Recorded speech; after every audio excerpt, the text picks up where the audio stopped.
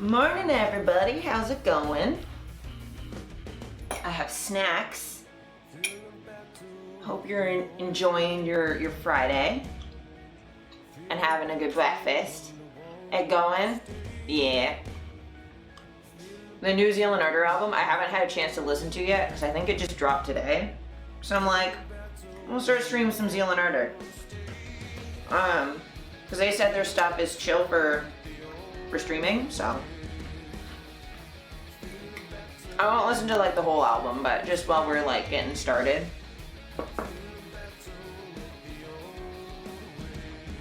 But they're like such a good band. And they actually have a Twitch channel. Manuel, the lead singer, like fucks around and makes stuff on stream sometimes. Which is a fun time. So today the plan is, chat requested that I do some shibari and talk about Project 2025, and we will definitely get to that. That's going to be the bulk of the stream. I'm just going to have some snacks and stuff while we're starting out.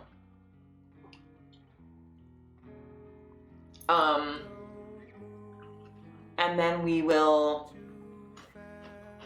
we'll snack, and we'll look at some, I don't know, I don't have that many memes this time around, but I figured we'd cover some of the, like, I'm not gonna like super deep dive the DNC, but cover a little bit of that.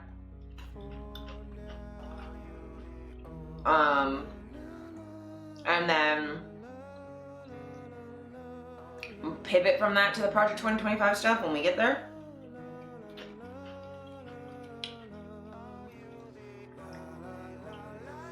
And I have a couple like small things I want to cover too. I mean, small in the sense that I want to cover them, but I don't want to super deep dive them, but you know what I mean.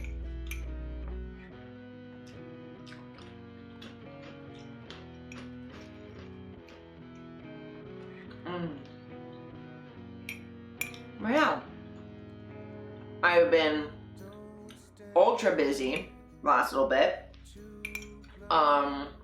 Let me just pop my calendar up and I'm gonna update you guys on what's happened in the last week for me. Yeah, I last saw you guys on Friday. So I think I told you all, well, Lucy was in chat and said she has a new little kitten. And so they needed me to cat sit Saturday night. So I got to cat sit. And Kirby is so cute. Let me see if I can show you some pictures because, oh my god. Hi, Lucy. Welcome in. Hello. I was gonna show some Kirby pictures from Saturday.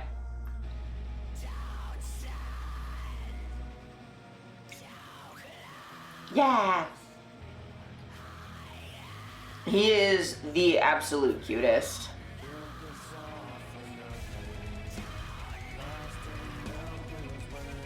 Oh my god, Windows, why are you like this? You made this window so wide.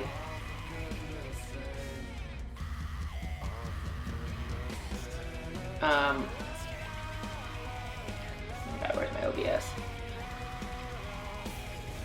So here's Kirby. I'm just gonna show all the pictures I took when I was cat sitting. Look, he's so small. But he, that's the handle of like his favorite little toy. It's one of the like wands with like, it's got like little plush sushi and soy sauce at the end of it. He was playing with that, so he like crawled up my lap and was chewing on the handle, and he plays a lot. I think I played with him before this. I had played with him for like a solid hour, maybe hour and a half before he like chilled out enough for me to like actually go in bed. He's going crazy right now. That makes sense. But it took him a while to look at his little face to like crawl up in bed with me and like let me like sit for 2 seconds. He's in his little Halloween hut. Aw. Oh yeah, he's got this little hut thing. It's kind of like a tiny little tent, But I was like attacking the roof of it, and he was like attacking my hand. It was really cute. Look at him. Look at him. Look at him chewing. Look at that little baby. I saw him a little bit. Lucy and I were hanging out yesterday, and we've decided that I'm his well, we were gonna say Godfather, but Satan father, you know. Just in case anything happens, you know, he's always got someone there for him, the little man. Look, he's so small. Look at him. Look at him. I'm just like watching Twitch streams with him like laying in my head. Oh yeah, you get his baby teeth. Yeah. Look at him. Look at how cute he is. He's such a little bit. Look at him. Look at him. Just me watching D-Tune. And he's just like that's his little hut, and obviously he's an ally, so he's jumping on Blahaj. Such an adorable murder ball, yeah. Look at him.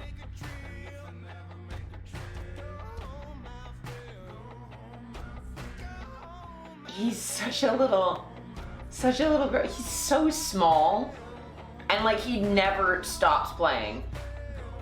Like, I think the entire time I was cat sitting for like the majority of like, I think I was there for like 3 hours. I think 2 of those hours he was just like tearing around the whole time. And then he lay down in my lap, and he fell asleep on my lap. Look how happy I am. That's all the photos I got, because after that, he like crawled next to my shoulder and like laid down, so we were just like kind of snuggling. And then he crawled around and like sat on my chest and just like slept on my shoulder. And then while he was sleeping, he like rolled over into my arm, and it was just sort of like, just like on his back on my arm. It was so cute. And then Lucy and Cryptid came home and was like, hey, what's up? And like I just couldn't, like I couldn't move. I didn't want to scare him. So I was just like laying there like, you'll come in the bedroom at some point. And they just like walk around the corner and they're like, aw. Because he was like full asleep on my arm. It was so cute. He's such a little baby. And last night I was like playing with him a bunch because Lucy and I went out for their birthday. And we came home to him just like full of energy. I kind of feel bad because I was really drunk. And Lucy had to ask me to leave, I think 3 times because I kept getting distracted by Kirby playing with my foot. I was like, how could you leave that little, how do you leave that face? It's so, he's so cute. He's the cutest little guy. So, you know, that was like the start of my weekend, was that. And then on Sunday I was working at an event. I think I tweeted about it. Let me find a picture so I can show y'all what the fuck I'm even talking about.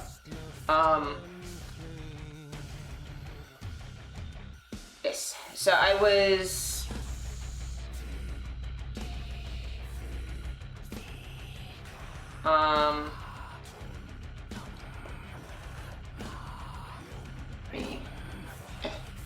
I was working 2 jobs at the same time like a dingus.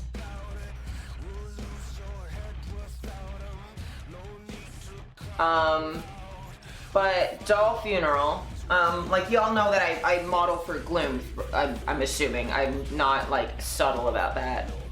But Gloom has a store in Toronto called Doll Funeral, and they had a like clown themed event on Sunday.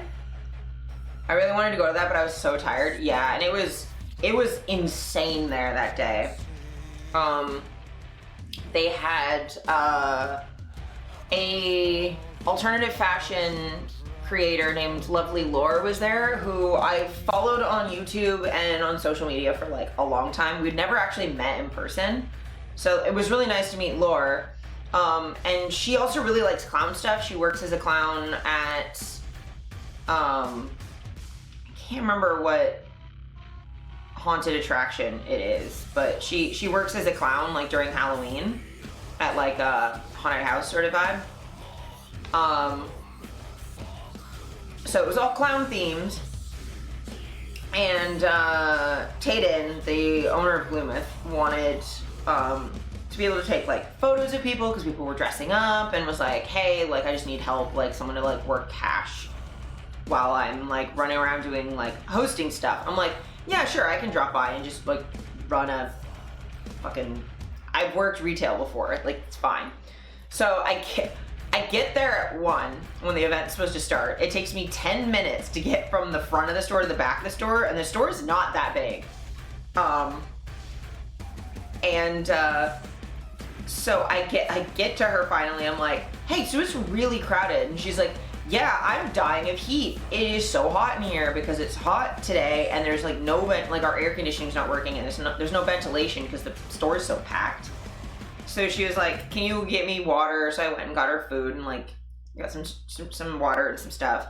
And I came back and she was like, tried to train me on the point of sale, and then like went out to try and do photos, but like it was so crowded that she couldn't really get her camera out. So she's like, you know what?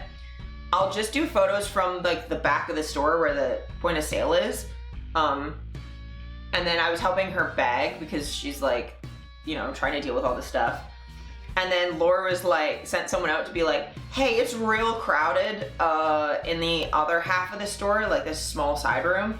She's like, it's getting like deadly hot in there. Can we like do some crowd control? And I'm like, you know what? That's gonna be my job today. So I just like stood in the doorway and like did crowd control all day.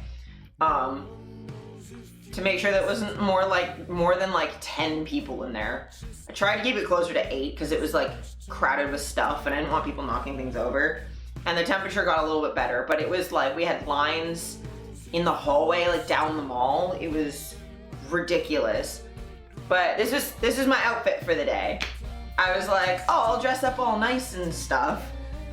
And yeah, I just like stood in a corner, but it was so warm. And people were complimenting my makeup and my outfit. My dress is one of the Gloomith dresses. And then I think I got that collar from Etsy. The blouse is from from Value Village, or I think maybe or someone gave it to me secondhand. That I've had that shirt for forever. And I just had like black and white striped thigh-high stockings, or thigh-high socks. I got a bunch of pom-poms in my hair. Thank you. Thanks, Steph. Yeah, I felt real cute. I just messaged them to see about picking up a new dress. Oh, hell yeah. I want to drop by the store soon because when I left, I picked up a pair of shoes. They're like these black leather flats that have like bat wings on them, and I'm like, I needed a pair of like comfy flats that like still kind of look nice. Your first pink one? Heck yeah! But they have a tailcoat there that I want real bad. It's a black tailcoat, like vest tailcoat with like green like vines and stuff all over it, and I want it so badly. Like they have another one that's like sort of like dark academia, like school vibes, but I kind of want the like green viney one. I think that would be real fun. But yeah, they have a bunch of like consignment stuff. They have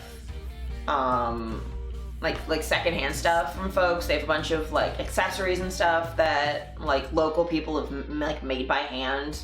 And all of their closet sales, they always have like multiple people there selling like different stuff. So, but we sold out of like the store was like pretty picked clean, which was really nice to see. But yeah, it was so much fun. But I highly recommend, like, if you are ever in Toronto to like, if you like any alternative fashion at all, they do have some like masculine clothes. It's mostly like girly frilly stuff, but they have some masculine stuff here and there. And like button-up shirts and vintage stuff. So it's always worth checking out. It's such a good time. Yeah. I think I'm gonna switch from Zeal and Ardor to like another playlist just because I don't want to play the whole album. It's real good, but I don't want to just play Zeal and Ardor the whole time because it's kind of distracting. Because I'm keep just being like, go away, Spotify.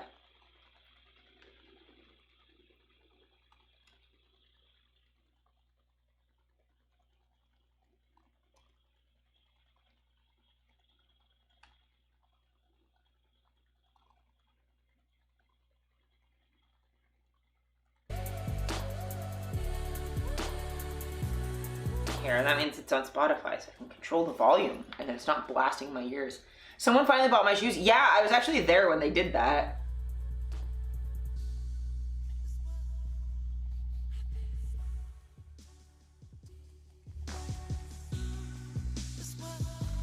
Yeah, they bought your boots. They bought your boots. Yeah, a bunch of people were looking at them too, so I'm glad they actually sold. Let me know if the volume's okay on the music.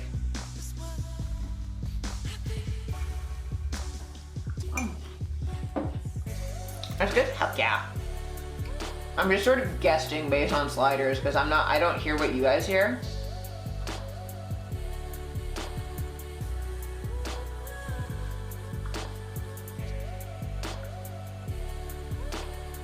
Here, I have a...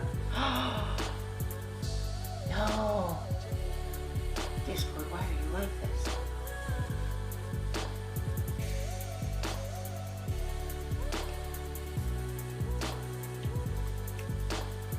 I had a meme, but it's gone. Never mind. I haven't mentioned it. Does it sound good? Hell yeah. That's what I like to hear.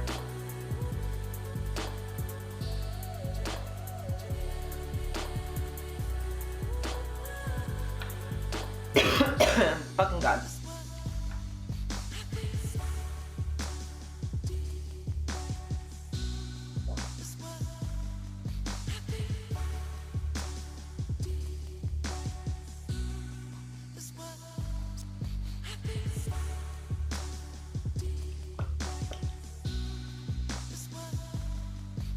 Hi, sweet brain. Welcome in. Welcome in. Hope you're doing well. So apparently I look threatening because I have a lot of tattoos and everything, but I'm literally not. Like yes, I have tattoos. I got new ones, by the way.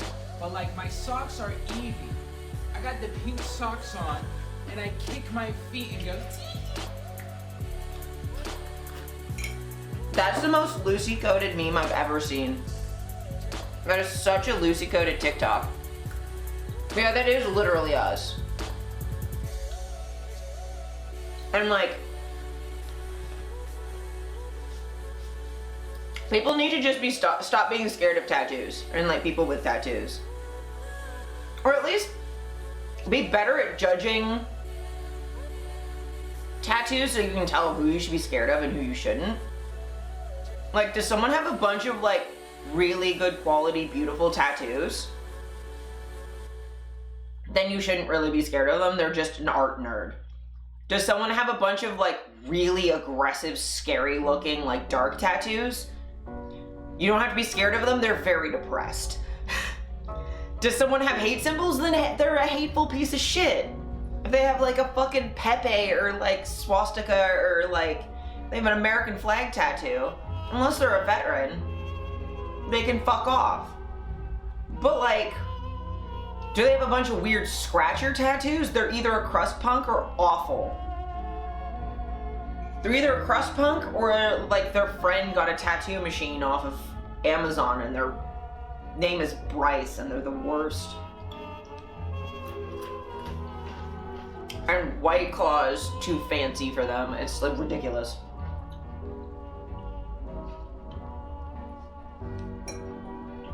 Because like tattooed people are a variety. Let me see, what other stuff do I want to cover before we get deep diving?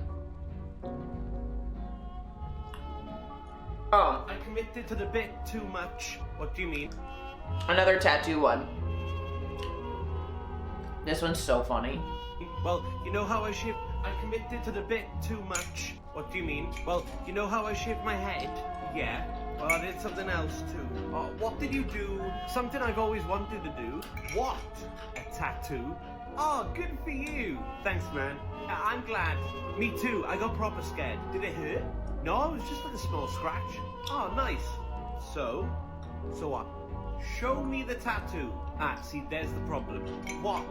So like, I was a little bit worried about what it should be. Uh-huh. Should it be meaningful? Shouldn't it? Yeah, I mean, it depends on the person. Yeah, and I asked people this question and it was very divisive. It normally is. People are very opinionated on tattoos. Oh, yeah, they are, because it's on my body forever. It is. So I decided it should be meaningful. Forever? Oh, okay, so what did you get? Meaningful tattoo. Yeah, I get that, but like, what is it? Meaningful. I don't get... Oh, Dean. Yes, you didn't. Yes, I did. That's not real, is it? Oh, no, this is marker, look. God. No, it's actually on this arm. Dean, I you love didn't that actually so do it. much. No. Why did you do that? My first tattoo was meaningful and you can't deny that. Yeah, your first tattoo is definitely meaningful. No, so funny. I just love that it's a meaningful tattoo, but it's also funny as fuck. I've been having joint pain inflammation from hypermobility issues. Can I ask if you have any experience with knee braces or recommendations about that? Let me know if I should DM you instead. You can ask here, but also like, always feel free if you want to DM me about stuff, that's chill. I would say like I have some experience with knee braces. I used to use like a fabric tensor brace from just like the pharmacy. And I found that was helpful at first, but it wasn't really strong enough for my issue.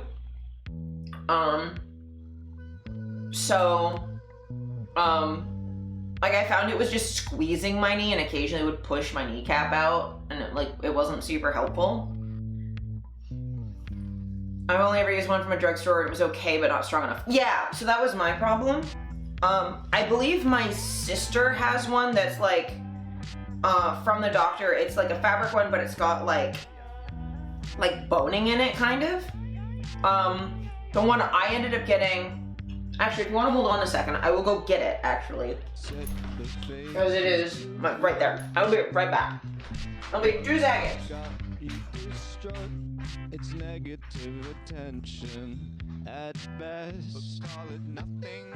Maybe something a little bit. Maybe something to it's all about ascension, I guess. Don't put me to rest.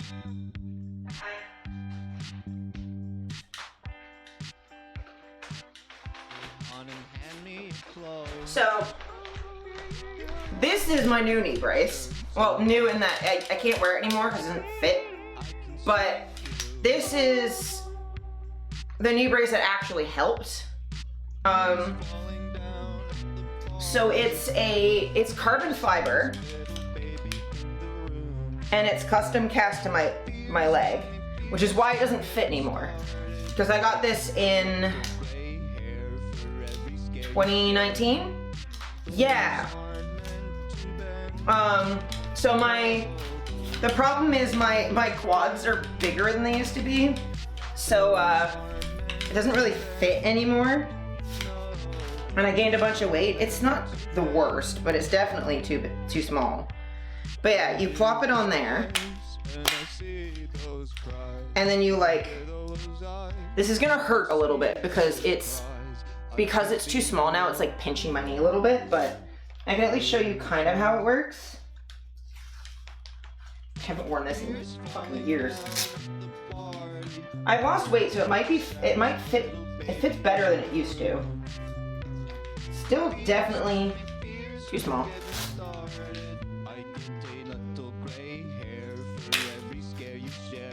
Yeah. So this also usually goes on under your pants and not over your pants, which doesn't help. You don't need to hurt yourself to show me. Oh, it's fine. It doesn't hurt. It's just like tight is all. But yeah, So like my knee can't go sideways. So I can, little robot leg. Saddest little baby in my eye. Fears tell me fears don't make me Yes, sorry. thank you, Steph. I forgot to add, so I gotta wait a sec.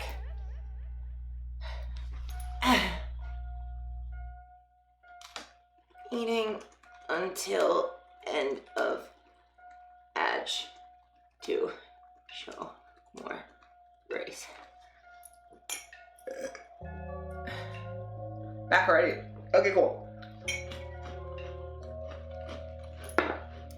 I should give you like a mod buff. Also, Bryn, if you can hear me, don't worry, this doesn't like hurt. It's just tight. And it's less tight than it was the last time I tried it on, so that's good. You're not getting it? Okay, cool. But yeah, so it, they cast it to your leg. They basically put like an actual like cast on your leg from like your ankle to like your hip and like sketch out where they want it to be. And then they like explain to you like how to fit it and like there's like how to put it on so you're putting it on like high enough. I mean, the good news is because you asked me about it, I realized this actually fits better than I thought it did, especially considering it's over pants. But yeah, so because I've got this, normally my leg bends like that way, and it can't because it's carbon fiber, right? So you can see it's got a little bit of play, but not nearly as much. So it just gives me a lot more support, but it's not doing so much like normally with braces. Like, you still have to be careful about not over wearing it too much. Hi, Vampire, welcome in. But you have to be careful about not wearing it like 24/7, because your muscles will atrophy, which makes the issue worse. So like, I would wear this like on transit or like situations where, cause like standing on the bus or whatever is like super unstable or people bump into you. So like walking around and stuff, like I'd wear it, but like I wouldn't wear it at work, like while I'm modeling, like unless I want it for a specific set, but mostly I'm not wearing it with clients, I'm not wearing it modeling. I make sure to do physiotherapy and I go for walks at night without it to just like exercise to keep the muscles strong. But I find this is excellent. The only downside is like, because there's padding on the inside to stop the carbon fiber from hurting you. Like you can go out in the rain, you just can't really, if it's like super pouring, like it's not the best to be like walking around and getting this like soaked, and like you can't go in the water with it. And it's extremely expensive. I think this was like $2,300 or $2,400. The government paid for half of it. I don't know if you're in Canada or America, but it is definitely, if you think you need more support than the braces at like just like the tensor fabric braces at the pharmacy like isn't helping enough. There's like a range from that. This is like the highest support. There's ones that have structure in them that aren't quite this extreme. But like, yeah, like there are braces out there that can help. Oh my god. The only problem is I definitely can't kneel. You have like a little bit less range of motion because of the straps. That like I can't like fold my leg in half quite as it only goes so far. But yeah. Also, it's mostly coming off, but I don't know if you can see. There's some gold writing there. It was signed by my favorite band. I had Cradle Phil sign it. But yeah, it's worth talking to your doctor about getting like a more intense brace. That makes sense. Thank you for telling me about it. That's really cool. No problem at all. Yeah, I didn't know that was a thing until like my doctor, I think, sent me somewhere to see about getting like more support, and they were like, yeah, you might benefit from like a stronger brace. Because if you can tell, I was pushing on my knee doing that, but like that's how much play my knee has, just, and then like if I stand on it, I don't think you guys can see with my, this is gonna be a little gross, so like trigger warning for people who have like really weird, like if you don't like body horror, just don't look for 10 seconds. But my knee bends that way. It bends that way, backwards, it bends sideways. So the brace is to stop my knee from doing that. I've done a lot of physiotherapy too. So I would definitely look into something like, I know it's really cliche, but like yoga or Pilates, but from someone who understands hypermobility, is not gonna push you too far. Cause I found my knee got a lot better doing like, doing a lot of like glute and ankle strengthening exercises to take some of the strain off of just my knee and strengthening like this stuff so it like pulls my knee straight. But yeah, just finding someone who's like understanding or willing to learn about hypermobility and isn't gonna push you to like, you know, they shouldn't be pushing you to do the splits if you have like, if your hips are constantly dislocating or whatever. But like learning to engage your muscles in bending rather than just passively bending means that eventually you'll build enough muscle, the muscle's just kind of in the way. Like there are certain positions I can't get into anymore because my muscles are in the way, which is good. But yeah.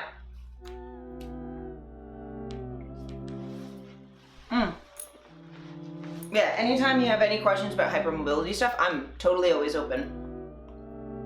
Because, you know, how long have I been diagnosed with EDS? I think we're at 10 years now, actually.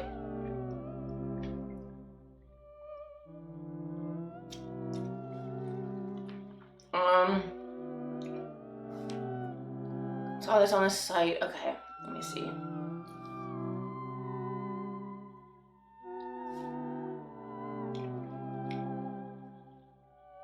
Watching you do that gives me imposter syndrome. I know. But like that's from like 20 years of my knee being a little shit, so. And yeah, Brendan, I think this is the one that, I think Vampire, you had one like this. I think. Like something like that. I think you had either one like that or our mom did, or I've seen people with ones like that.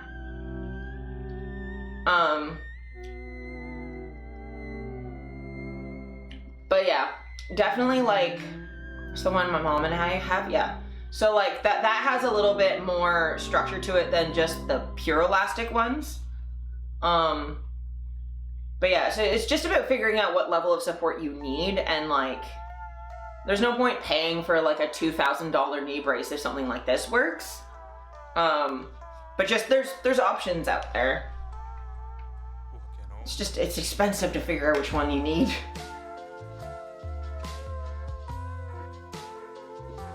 They work pretty well other than sliding on the thigh.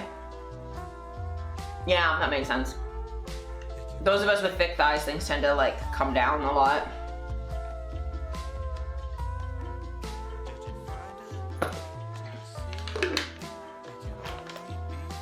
But yeah, thanks for asking the question. I'm glad you like were able to reach out.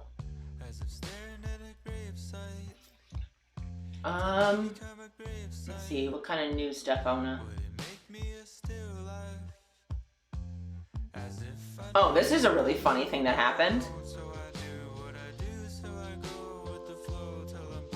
No worries. So this is funny.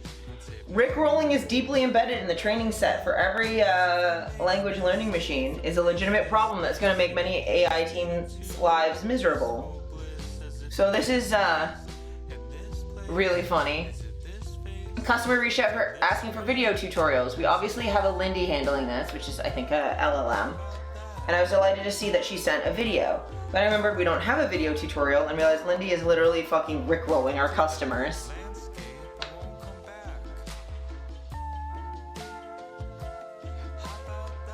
Can you send me a video on how to create a template and then use it?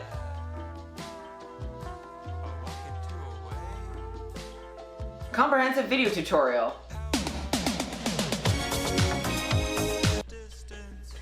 Isn't that fucking hilarious? That like our memes are like, we are fucking up the efficacy of like AI language models by just being like fucking gremlins. That like rickrolling is just so prominent that it's breaking everything. Like, that makes me so amused.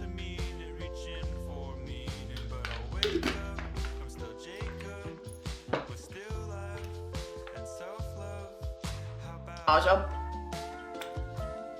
baby, look at this baby. Look at this Lynx baby.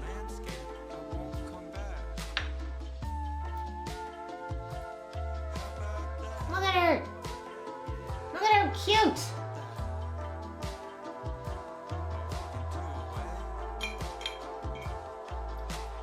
Look at her little ears.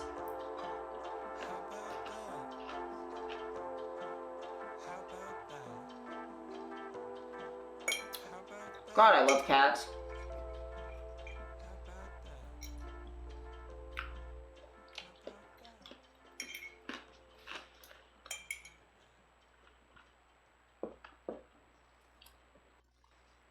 Baby. I like his Jello fluff. I know, he's so cute. He's so cute.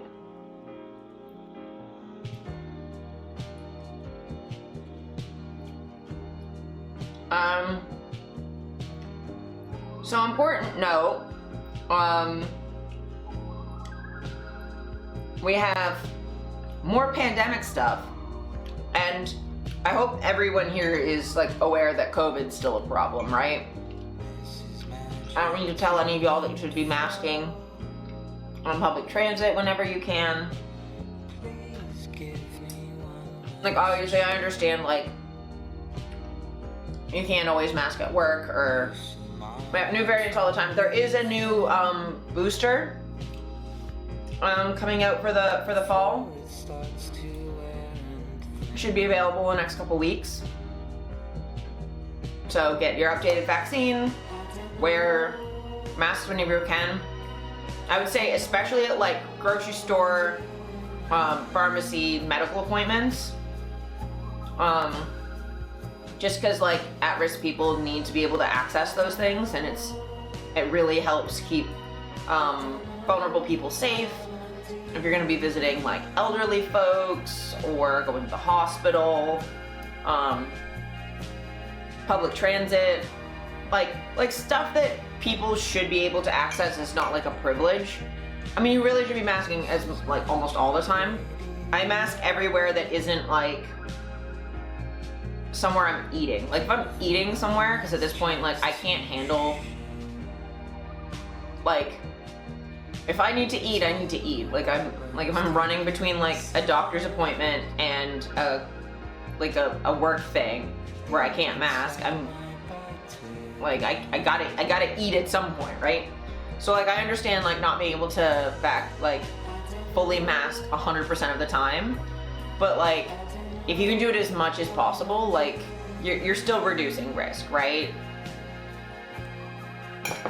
I feel kind of lucky I don't need to go many places these days. Yeah, I mean, same.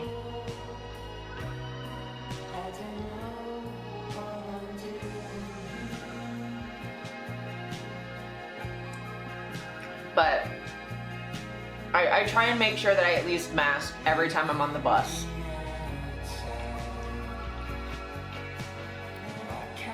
And like if the weather is nice and I'm getting like McDonald's or something, I'll just like eat it in a park rather than in the restaurant or whatever. So I'm gonna keep my mask on as much as possible. But also, monkeypox.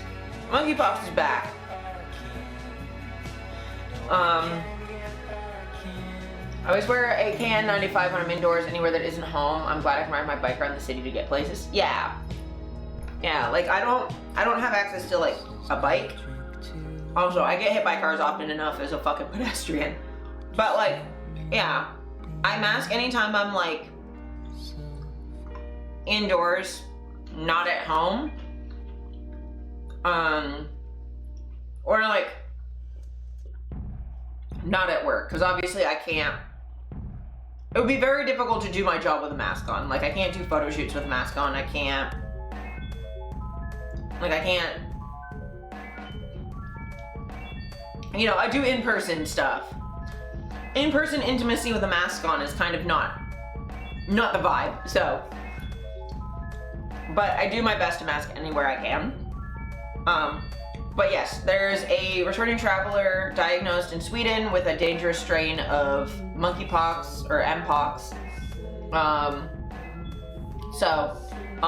Just make sure this is also, I think, is airborne as well, or can be. At the very least, I generally assume that viral illnesses are airborne until proven otherwise. I've learned from the mistake of COVID, which is don't assume it's not airborne and let people get infected. It's better to assume every possible vector of infection until we rule stuff out, you know? I very much believe that mpox is airborne, everything else in that family is, yeah. Yeah, because it's related to smallpox, which is airborne, so. But the thing is, the CDC is trying to claim it's not, but like, we'll cover in a second why the CDC is full of shit, but I mean, we all lived through COVID. Unless ghosts are real. Ghosts are watching my stream. But everyone watching the stream has lived through COVID, and it's like, Jesus. But it's important, especially if you're having sex with folks and they have like a weird lesion. Don't have sex with that person if you can avoid it. Have them get it checked out if it's anything new. Obviously, there's like skin conditions people can have that are pre-existing. Check in with the person and be like, hey, is that new? And if they're like, yeah, I don't know what this is, be like, maybe get that checked out, because it might be monkeypox. It might just be like a wart they need treated, or herpes or something. I mean, herpes isn't dangerous. Like, most adults get exposed to herpes at some point. It's whatever. But it's still worth, if something's like a new outbreak, to have someone get that checked, right? So yeah. And get your vaccine, if you can. I know it can be hard to access. I had my 2-dose course 2 years ago. So I'm fully vaccinated already. Hi, Okari, welcome in. So yeah, painful sores and ulcers, especially around the butt and the junk, and ulcers in the mouth and the junk. It can affect everybody. Spread mainly through sexual networks of men who have sex with men. It also affects women. Spreads via close contact, respiratory droplets, and is sexually transmitted.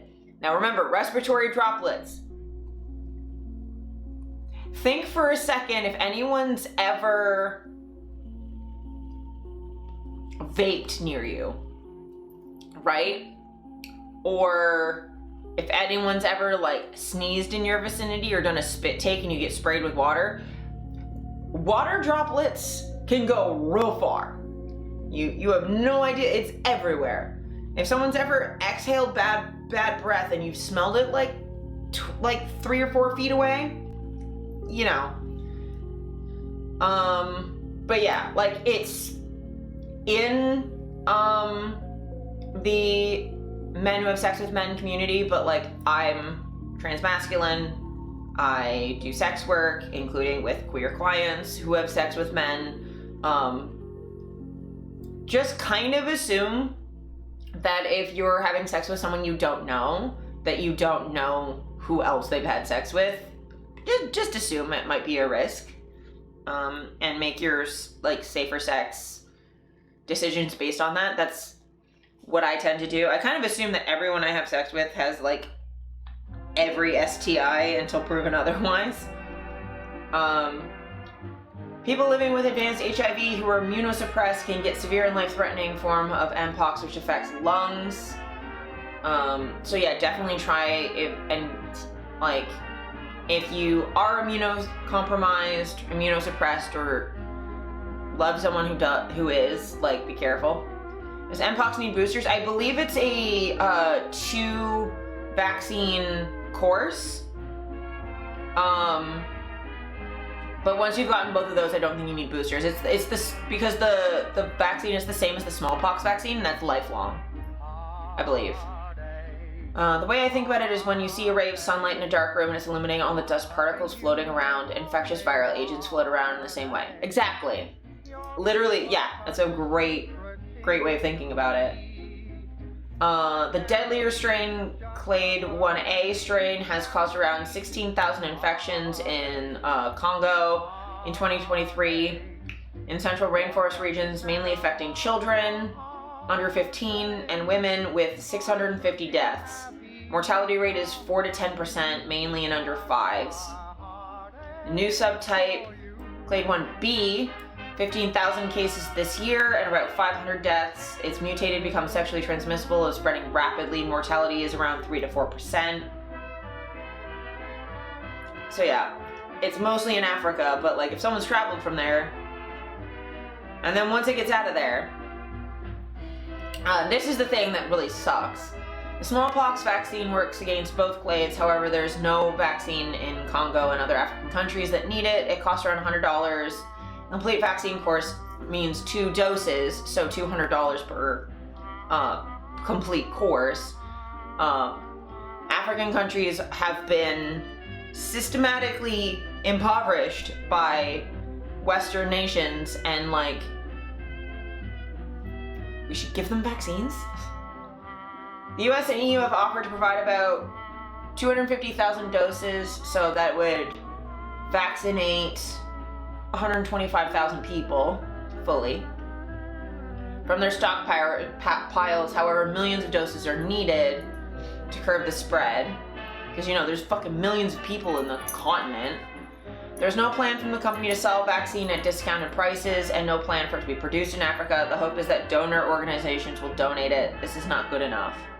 To stop this outbreak, we need free testing, the ability to sequence the virus, and enough vaccine to be deployed in immunization campaigns delivered for and with affected communities where it's needed. Yeah. Yeah. The risk is low unless you've been traveling. Don't stigmatize people. Illness is not, it's not a moral failing. People get sick. That's just how it happens. And people who are marginalized are more likely to get sick because they're more likely to not have access to quality health care. So, just be aware of it. Don't panic, but get your booster if you can, and try and pressure your government to support vaccination efforts in Africa, because if we can protect Africa from getting overrun with it and save lives there, and it won't spread here. We won't even have to fucking worry about it. That's the sort of thing, diseases are, infectious disease is a group project, and we can't just pretend we don't have to do any work. We all have to pitch in, otherwise it doesn't happen. I'm speaking of the CDC. Remember when disabled people were trying to warn everybody that the politicization of the CDC and the complete erosion of public health would impact everyone eventually? Well, news just came out that the CDC guidelines have been updated so that students with lice no longer need to be sent home early. Right? The CDC is actively weakening its guidelines on lice so that students with lice can remain in school. Now, why would they do that, right? Because children missing school in a vacuum is not necessarily a bad thing, particularly when they're trying to prevent the spread of something like lice or COVID. But hey, you all don't want to talk about that anymore, right? But it's because you all work. and they don't want you staying home from work. So they'll expose your children to lice in order for you to stay in work, for you to make those ducats, right? For corporations and billionaires. If this is something you can tolerate, feel free, right? But these loosening guidelines don't just stop with lice. They are running down the list of things so that it harms and impacts your children, your families, and your communities. And disabled people have been saying this from the beginning. Oh my that God, it won't we've just been stop yelling with about COVID it. because disabled people are disposable, but it'll impact every single thing. And now we have a rise in monkeypox because there's another variant going around. And that has a 10% fatality rate. Yeah, so, you know, putting corporate profits ahead of health doesn't just impact the marginalized, we just get hit with it first. Canada would very much like to have our mining companies extract resources from around the world, but not extract pandemics from them. Yeah. Like, both what you're saying and what Amani was saying, like, a lot of the issue is capitalism. Because it's dehumanizing human beings in order to prioritize short-term profit over taking care of people.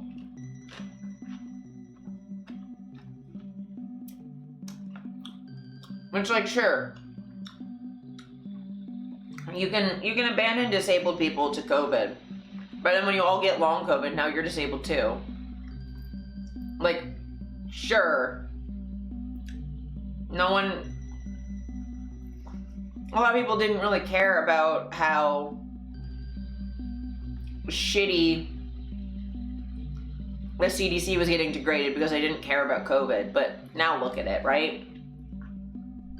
Though I will say the CDC's been crap since before COVID.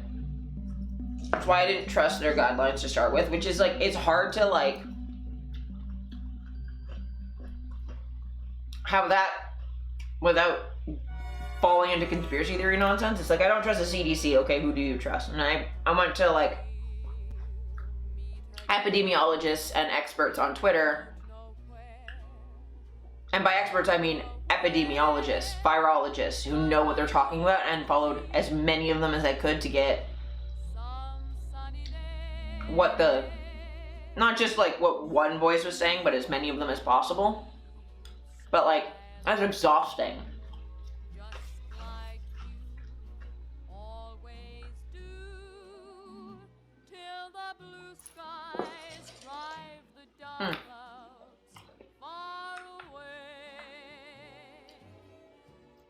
Music's nice.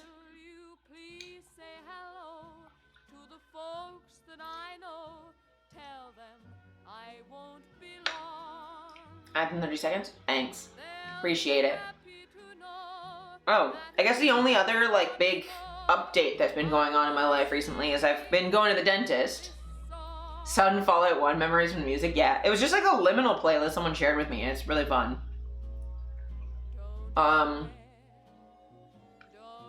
But yeah, I've been going to the dentist. I had my first dentist appointment last week.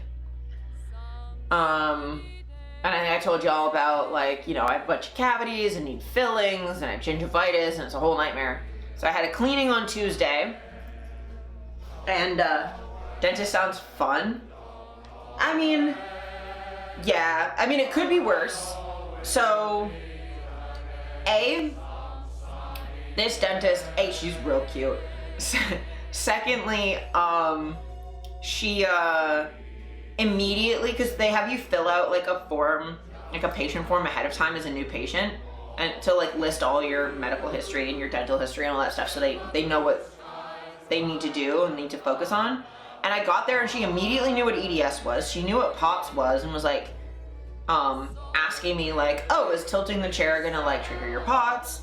Is holding your jaw open for a really long time gonna like dislocate your jaw? I just wanna like double check some stuff. So that was brilliant. And I told her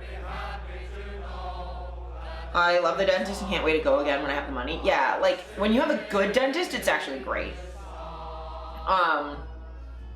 But like I told her yesterday, because I saw her yesterday, and she was like, I was telling her like, oh, you're like, I think the first doctor I've ever met who knew both of those things, rather than just like one of them.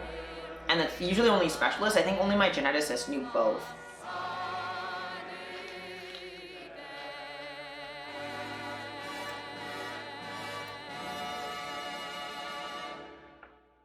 I'm waiting for the ads.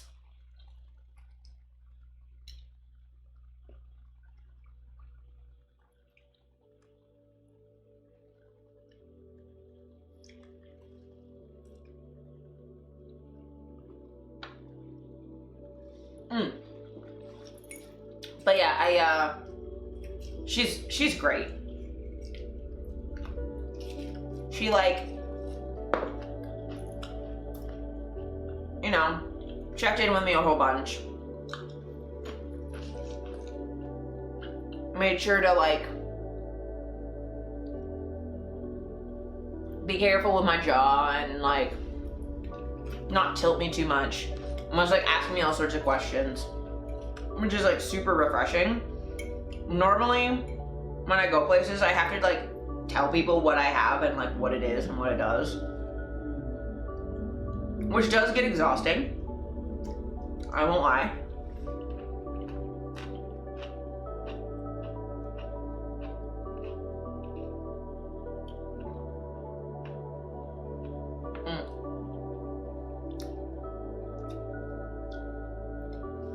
I love to be able to go through it like that. It's so traumatic for me. I do love all the instruments though. Yeah, I will say medical trauma is a real thing, especially like dental trauma. Like my first dentist I had as a kid, awful, sadistic lady. She was so mean. Like my parents didn't even like going, and they were like, yeah, we're just gonna like not. And I didn't go to the dentist for years, and then we found a dentist that was pretty good. And then he retired because of COVID, so I finally am going again. But yeah, she's checked in with me a whole bunch. She even told me yesterday that after talking to me, she looked more into it to see like, because she'd had other patients with EDS when she was in school, but she was looking more into it, being like, oh yeah, like, you know, gastroparesis is tied into it and all this other stuff. Welcome in, Scamma. Hope you're doing good. But yeah, she was great. I had my first cleaning on Tuesday, and it felt so good. It was like a deep tissue massage for my gums, and she like, the hygienist on Tuesday like taught me how to like, she was like, oh, this is how you can give yourself gum massages that'll make it feel better, so it'll stop like, because the flossing was making my gums hurt, so she was like, okay, if you do this, it'll make your gums feel a little better, and it's really good for them. And I have a friend who just gets general anesthesia every time they have any dental work done. I decided last time I had a cavity filled, it sucked enough, I would brush twice a day and floss once a day, and the ADHD meds have actually allowed me to stick to that. Hell yeah! Glad the meds have helped. Yeah, she's been like getting me to brush. They want me to brush every morning and every night, and then floss every night, and then also do a gum massage after I floss, which has been really nice. Like I can already tell my gingivitis is getting better, like immediately. Getting all the plaque out made my fucking gums feel so much better, because they didn't really hurt. I'm high-key obsessed with Converse right now. Sorry, excuse me. I'm just discovering myself like cis people did in grade school. Yeah, no, I feel that. Like, I've been figuring out like fun stuff since like, I don't know, doing fashion, like doing masculine fashion and getting into like button-up shirts and stuff is like really fun for me. So like I can only imagine.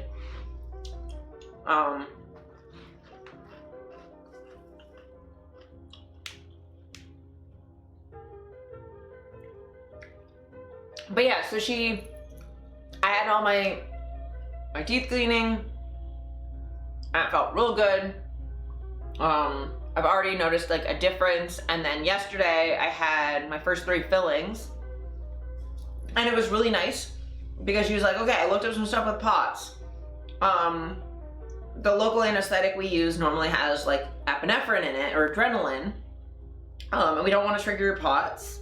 So there's also a kind that doesn't have adrenaline in it, but it wears off faster. So we like had a discussion about whether we were going to use a mixture of both or just use the one that didn't have adrenaline. We went with just the one that didn't have adrenaline, and she's just like, raise your hand or yell if you feel anything. I'm like, sick. So we did the whole thing. She did like a fantastic job. Like, I felt nothing the whole time. I got so many high comers and I love them. They're great. But yeah, like I felt absolutely nothing. Trying to use a straw yesterday was fucking wild. Like my whole, like all of this wasn't working. I like fucking spilt water on myself like 3 times because I couldn't keep it in my mouth. Covered in sequins and the soulless rainbow and very gay. Oh, that's so great. That's so awesome. But yeah, so I have 3 new fillings. I'm getting 2 more in a couple weeks. And then I have to do at least 2 more after that. And then I'll be doing Invisalign so that I can get fangs. And then I do have to get my wisdom teeth removed, but she let me know that we can wait until next year when the government benefits kick in, because I don't... It's expensive enough paying all of this stuff. Like, so far I've paid, like, probably like $800 on my teeth so far in the last 2 weeks. It's coming up on $1,000. It's a lot. So I'm, like, hoping we can make it until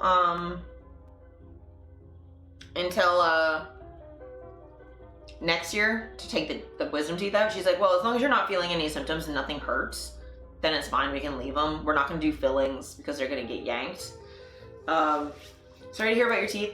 I appreciate it. I mean, I'm unsurprised though, because like, I mean, I haven't been to a dentist in like 4 or 5 years. I have really bad acid reflux, so they were telling me that like, the acid's definitely been chewing away at my teeth. And the fillings, like, it didn't really hurt. Like I have cavities, but they're not doing anything that's like hurting at all. There's like little holes. But I mean, I'd show you, but I've been eating goldfish crackers and I probably have orange in my teeth. But like, they did like 2 new fillings and then another filling I already had. They just like cleaned up and fixed. And it looks a lot better. It's not all black anymore. But yeah, it's annoying to have the finding out your body isn't what it was when you were 18. Yeah, or for me, even finding out my body isn't what it was when I was 29. Because when I was 29, my teeth were fine. Can be like my brother, have all the resources you need to get them removed, but wait until 31 when they were killing you to get them out. Yeah, I mean, I had the benefit of like mine fit. They're not impacted. If I didn't have cavities in them, I could have just kept them and would have been fine. They're just like bonus teeth in the back. It's not like I use them though, so like keeping them or getting rid of them, I don't really care.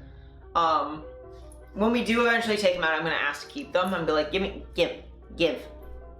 And I'll just clean out whatever gunk or whatever, but just soak them in peroxide. But yeah, Lucy's really excited because she just wants to hold my teeth.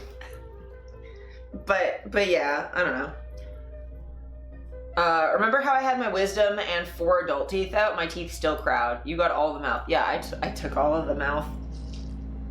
Because we like, our family all have big teeth. You just have a tiny, tiny jaw. And mine's huge. And, I can't remember who said it, but someone was like, oh, I don't want you to take this as like an insult, but you just like don't look like your mouth is big enough to hold that many teeth. It's bigger on the inside.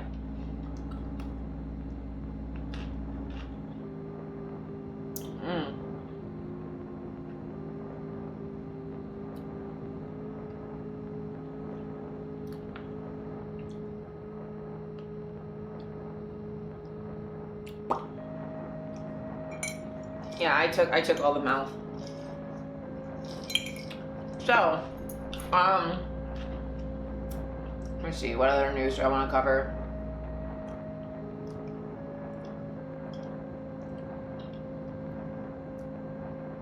Just gotta trash on him for a second. Oh, God.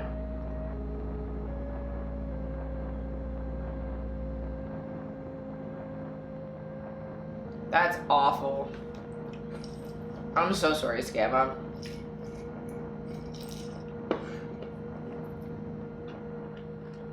Just have an extra dimensional space in your mouth full of teeth. That's the way to do it. Exactly. But I'm sorry, Scamma. Having, like, a sibling that, like, is abusive and shitty and awful, is the worst. Like, my dad had one of those, and he was also a PDF. That is not welcome in our family anymore. I think the worst thing is also when, like, a family doesn't kick out that person and, like, allows, or, like, doesn't hold them accountable at all and just allows them to be shitty to everybody.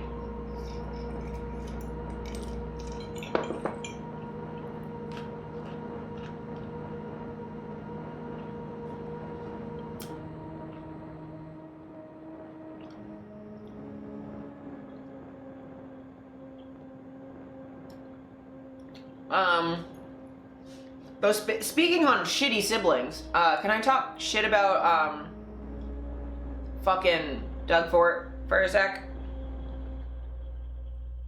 Because he's done two really shitty things. Oh, fuck that guy. Always? Hell yeah. So, Doug Ford spent $1 billion on the new Toronto courthouse. Solid gold, right? Fool's gold, reported disability advocates as they trip over the long list of problems with Ontario's most accessible courthouse. So this is like the issue with accessibility designed by abled people and not disabled people, and like not in collaboration with like actual disabled people.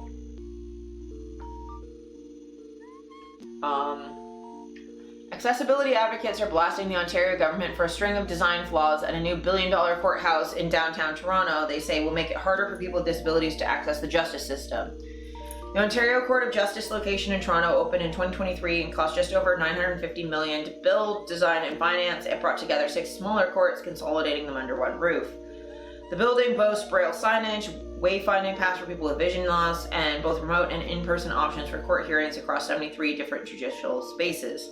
Announcing the courthouse, the Ontario government claimed it was the most accessible courthouse in Ontario, with Attorney General Doug Downey boasting his government was supporting equal access to court services that are currently dispersed across multiple locations.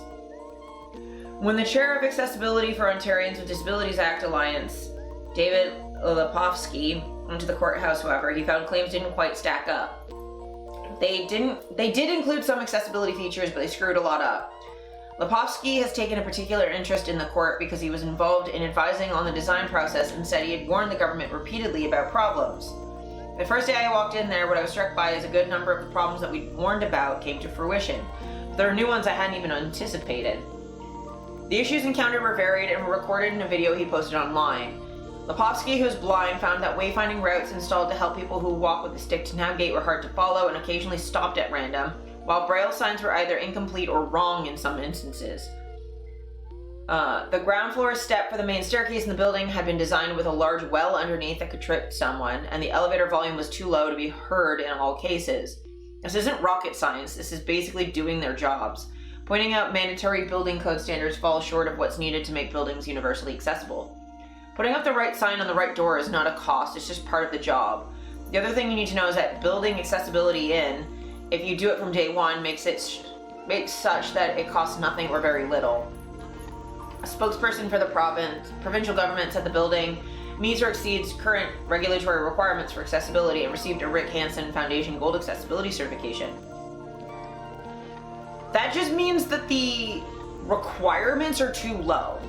And as someone who's had my rights as a disabled person violated multiple times, even as things met standards for the AODA, like, it's not enough at all. Like, I frequently run into bathrooms that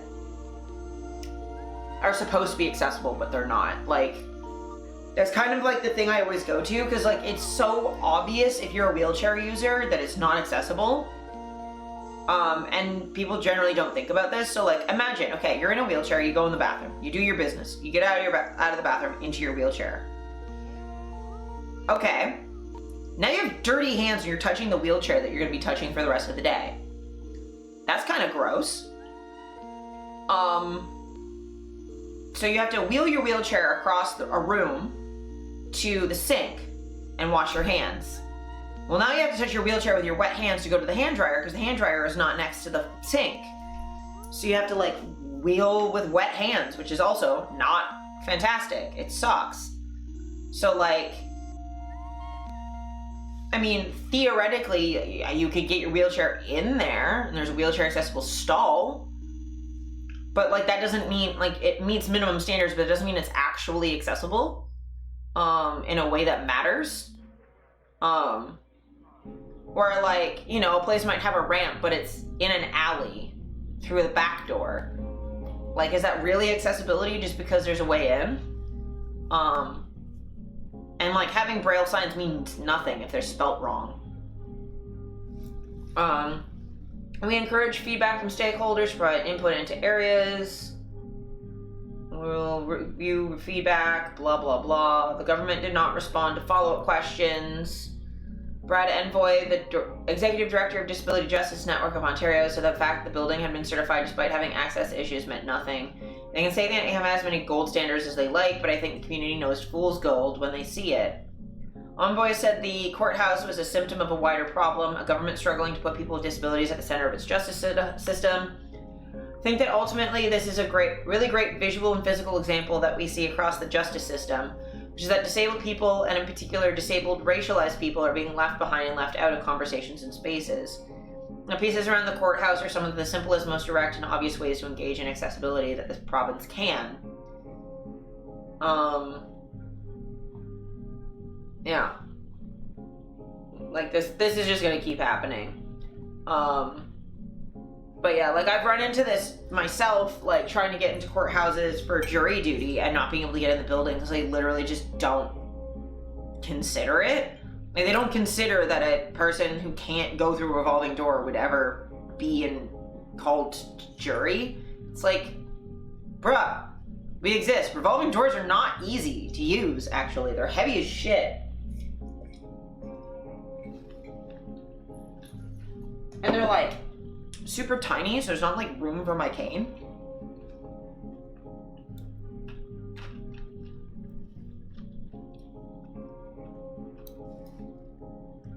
But yeah,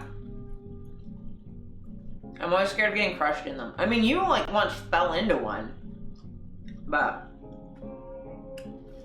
yeah, I'm not a fan of revolving doors. I don't like them. The like really big automatic ones that are like big enough for wheelchairs to go in, those are fine. But I really just don't like revolving doors really at all. I have actually gotten trapped in one once.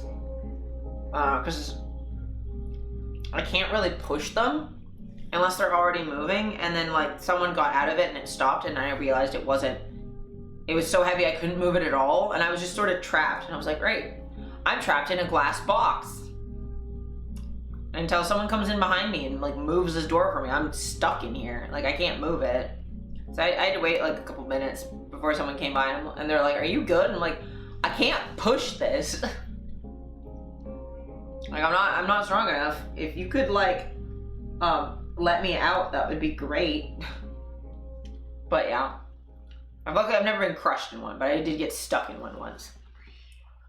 And not in the fun, step row I'm stuck sort of way either. Just like actually stuck in a box. Ow. So that's fun. And like, things like this, it's like, it's clear that it wasn't made with any disabled people in any position of power. Like, it says that they like consulted disabled people, but it's clear that the disabled people were giving feedback that was being ignored. So like, I can't really give you cookies for consulting disabled people if you just ignored everything they said.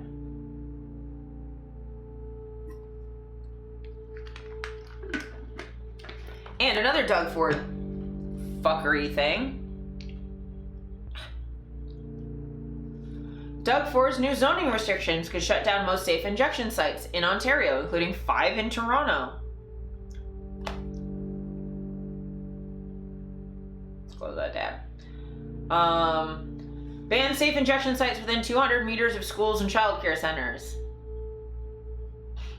Doug Ford is absolutely the type to just fuck with existing plans so he can say he left his mark on them. Yeah, he has a lot in common with Trump, that is for sure.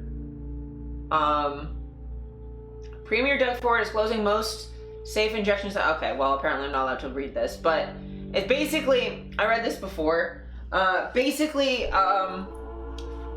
It's really similar to some, like, what the sex work laws originally were before they had to get changed. But, there was a similar thing where they were trying to make it illegal to for a sex worker to engage in sex work within, I think it was 150, maybe it was 200 meters of a school, childcare center, public park, or church. And it basically meant that sex work was completely illegal. Because we couldn't actually find anywhere in Toronto that wasn't more than 200 meters away from like a school or park. Like, Canned Lizard, a friend of the channel, made a comment recently where he was saying that like the public works like little logo thing is like a park within, or a city within a park. And it's like, yeah, so like, how are you supposed to get away from a park? I don't know anywhere near me where I could get 200 meters away from some sort of park or school. And I don't know where all the childcare centers are in my neighborhood. Like, I wouldn't be able to figure that out. And a lot of the comments on that shit was literally just like, well, good, like, blah, blah, blah. I'm like, this is not, safe injection sites keep people from dying and from using on the street. It is harm reduction, and I'm so tired of like the callousness of some people.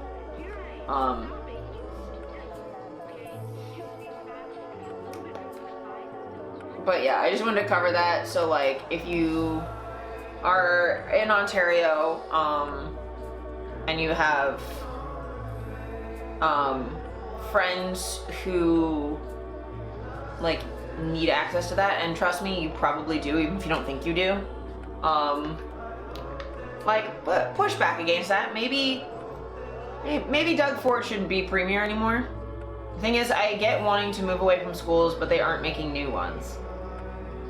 Yeah, gotta go get some stuff done. Thank you for hanging out, I appreciate it. Hopefully see you again soon.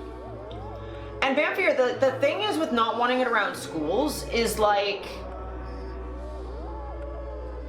it like fully sent you a DM? Okay, sweet.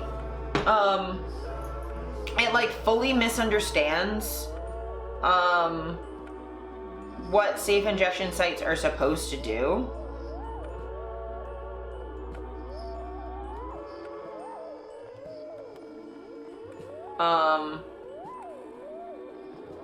On here. Did you send it on Twitch? Because I don't have it.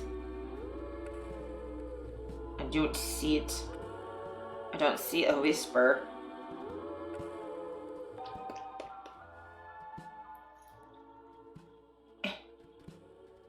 But also feel free to send it to me on Discord if you want. You should be able to.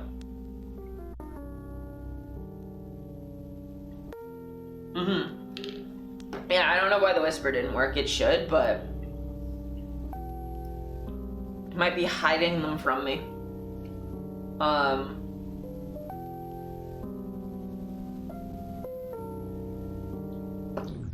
yes, let me see. Boop. I understand the argument, but even with the argument, it fails because we still need them, and just getting rid of them rather than moving them nullifies the argument. Yeah, absolutely. And also, like, no, you're good. But, like, it's also hard to find places that aren't near schools, because schools are everywhere, especially in cities where they're most needed. Oh, yes, okay, cool.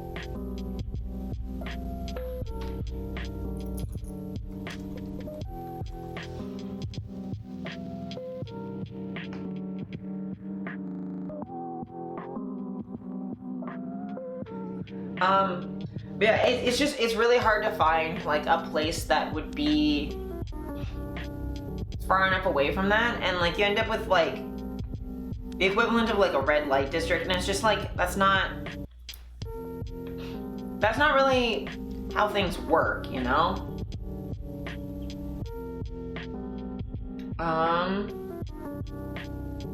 So yeah, I'm gonna cover some DNC stuff real quick before we'll pivot into the Project 2025 stuff soon, because I don't want to wait too long. It's been like an hour and a half. But first, there was this little discussion between Tim Walz and Kamala Harris, which I loved. And in it, they were like talking about, like, Tim was like, oh, I don't really like, you know, black pepper is really spicy because I'm super white or whatever.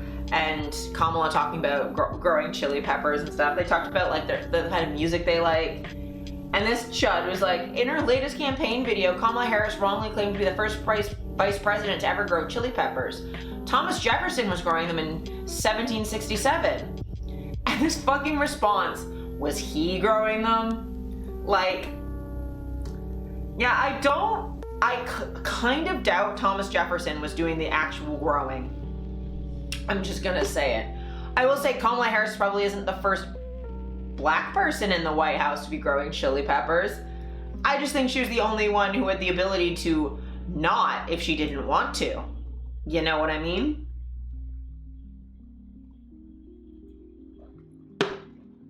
But, you know, from the party who wants to ban teaching American history, this lovely misunderstanding of American history, like, they just don't seem to get that, like, you know, racism happened. I don't care how much you call it critical race theory and bury your head in the sand like an ostrich. It still fucking exists. Like, they're so weird. They're like weird actually shit. It's just so bizarre. Like, how do they exist?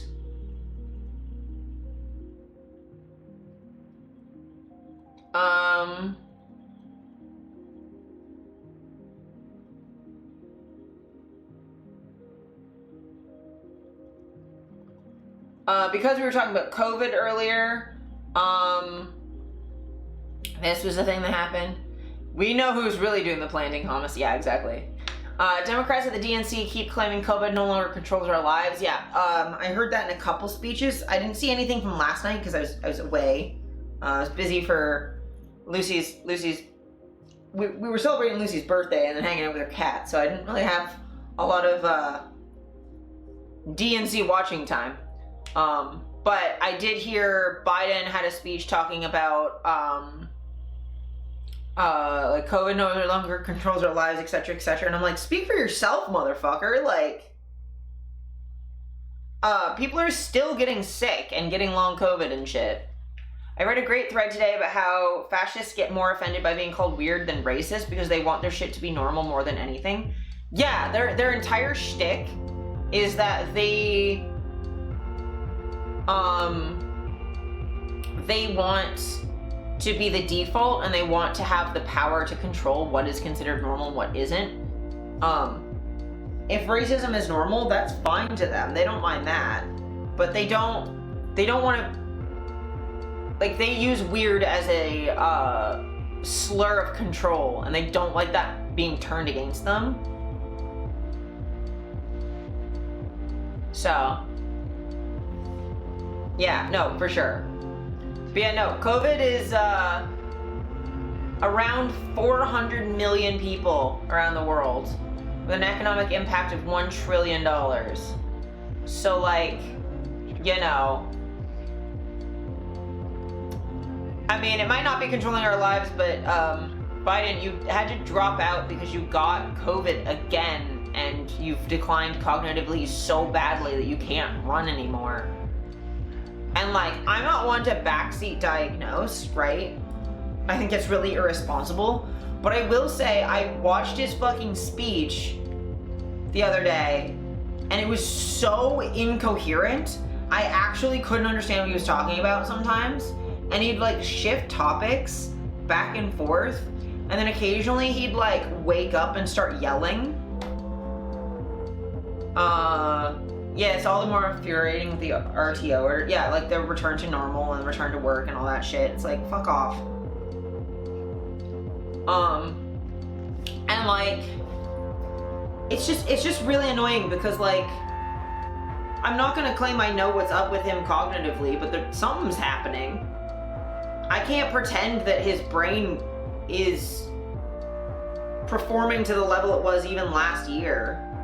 And it's not, you know, I have no issue with him having like a speech impediment or anything like that. Like, him stumbling over his words or stuttering or whatever, like, that's fine. It's the like meandering and like not really making any sense. Like, he went from talking about Gaza to Ukraine, and then like, I don't know what the fuck, he was talking about so many things. It was so hard to follow. And it was for like fucking 25, like 35 minutes. It was so long. I'm like, how, sir? And he like didn't seem to understand where he was half the time. Like, he did not seem like he was doing well. And he's definitely had like a massive shift since his last COVID, like bout with COVID. Like, every time he gets COVID, he's worse after. Which, like, happens. COVID can make it, like, give you brain fog and make it harder to think and harder to speak. Like, aphasia is, like, a symptom. So, like, I'm not saying he, like, you know, isn't a valuable human being, but, like, I don't think he's really in the position to be running the largest military in the world right now. Like, I'm kind of glad he's dropped out, let me just say. Because, like, God, like, so, like, you know, you can say COVID is not controlling the world anymore, or it's not controlling our lives anymore, but maybe it should. Maybe you should care more. Like, maybe if it was controlling your lives a little bit more, you'd, like, stop being so shitty to disable people at every fucking possible turn. So I wanted to, like, criticize that, because that came up multiple times, and I'm like, maybe it's not, that's not really, like, maybe don't. Oh, I will say, as a religious person, this was really nice. I fucking don't like Hillary Clinton. But, as Gustavo says, feel how you like about Hillary Clinton, but I don't think I ever witnessed a major American politician explicitly acknowledge that freedom of religion includes the freedom to not have one. Hillary Clinton includes non-religious Americans and says we have the freedom to worship as we choose or not. Yes, that was really nice. And then also, the first night I was like, what? Because they had a Christian pastor and a Jewish rabbi do the benediction at the end of the night. And that felt odd considering the current climate. But I can't remember there's two the second night, and I can't remember the other one, but one was Hindu. So it was really nice seeing that they, like, it would have been nice if they hadn't just done Christian and Jewish, if they had opened with the Hindu one to kind of express from the jump that it was going to be multi-religious, and then it would have felt less weird. It wouldn't have hit quite as oddly. I probably would have preferred with no religion, but if you're going to have religion, I appreciate that they are inviting multiple faiths. That is really nice to see.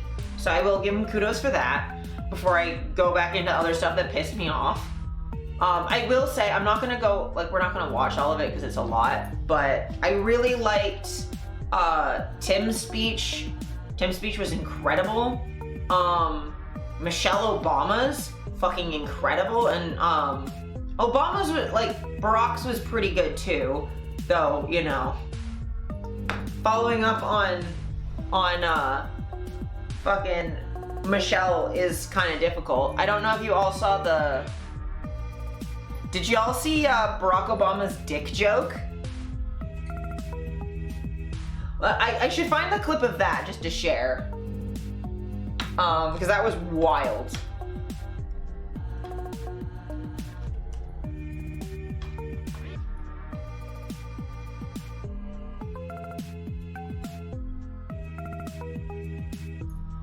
Here's a 78-year-old billionaire who has not stopped whining about his problems since he rode down his golden escalator 9 years ago. It has been a constant stream of gripes and grievances that's actually been getting worse now that he's afraid of losing to Kamala. There's the childish nicknames, the crazy conspiracy theories, this weird obsession with crowd sizes. It's so fucking good. Like, look at his fucking, the look down. There's the childish nicknames, The hands and the look this down. weird obsession with crowd sizes. So good. So funny. And yes, Michelle's joke. Michelle's entire speech just like had banger after banger after banger line. Same with like Tim's was so good.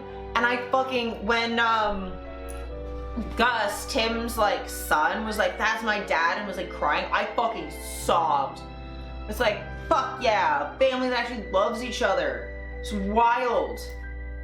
Let's go. So like, that was really nice. There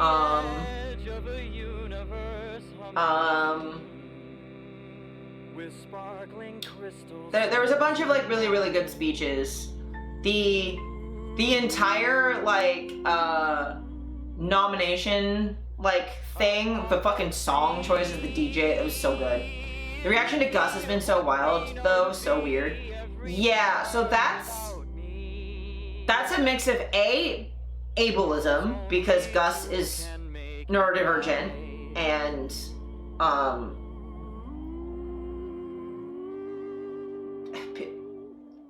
weird eugenicist pieces of shit are gonna be weird pieces of shit about autistic people expressing emotion pretty much any time, and neurodivergent people expressing emotion at any time, because we don't express emotion exactly the same way, so they get weird about it. I actually read something about people bullying the kid because of his expressiveness in public. Yeah, so like that's a little bit, again, ableism, because like neurodivergent people, when we do express emotion, we really express our emotion, right? Like I've been treated like shit for being angry, for crying in public, for being too happy, like for just expressing genuine emotion and being too much. And like I'm a pretty low-key chill person, but like I've legit been like bullied for being too excited about something, or like too sad, or for crying. Being too excited, or hand flapping. Oh yeah, that like hand flapping. Oh, people get you for that all the fucking time. If you like get excited and start like stimming, like people fucking freak out. And like, so there's a bit of that, and then also toxic masculinity on top of that, where like men aren't supposed to cry. So men aren't supposed to cry, and even if you were to cry, not like that, not in that weird autistic way. So it's like layers of stuff. And like Ann Coulter is just like a piece of shit. So like I wish she'd jump into a wood chipper, but then I'd feel bad for the wood chipper for having to deal with that. And I don't even mean in Minecraft. Like actually, like if she went away, I would be pleased. Like if if the mold in J.K. Rowling's house that's taking J.K. Rowling away from social media could, like, take a little vacation to Ann Coulter's house, that would also be nice. Because she's been exclusively just the worst since I was, like, a little kid. I remember one of the first people I ever was like, what the fuck is wrong with this asshole? Was Ann Coulter. She's been awful for forever. And yeah, and then just like conservative chuds being like, why is this like guy crying? Like Barron Trump never cries about his dad. I'm like, yeah, because fucking Donald doesn't love his kids properly. Except his daughter, and that's real weird. But yeah, look, no, a 17-year-old being excited that his dad is like gonna be the vice president of the United States and being beloved by a huge crowd, like that's, and he's like up there with his like old, like all the guys he like coached football for, like of course he's gonna cry. That should be normal. You already covered it properly. Trump does not love his daughter properly. No. He does love her, but whoa. But yeah, it's just like, it's nice to see a family that actually fucking likes each other. It should be normal neurodivergent or not. Exactly. Boys should be able to cry. Boys should be able to express joy. Like, them being upset that someone's happy is weird goddamn behavior. It's really fucking weird. Like, why are you so pressed that someone's like crying with joy? The fuck is wrong with you? What kind of weird emotionally stunted nonsense are you on that's upsetting to you? Like, it doesn't fucking affect you. Calm down. Like, it's so weird. And I like that we can just fucking call them weird because it's just weird. Do you want a hug, dude? Yeah. Like, I get it, your dad doesn't love you, but like, stop projecting. Like, you got daddy issues. It's fine. A lot of us do. I have mommy issues. It's fine. But like, Jesus, I don't go around getting pissed off because people like their moms. I just go, that's nice for you. I'm glad someone has a good, nice, happy, healthy family. Like, Jesus Christ. But yeah, no, like, Gus seems like a sweet, lovely guy, and I wish all the best for him. I'm so sorry he's, like, in the fucking public eye being treated like this. He's just, like, some normal fucking kid. And, like, the funniest thing to me is that I find emotional displays like that uncomfortable, but I know it's a me thing, and like, I don't shit on people because I'm uncomfortable. Yeah, like, it can be sometimes a little bit overwhelming. I definitely get like that sometimes where I get like uncomfortable because it's like really overwhelming and I don't know what I'm supposed to do.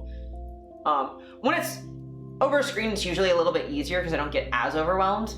But like, whatever, that's me. I'm overwhelmed by it. It doesn't mean you don't get to have your emotions. It just means that I might need a break so I can calm down. That's all.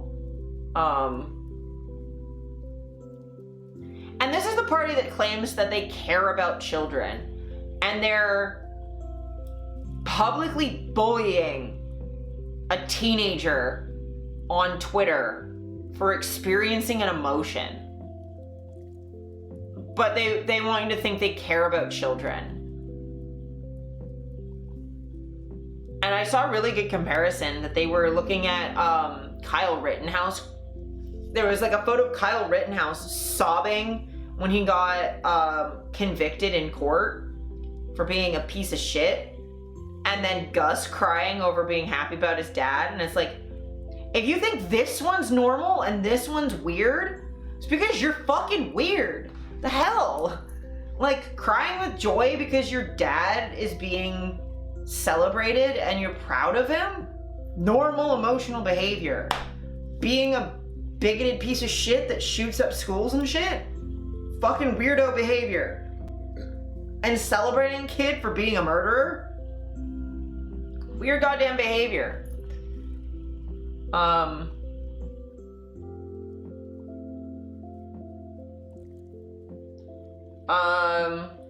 So yeah, this is a thing that I was disappointed in.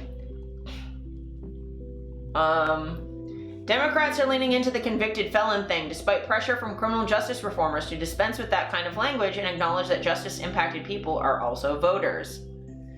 Yeah, so like, I've been really, really stressed about that framing. Now, I get it because, like, he's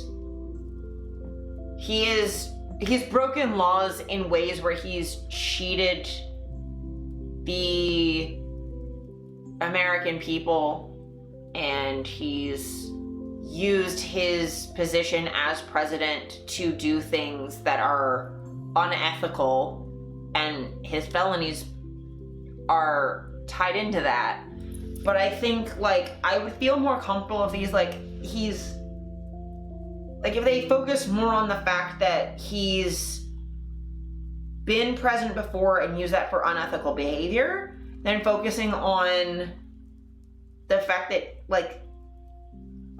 because his felonies are for, like, money laundering and, like, tax shit. It's like, it's a problem, yeah, but, like, and I get they're going with that framing because Kamala is a fucking prosecutor, and I get it. I get it. But I just wish there was, like, a little bit more nuance, because, like people saying, like, oh, felons, like, why does he get to, like, run for president if he's a felon? Like, felons shouldn't get to be president. And I'm like, are you fucking excuse me? Yes, they can. Like, I don't think anyone who has, like, a felony for trespassing because they were homeless should be barred from being president later. I don't think someone who has a felony for selling sex and is a sex worker should be barred from being president and running for office. I don't think someone who's got drug possession charges should be barred from being president. Maybe if they framed it as he committed felonies as president, yeah, because, like, at least at that point, it's like, you said you were going to uphold the law and you didn't. The judicial system should be restorative, yeah. And, like, I do get, like, pointing out that, like, it's weird that, like, he gets to be president, but a lot of other felons in the United States don't get to vote at all, and that's unfair. But I think people gotta be real careful about framing that as, if a felon gets to run for president, and we've decided that that's gonna fucking happen, then all of the other felons in the country should be able to at least vote. Like, I think there's better ways to be framing it, and, like, or, like, you know, he's a felon fraudster, and he's convicted of that, proven to do that, and, like, you know, like, that means, like, that follows from his behavior as president, where he's been defrauding people generally. You live here, you're affected by laws, you should be able to vote. Yeah, 100% agreed.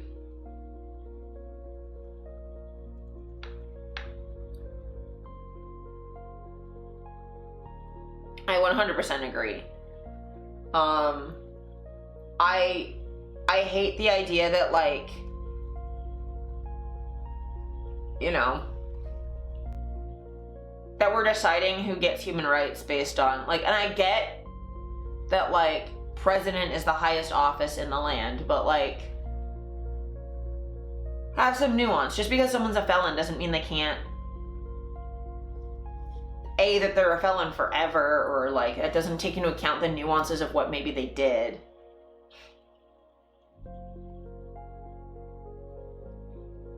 And then this is also a take I really like. Donald Trump was just as much of an immoral tyrant before his felony convictions as he was after. I wish we could focus on harm rather than the crime. I get why this messaging works, it just makes it that much harder to advocate for other people who've had their lives ruined by criminal convictions. There are millions and millions of them. And it's not just the Dems. Lock her up, lock him up, felon, criminal. It just feels so self-defeating on every side, especially given what we know about the system. And this is another thing. He could win on appeal. The system may be working in your rhetorical favor today, but tomorrow's a different story. Like, if his convictions get overturned, will that mean he didn't do anything wrong? I thought there was a lot of powerful stuff last night, including the women speaking about being denied reproductive care. The underlying point there is that those women are at risk of being felons. And then what? Trump will likely never be convicted of trying to overthrow the election in his case here in Georgia. Does that make what he did any less terrible?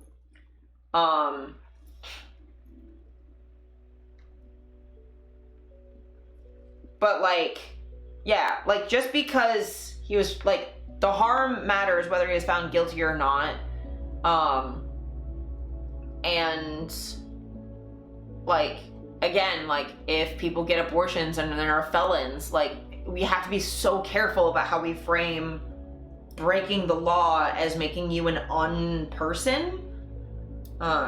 My only sticking point on that general value is people coming illegally, but there's such a difficult conversation because it depends on how and why and how to implement checks and stuff. Yeah, it's a lot of nuance. And like, there are a lot of people that come into countries illegally because it's not even necessarily illegal, but you have to come in, go to somewhere, I think like a port or a embassy or something, and declare like that you're coming as a refugee. There's other people that like come across because they're fleeing stuff, or other people who were like brought across as children, and like on top of that, if you know the United States wasn't, you know, exploiting Mexico, and maybe people in Mexico wouldn't be coming to get work, right? Like, there are ways of opening borders and allowing people to come, because like sometimes it's like, okay, it was legal for them to come across yesterday to work on this farm. Why is it suddenly illegal today? They're doing the exact same thing. It's just you change the rules. It's not their fault. That like, I think sometimes we have to be careful about how we write the rules, that we're not making it overly restrictive, so that like people who are trying to do the right thing are suddenly now breaking the law, even though they're like just normal ass people. And my personal feeling is I just don't think borders really should exist, like, or they should be more like dotted lines than solid lines, the way that they are right now. I just don't like the concept of borders, because like, flying a plane, they disappear. Some more of my frustration with Canada. Yeah, that's fair. I will definitely say that like, with like Canadian immigration, we have a huge problem of post-secondary like universities and vocational schools and stuff, bringing in a bunch of international students. And that's not so much the international students are doing anything wrong. The university is bringing them in because they can charge them more and it makes them more money. And like, similar things are happening with bringing immigrants over for work, that to bring an immigrant over for work, you usually have to do a labor impact assessment. And a bunch of companies are bringing immigrant workers over to do jobs, not in like positions that are hard to fill, like IT or engineering or medicine, where it would make sense. It's harder to find people who are already trained for that. Or for stuff like agriculture, where you could maybe argue that a lot of white people don't want to, and a lot of people already living here don't want to do that work, I guess. Which I would say to that, like, maybe pay people more. Maybe if they're going to be doing back-breaking labor, maybe give them healthcare and with benefits that give them like RMT, so they can get their back taken care of, so it's not actually broken, and pay them well. But like,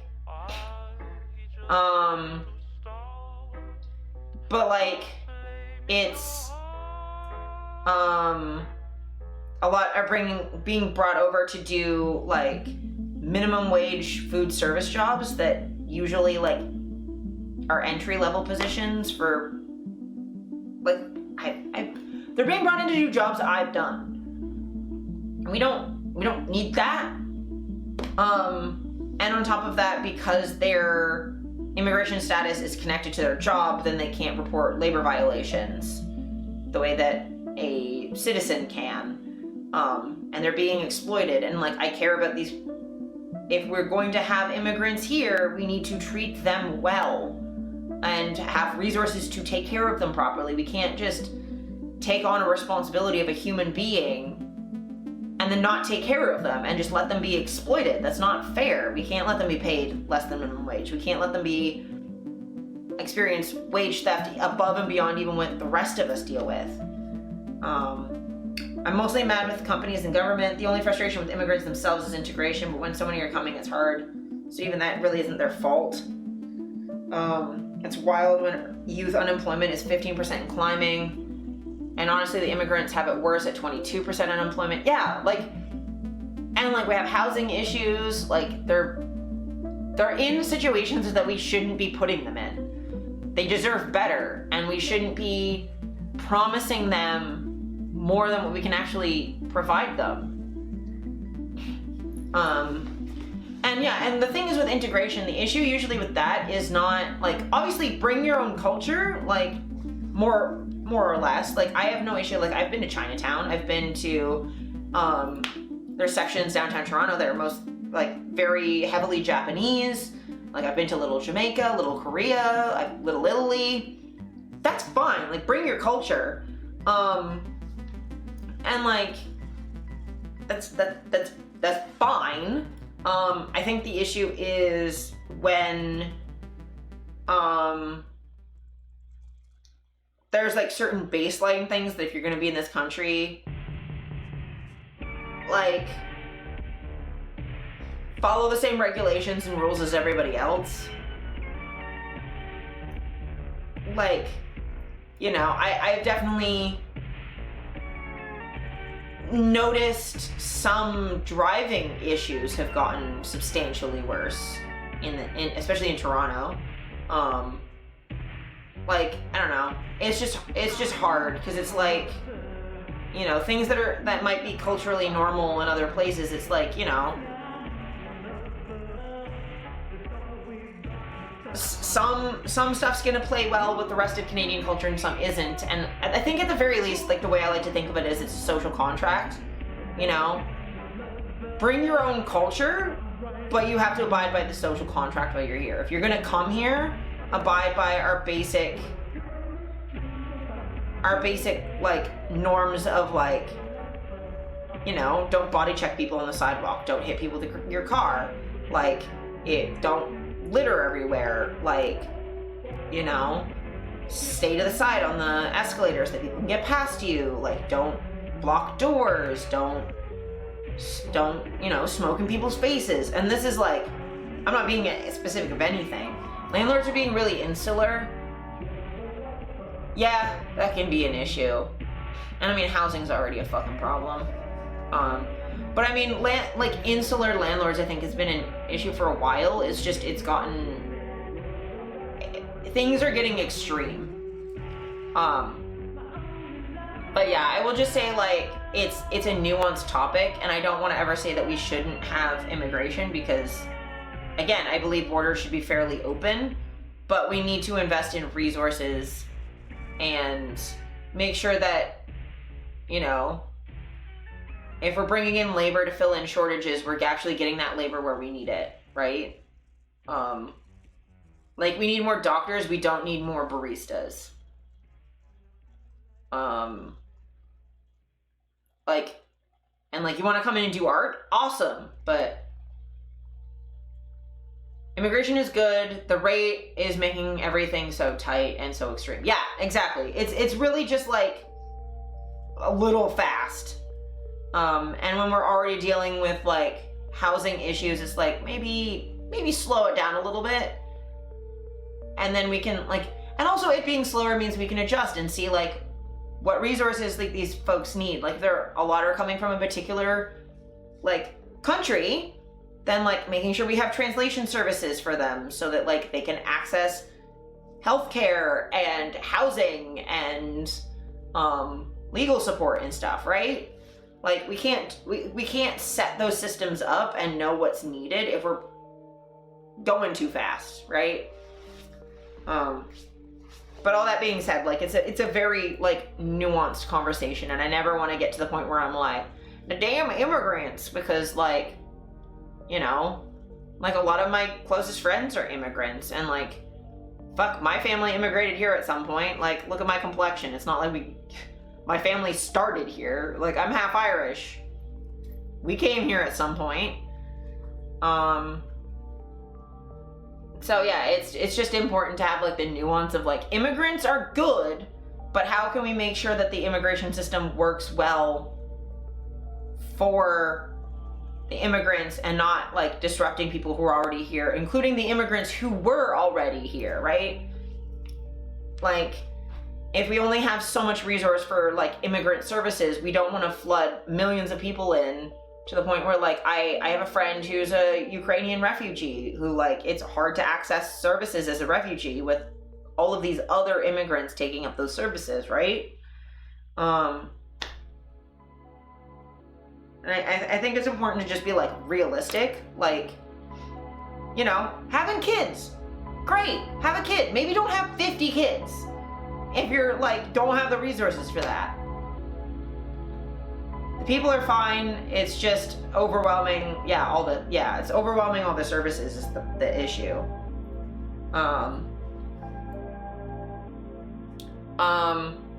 Yeah, so another DNC thing is people were bringing up Stormy Daniels a couple times, and as a sex worker, it's frustrating. I like Jasmine Crockett's speech other than this one section. No worries at all. This one section, we're neurodivergent here. Tangents are just part and parcel of how it goes, right? But yeah,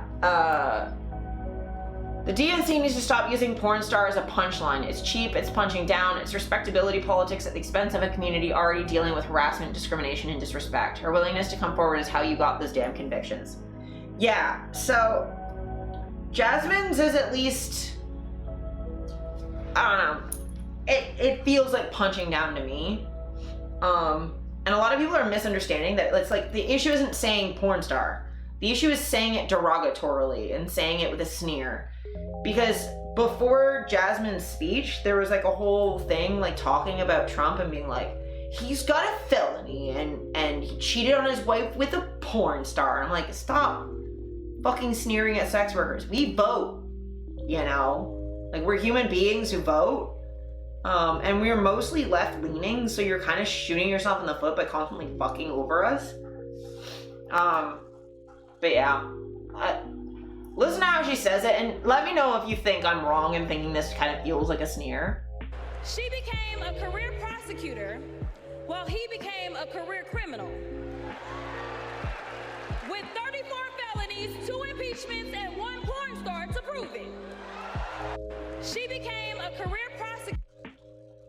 And like, hers was the least sneery one of them.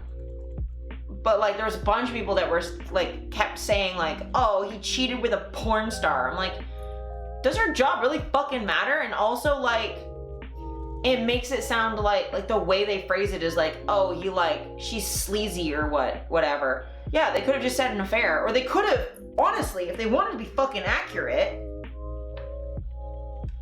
hot goddamn take. If they wanted to be fucking accurate, you know what they could have said? They could have said that he sexually assaulted Stormy Daniels. They could use her fucking name, right? And not just constantly refer to her as her job. Like, actually use her frickin' name for once. And not just constantly, like, refer to her by just her job. Because, like, they know they're dehumanizing her. Yeah, an affair, adulterer, or whatever. They could have said that. But they could have said, because the way she described, like, the documentary that came out, I haven't seen it yet, but, like, Stormy describes her experience with Donald Trump in a way that does not seem remotely consensual, right? And it's like, it's not just like he was having a cool bro party with like, you know, some sleazy slut who's down to do anything. It's like she's a human woman who was assaulted by him and then pressured to stay quiet about it, and silenced. Her bravery coming forward is the reason that like any of those convictions happened. Put some goddamn respect on Stormy's name. And like, if you want to say she's a porn star, be like, yeah, he sexually assaulted a porn star. But like, you know, and like, the reason it feels extra like a sneer, right, is because they fucking do shit like this. New Democratic presidential platform removes languages supporting sex workers. So if you're taking language out of your platform that used to be in it, it's not like it was never there, whatever. Language that was in your platform supporting sex workers being removed, and then you're sneering at a porn star, that's really fucking awful. And maybe like, don't be dicks. Maybe be better. Like,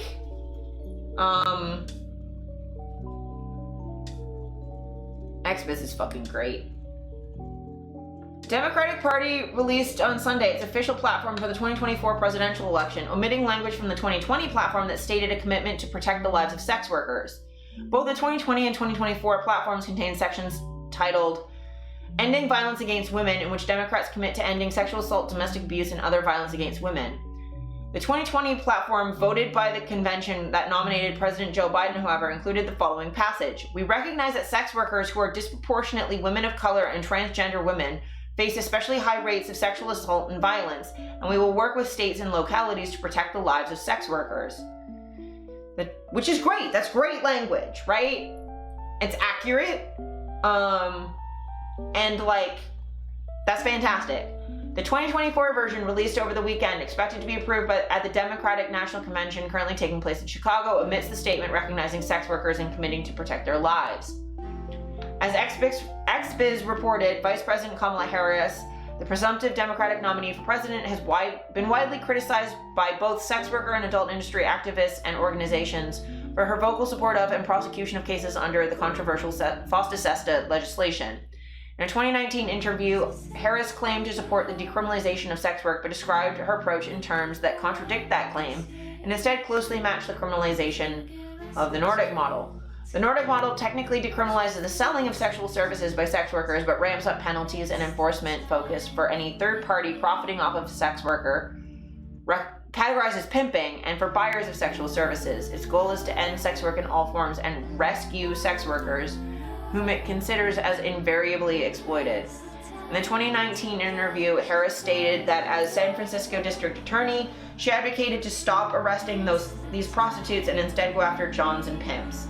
This conflation of Johns, a telling outdated word for those who pay for sexual services, and pimps, which in practice includes anyone who helps a sex worker in any way, regardless of coercion, is a common strategy of both outright prohibitionists and the supporters of the Nordic model of sex work, which in practice drives sex work underground, forcing workers to operate in shadowy, hazardous environment. Yeah, I can turn it down.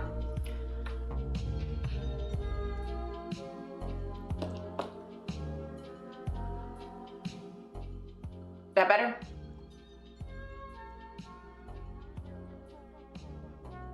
But yeah, like, no worries.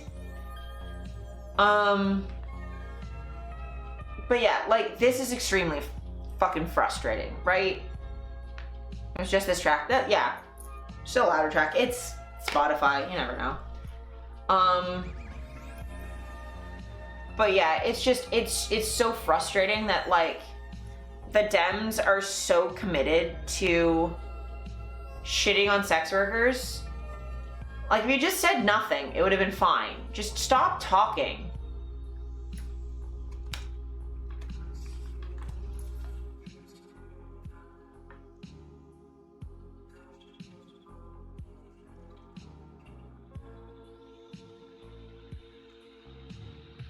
Yeah, I can't find the video of it, and I'm not looking through like fucking hours of video, but the quote is, that was in one of the videos in the DNC was he rips off workers, he sexually abuses women, he cheats in business, he cheated on his wife with a porn star, and it says it with this fucking sass on it. It's like, stop using it as a slur. Just stop it.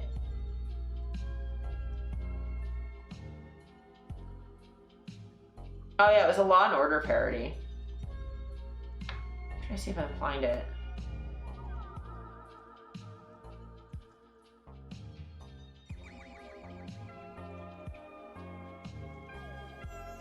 I think this is the link to it. Finding this is fucking difficult.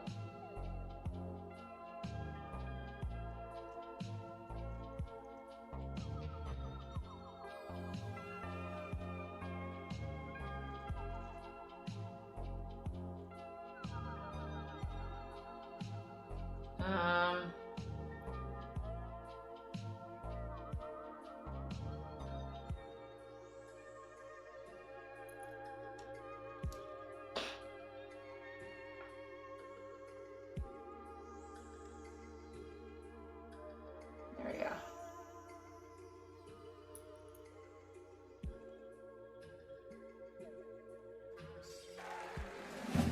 In the criminal justice system, the people are represented by two separate yet equally important groups: the police who investigate crime, and the district attorneys who prosecute the offenders. This is the story of Donald Trump. His entire life, Trump has believed he's above the law, that no one would ever dare hold him accountable. He lies, he rips off workers, he sexually abuses women. Hey, when you're a star, they let you do it. You can do anything. He cheats in business. He cheated on his wife with a porn star and paid her off so the American people wouldn't find out during an election. But in the criminal justice system, ordinary Americans have had the courage to find him accountable, time and time again. Guilty. Guilty. Guilty. Donald Trump guilty on all 34 felony counts. For the first time in history, we have a convicted felon running for president. And to take on this case, we need a president who has spent her life prosecuting perpetrators like Donald Trump. He tried overturning Georgia's free and fair election. I just want to find 11,780 votes. He's tried to escape any responsibility for instigating the January 6th attack on our Capitol. We're going to walk down to the Capitol, and I'll be there with you. And if elected, Trump has promised to overturn laws that would keep him accountable and exact retribution on anyone he considers an enemy, even warning of a bloodbath if he doesn't get his way. So we, the people, have a chance to render our own verdict on Donald Trump. We are the jury he most fears. When we vote this November, we vote for justice, accountability, and the rule of law that keeps America free.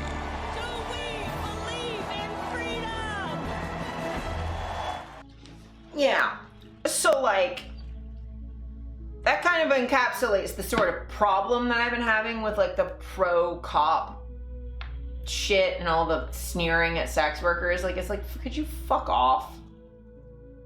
Could you please fuck off?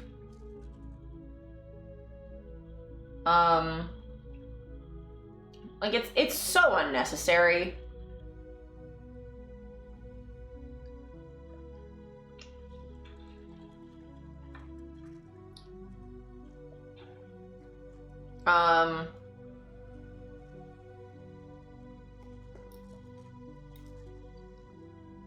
Though this is kind of like what it feels like to try and vote for people right now. Hey man, it's time for dinner. We get a pick tonight. We can have the food that we had last night, which we both agree was bad. We didn't like the food last night. Or we can have this bottle of sulfuric acid. And here's the thing, if we don't pick either, somebody's gonna come by later in the night and inject us with the sulfuric acid, so we have to pick. I didn't really like the food at all last night, though. Agreed, yeah, me either. Here's the thing, I think getting the poison's really bad.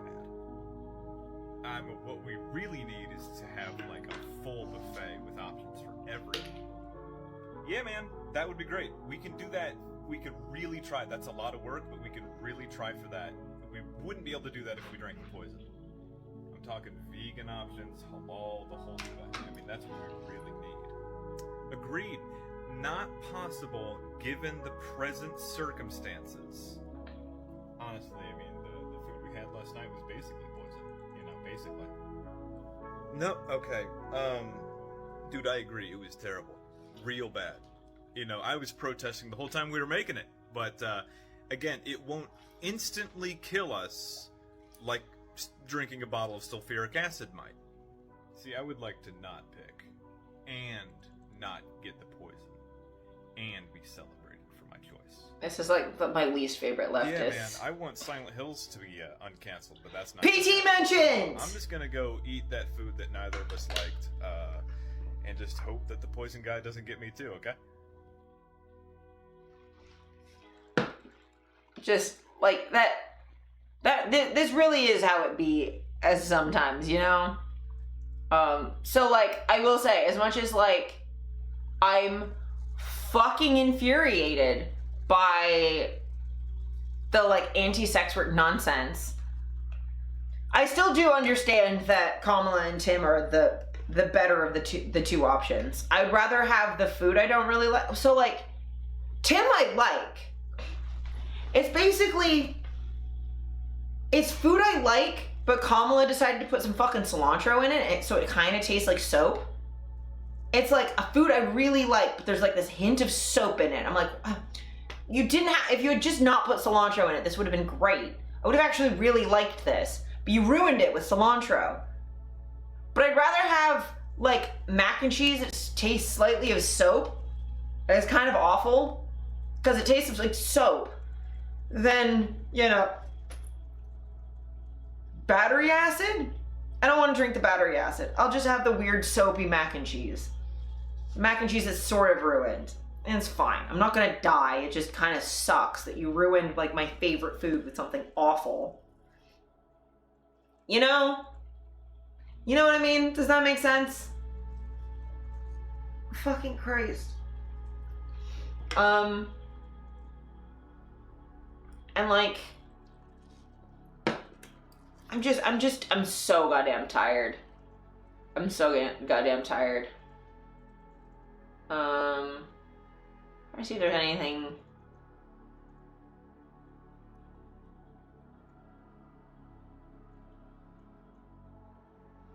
That's exactly how I voted in the last presidential elections over here. Yeah, I mean, that's how I vote, like, pretty much every time. That's usually how it be, you know? Soapy mac and cheese, KD with Dove. Oh my god, E-Chef, welcome in. Fucking god. Why am I like this? But yeah, I think it's time to do the Project 2025 deep dive. I think. Let me see where we're at for ads.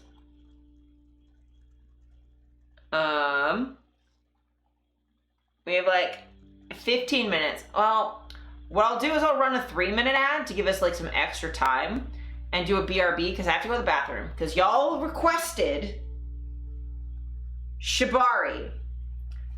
There are some Reddits I'm in that are like absolutely no comments on one party being worse, and I'm just like, sure, whataboutism sucks, but pointing out that one thing will kill you and one will slightly harm you is an important distinction. Yeah, 100%. It's like, I think it's fair to be like, you know, if I'm saying like, if I'm criticizing Kamala for her sex work positions, someone being like, yeah, but Donald Trump is worse, it's like, well, I know that. But also, like, it is important to not be that person who's like, Kamala's bad at sex work, so I'm just gonna not vote, or I'm gonna vote for Trump instead, as if that's like a reasonable decision. You know what I mean? So yeah, I get what you mean. But yes, I was requested to do some shibari. And I have drank a lot of water. So what I'm gonna do, it's all like Unilever products, that's good, right? Oh my god. But I'm gonna do a BRB. I'm gonna do a PRB because I need to get this. What you always do before engaging in rope bondage, or any kind of bondage, honestly, you go pee first. Because once you're tied up, you're tied up. There's no real going pee. There's no real going at that point, right? So I think I'm going to go to the bathroom. I'm gonna run 3 minutes of ads just so that we can get some more time with pre-rolls off so I can really get into stuff. And y'all think what limb do you want to start with? An arm or a leg? I can't tie up, but I need one hand free to operate the stream. But and then we'll get figured. My man, I need that for the stream. I need it for the stream. I can't put anything in my mouth. Also, I just had fillings. I just have fillings. No. But yeah, figure out if you want. Streamer has to chat too. Yeah, exactly. Phantom limb. Oh my god, y'all are so funny. But yeah, we'll figure out limb, or if you want like a chest harness or a hip harness or something to start. Just like think it out. If you want like limb or harness, maybe I'll run some polls and be like limb or harness, and then we'll like, and then I'll figure it out from there. Waist, hip, yeah. Let me see. How do I run a poll? How do I run a poll? Help! Help! I'm a bad streamer. Help!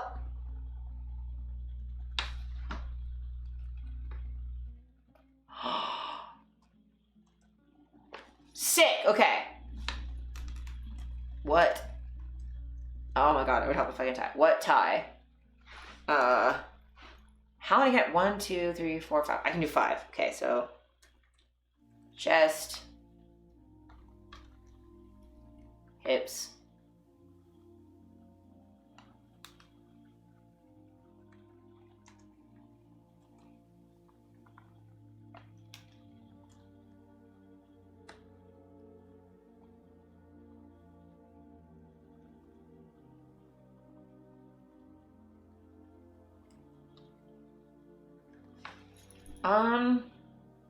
yeah, maybe the arm will be a thing.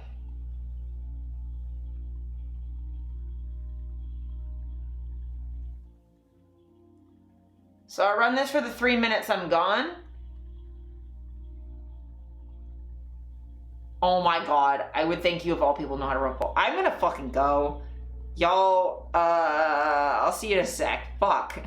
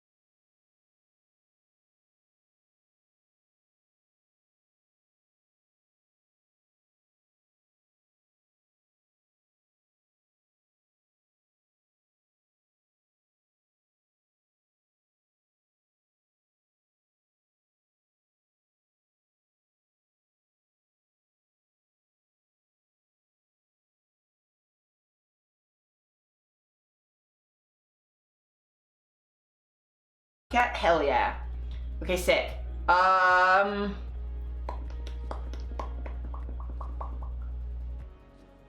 What leg do I want to tie?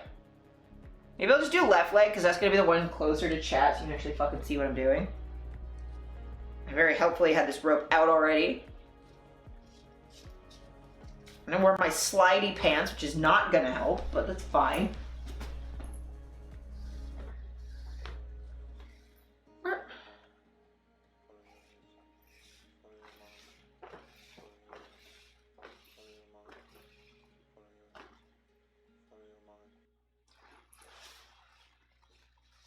I gotta back up so you can actually see what I'm fucking doing.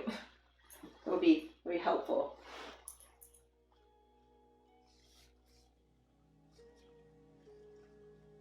Now do know this is not meant to be a tutorial. I'm just kind of... Only follow along at home if you know what you're doing already. This is not for beginners. Shibari is complicated and it is dangerous if you don't know what you're doing. Yeah.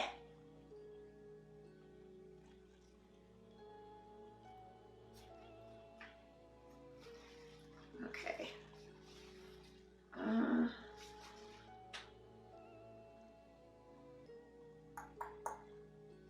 Tie it to the outside so you actually see.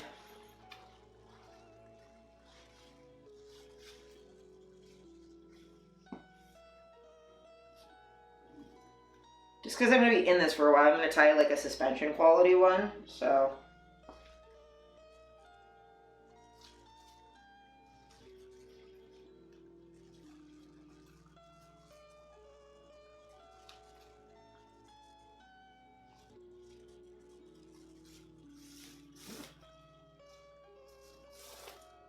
Especially because I only really want to be using one rope.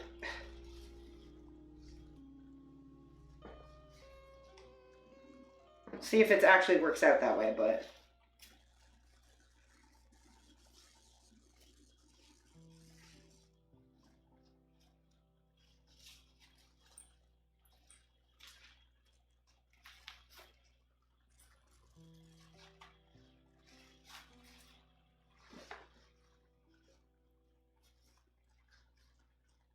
I've been taking classes since September 2023, I think. We recently started to do semi-suspension. Oh, hell yeah!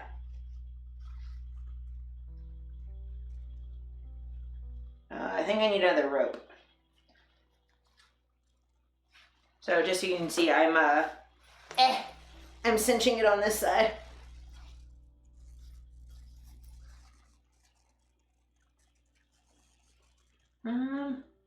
Yeah, I don't think that's long enough.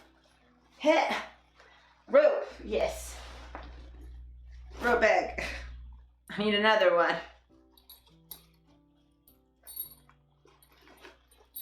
Open this on the fucking floor.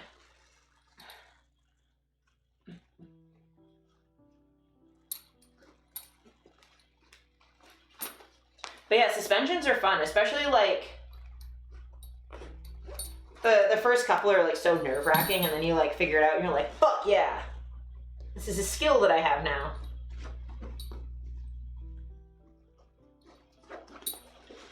And it really comes in handy too, like just knowing how to, like I've used it in camping, I've used it while moving.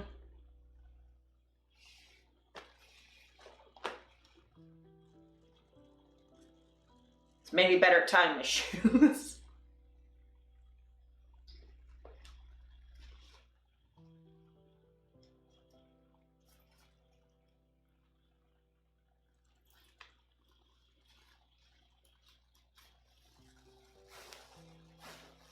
They are so fun. Yeah, they're so fun.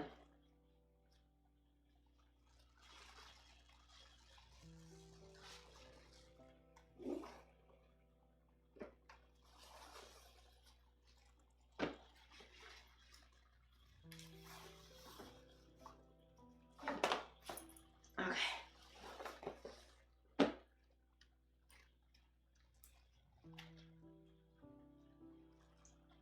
Finger, please.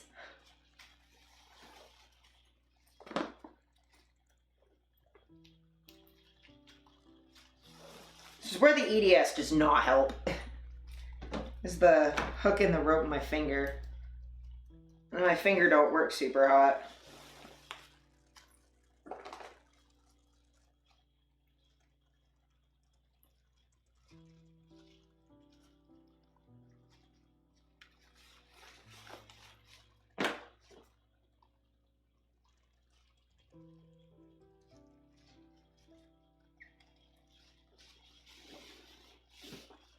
I'm still exploring what feels comfy as a bottom because I have a skinny body and the ropes really press my bones.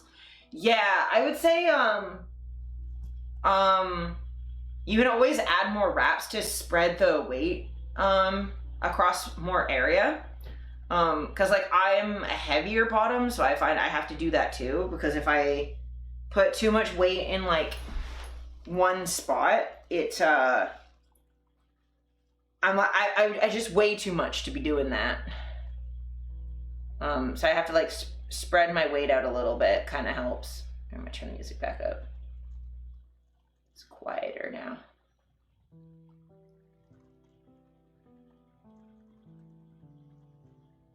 Yeah. Also finding where your numb spots are, because this is a Fudo I use for suspension. And if you'll see, I put this a little bit higher than I do in suspensions, but I normally keep it down here because I did martial arts a lot as a kid. So this bit of my shin is nice and dead, but up here it starts to hurt. So I just keep my wraps like lower to where I have like a little numb spot.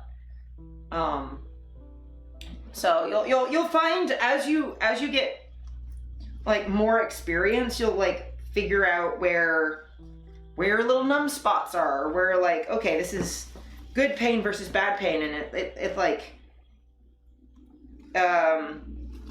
you'll get there. It just takes experience to know like, oh, this is a pain I can handle, this is a bad pain, or just like I don't like this pain, or I don't like pain at all and I just want it to be comfy, and like which bits of your body are being chill with it. Here, I'll just tie my foot because I grabbed a longer rope than I really needed to.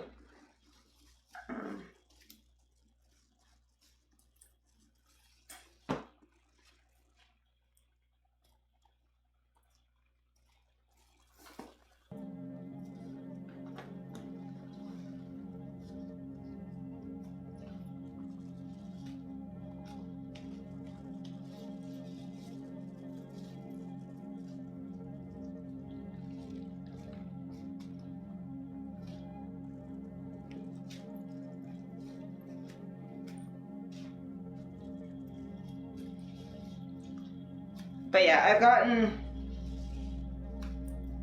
a lot better at like figuring out what my body likes just over time.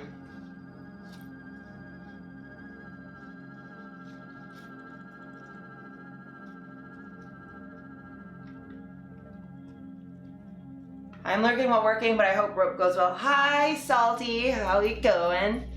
How you doing? Hope work's going well. Thank you for the lurk. It's so awesome to see all the self-knowledge as you grow. Yeah, absolutely. So yeah, this is what we've got going on. I tied my toe, which we'll see how long I can tolerate having my toe bent. It's bent at a very weird angle. I can also like shift it a little, but this is what we've got. So, oh, that's immediately too tight.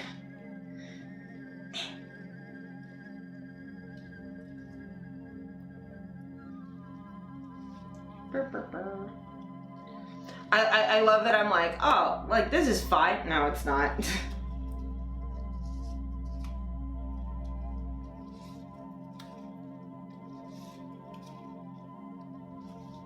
You live and you learn.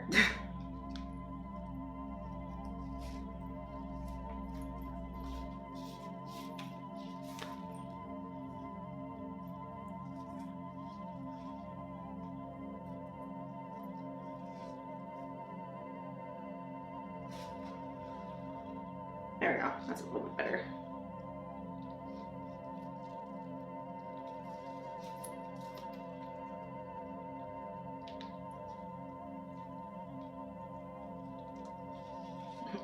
Piece fell off. No, it's because the knot came out. I see. Stupid knotted end, stay.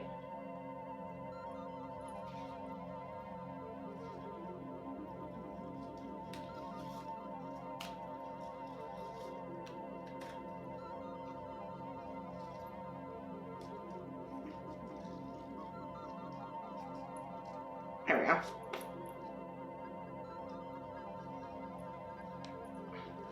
That's comfier. That gives me more ankle play. Cool. So yeah, now that's what we got now. Ah. Which, you know, pretty simple. I could suspend off of this and it would be nice and solid. You can like yank that around as much as you want. I wouldn't suspend off of this with these pants underneath because it's gonna slide off rather than gripping into my skin.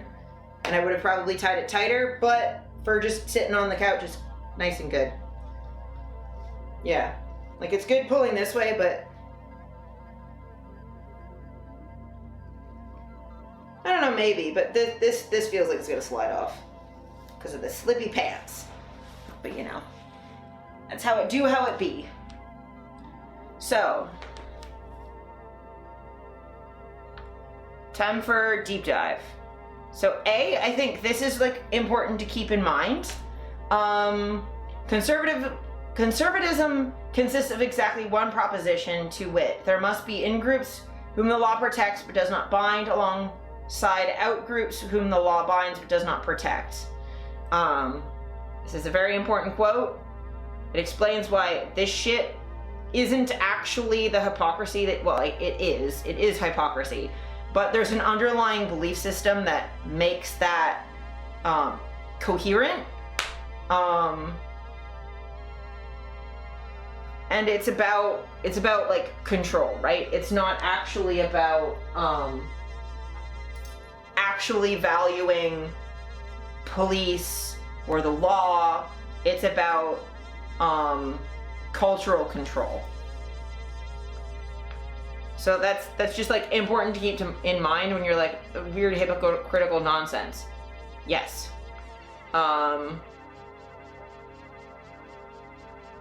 So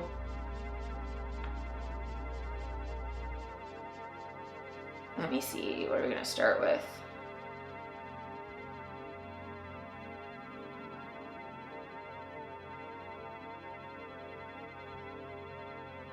Okay. So we're gonna start with just the Project 2025 website. And kind of like, I'm not gonna read through their actual shit because I'm already just kind of upset that this is on my computer. But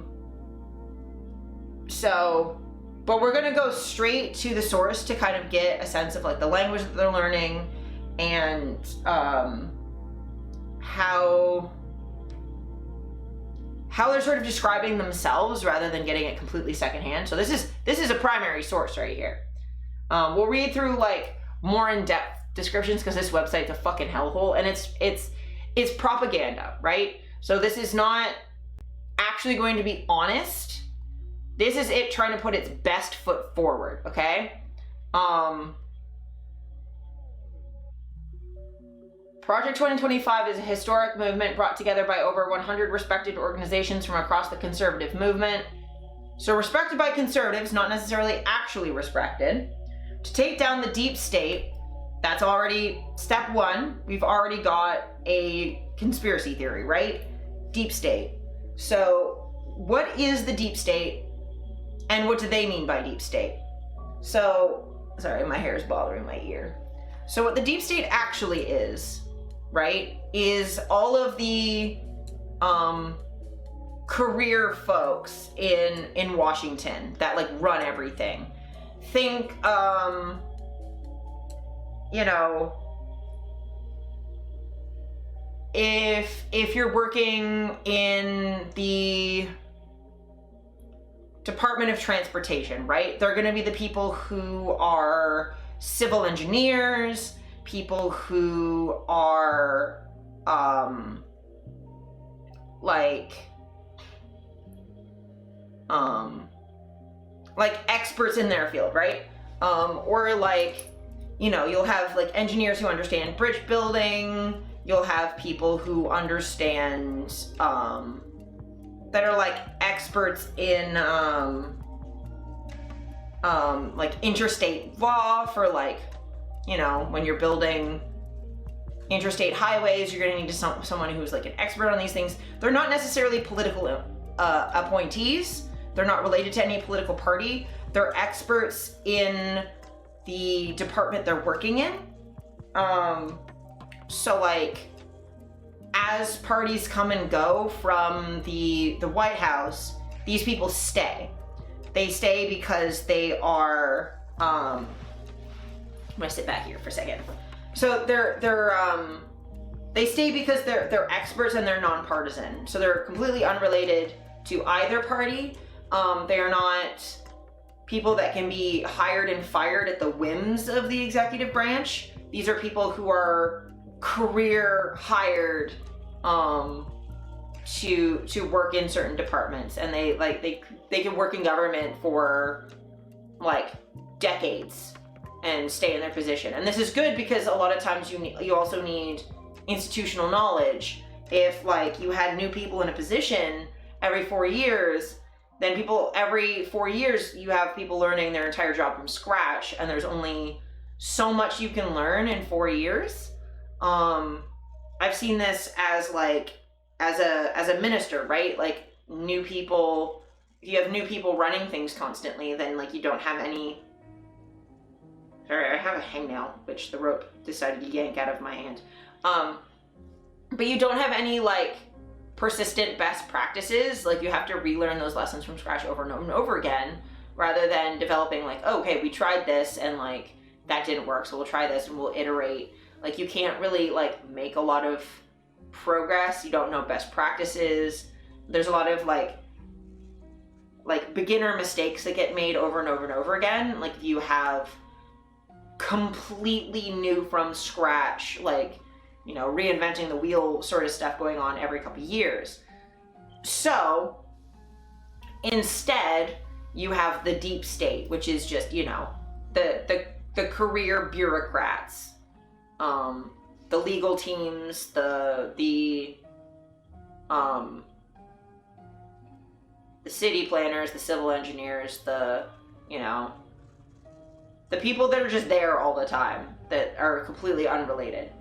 Now, to conservative conspiracy theorists, what the deep state is some rigid, controlling secondary state that is unaccountable to voters. It is like the secret underlying government that actually controls everything, and the parties don't actually get to control anything. That's not actually how that works. The deep state is there to just sort of like, they take the goals of the it's like the lizard people weird stuff. But the actual deep state takes the goals of the executive branch and tries to take those policy instructions and make them work as best they can. But they will also go like, well, that's illegal, or that's not possible, that's unworkable. Like, they will give you feedback, but it's like, they're your employees, but they're employees that have, it's less when you have a direct employee and more when you hire a freelancer to do a job, right? If you're a company and you have an in-house artist, they'll do whatever you tell them to because you can fire them. But if you're hiring an outside artist on a project that can't be fired, they may let you know that like, oh, hey, you want a logo for this, but like you want it too detailed for the size it needs to be, or these colors don't work well together, or especially not at this scale, it's going to be very confusing, like there's too much going on, that sort of thing. Also, y'all let me know if you can hear my downstairs neighbor, because he's decided to play acoustic guitar in the middle of the day while I'm streaming. So that's all I can hear is him playing guitar and singing off key. It's real fun. But yeah, let me see if that kind of helps. I can't hear myself talk anymore, but at least I can... No, I can still hear him. It doesn't really help. I can't hear myself think because he's playing so loud. Doesn't sound like it? That's good. I don't like him at all. So that's what they mean by take down the deep state and return the government to the people. Is that they think that the deep state is actually preventing the government from it being accountable to voters. That's not actually what it does. It's a it's just like field experts that like persist between administrations. Its mandate for leadership, the Conservative Promise, published in April 2023, is a product of more than 400 scholars and policy experts from around the country. The book offers a menu of policy suggestions to meet our country's deepest challenges and put America back on track. So, think of this as a conservative wish list. This is what a bunch of conservative organizations want out of the government. This is like their hopes and dreams boiled down to a actionable manifesto with like instructions on not just what they want but how to get there. And then keep in mind, this is trying to present itself as so many policy experts and scholars and respected by conservatives. So this is the Republican base, is what they're claiming to be. Is like, this is the GOP's people telling them what they want and how to do it. Right? Theoretically, from what they're saying. So this is what they want. Secure the border, finish building the wall, and deport illegal aliens. So they're immediately dehumanizing mostly Mexicans and Central and South American people, and securing the border. So this is very typical, like fascist adjacent, like racist, exclusionary, isolation, like national isolation policy. And yeah, like you don't need to build a goddamn wall. And a lot of this is like ineffective and just dehumanizing. Also, deporting illegal aliens means more ICE raids, more separating children from their families, both at the border and otherwise. Means immigrants or like kids who were born here without paperwork, not having access to the supports that they need, which also fuels a lot of things of like these people then can't get COVID vaccines and then are fueling health crises because they don't have access to the supports that they need. De-weaponize the federal government by increasing accountability and oversight of the FBI and DOJ. I can't even fucking parse what that means right now.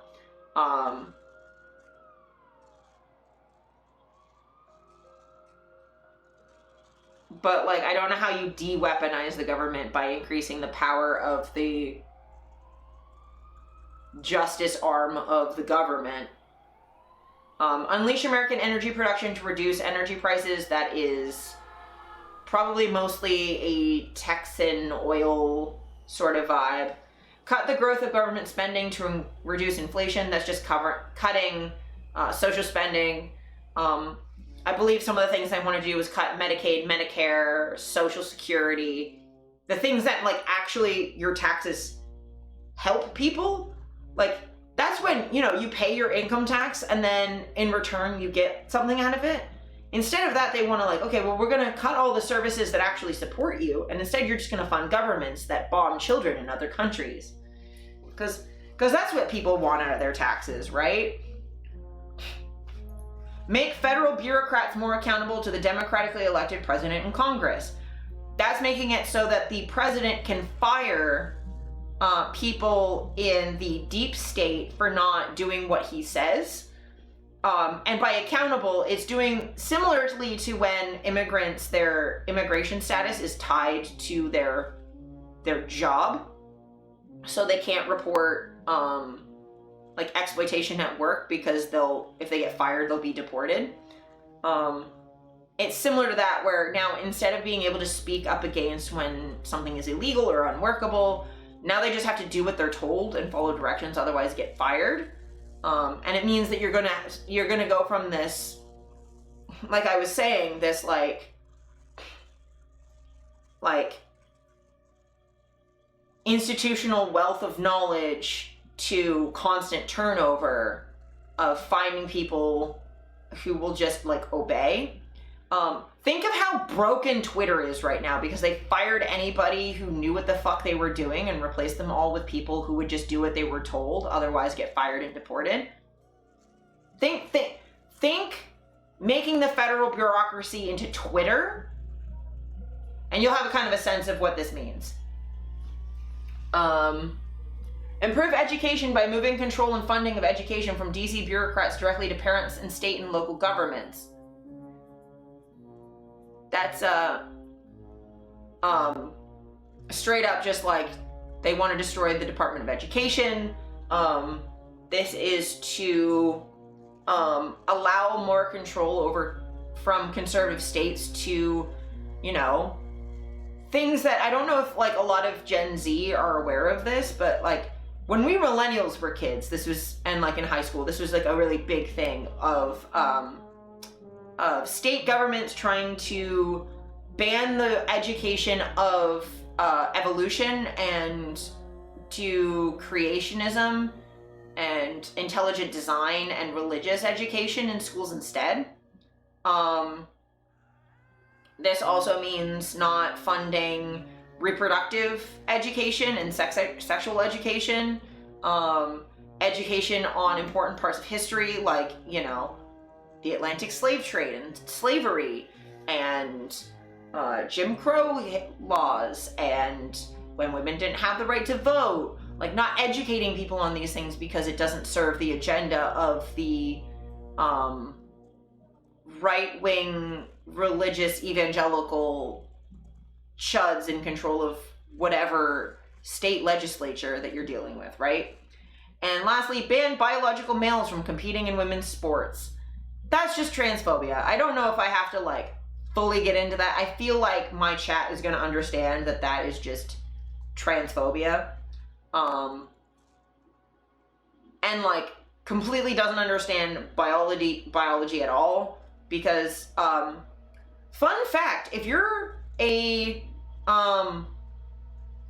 AFAB, you know, assigned female at birth and then raised as a girl and then go through natal puberty and have a period and everything and then go on testosterone, after a much shorter time than you think, some of your internal cells start turning into prostate cells, and you're at risk for prostate cancer. You also get the benefits of having a prostate, but you also are at risk of prostate cancer. You're on testosterone for long enough.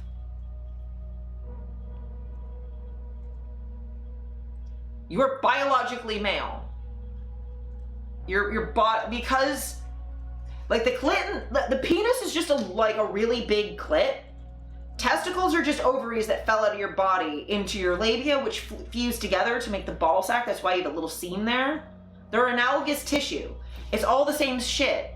The prostate's just the G-spot that's migrated slightly. All that happens when you have XY chromosomes, which give you the instructions, right? And then the testosterone to actually trigger those instructions, because you need both, otherwise this doesn't happen.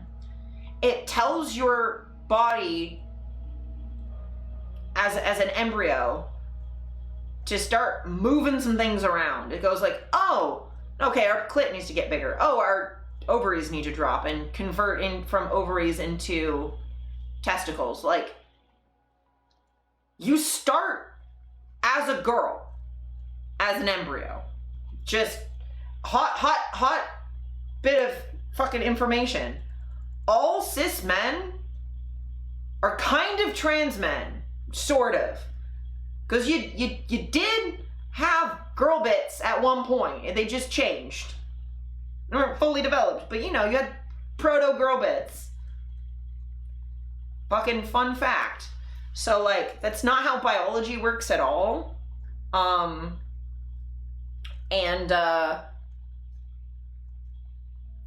that also means not only are they banning biological males, but as we know from Imane Khalif is banning women who have XY chromosomes but went through female puberty, women with high testosterone. So, like, I think everybody would know someone with PCOS, polycystic ovarian syndrome, makes you produce higher testosterone.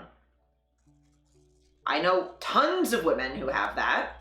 They're biologically women, they just have higher testosterone, but if you're determining gender based off of testing hormone levels, you're going to catch a bunch of women with high testosterone or men with low testosterone because there's an overlap in normal ranges. And I'll have you know, we don't karyotype people at birth. These are things like, I don't know whether I have XX chromosomes or XY. I don't know. I have never been checked. I do know that I have a uterus and I have a period and I have ovaries and I used to have fallopian tubes. I know that. I don't know anything else. I don't actually know what my chromosomes are. At all. They end up damaging themselves with their own transphobia. Yeah. Especially like lesbians or bisexual women or women who are gender nonconforming in any way. Like, you know, you like to wear your short hair and pants? Well, now you might be harassed in the bathroom if you don't, like, perform trad wifery well enough and you don't pass based on a very Eurocentric white concept of what a woman's supposed to look like, right? So, like, all of these things are bad, is what I'm saying. So Project 2025, by their own admittance, all of the things they're listing, we can already find this is not great for us. And it even says, like, here at the top, Presidential Transition Project. This is supposed to be a wish list and game plan from respected conservatives to the incoming potential conservative president, right? And this game plan's because Trump, you know, famously didn't really have a plan when he came in the first time, and didn't achieve very much. Thank fucking Satan. But, so now they have a game plan. Dangerous. This is not what we want. We don't want them to have a game plan. This is not good.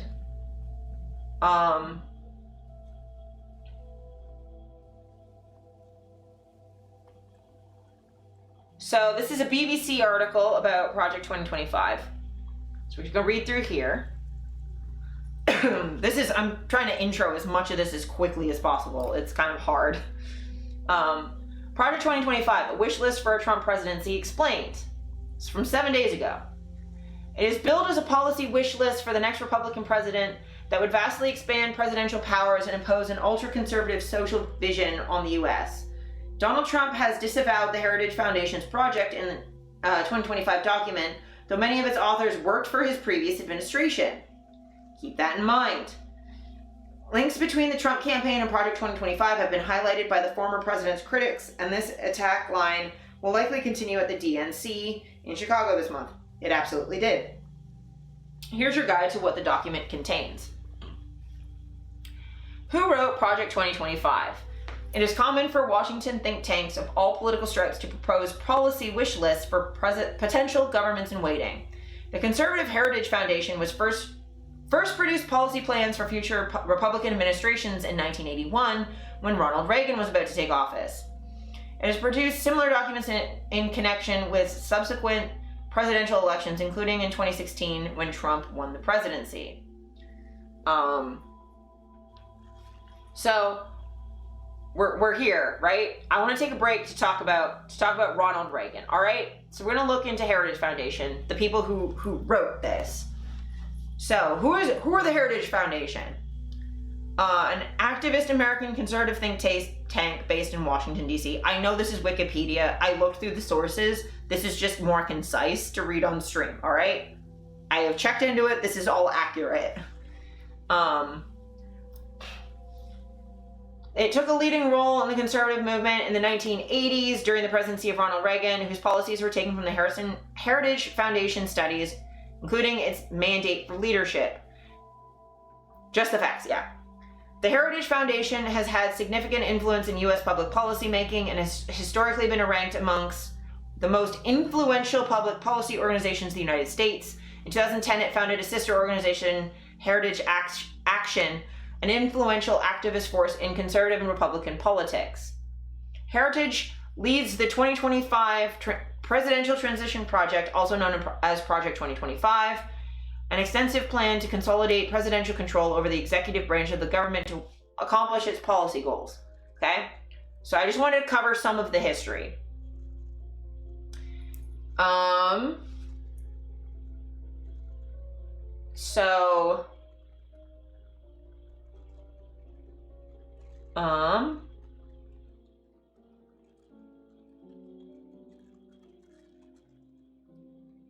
Yeah, so the Heritage Foundation advocated for pro-business policies and anti-communism in its early years, so Red Scare shit.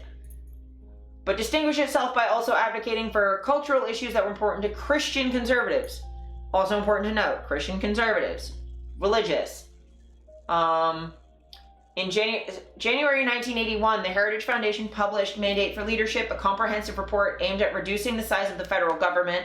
It provided public policy guidance to the incoming Reagan administration and include over 2,000 specific policy recommendations on how the Reagan administration could utilize the federal government to advance conservative policies. The report was well received by the White House, and several of its authors went on to take positions in the Reagan administration.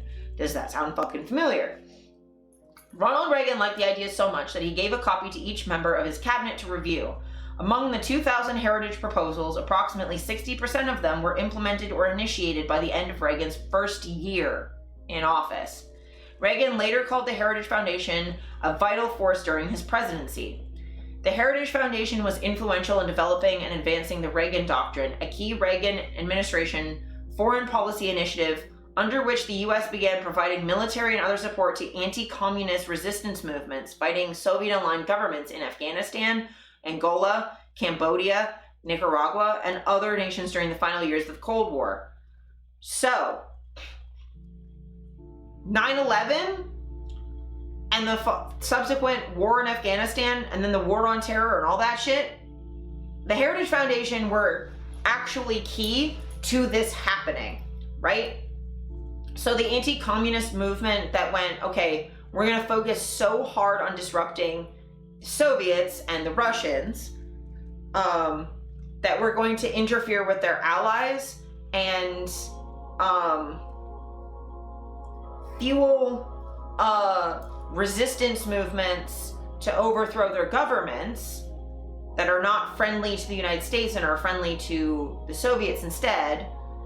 We're going to fuel that. So that's similar to if you've ever heard of, like, you know, when the CIA funds and fuels like the overthrow of democratically elected leaders, like they've done in Venezuela, for example. Like a lot of, I'd say extensively, what's going on in Venezuela right now is the fault of this sort of policy of interventionism in the governments of other countries, and direct interference in other countries.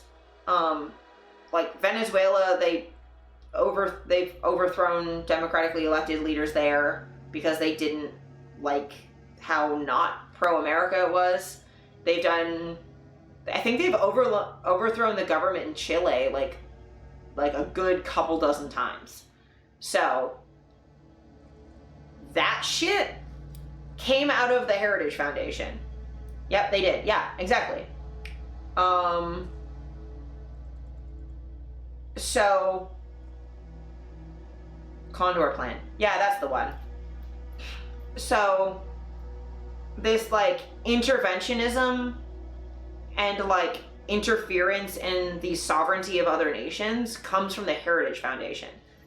So like, again, important to note that like the Heritage Foundation has deeply impacted global politics before, and this is the first time they did anything of major note. They did the fucking Reagan administration. You know how like people constantly go like all of the faults of modern society started with Reagan? Like if you look at charts of like when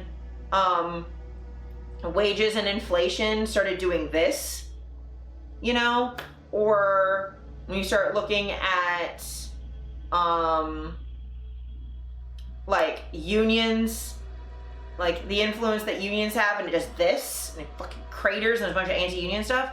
A lot of that starts in the Reagan years.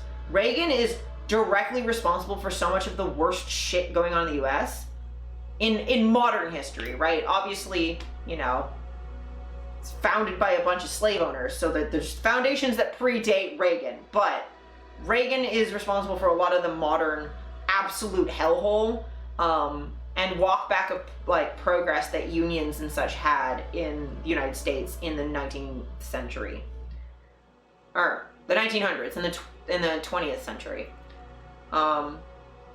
When Reagan met with Mikhail Gorbachev in Moscow in the 80s, the Wall Street Journal later reported the Soviet leader offered a complaint. Reagan was influenced by the Heritage Foundation, Washington's conservative think tank. The outfit lent intellectual energy to the Gipper's agenda, including the Reagan Doctrine, the idea that America should support insurgents resisting communist domination. The same insurgents that they now bomb other countries about now. The Heritage Foundation also supported the development of a new ballistic missile defense system for the United States. In 1983, Reagan made the development of this new defense system, known as the Strategic Defense Initiative, his top defense priority. By mid-decade, the Heritage Foundation had begun emerging as a key organization in the national conservative movement, pushing influential reports on a broad range of policy issues by prominent conservative thought leaders. In 1986, in recognition of the Heritage Foundation's fast-growing influence, Time magazine labeled the Heritage Foundation the foremost of the new breed of advocacy tanks. During the Reagan and subsequent George H.W. Bush administrations, the Heritage Foundation served as the brain trust on foreign policy to both administrations. It's going to continue to suck. During George Bush Sr.'s years, the Heritage Foundation remained an influential voice on domestic and foreign policy issues during President George H.W. Bush's administration. In 1990 and 1991, hey, that was when I was born, the foundation was a leading proponent of Operation Desert Storm, designed to liberate Kuwait following Saddam Hussein's invasion and occupation of Kuwait in August 1990.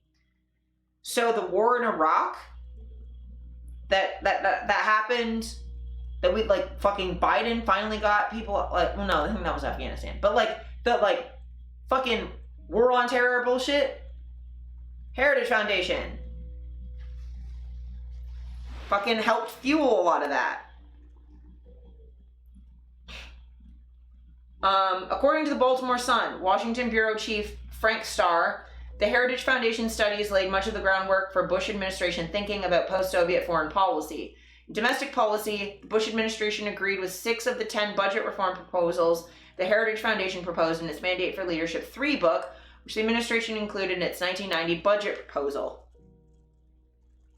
Clinton! The Heritage Foundation continued to grow throughout the 90s. The Foundation's flagship journal, Policy Review, reached a circulation of 23,000. In 1993, Heritage was an opponent of the Clinton healthcare plan, which died in the U.S. Senate the following year. The 1994 congressional elections, Republicans took control of the House of Representatives. I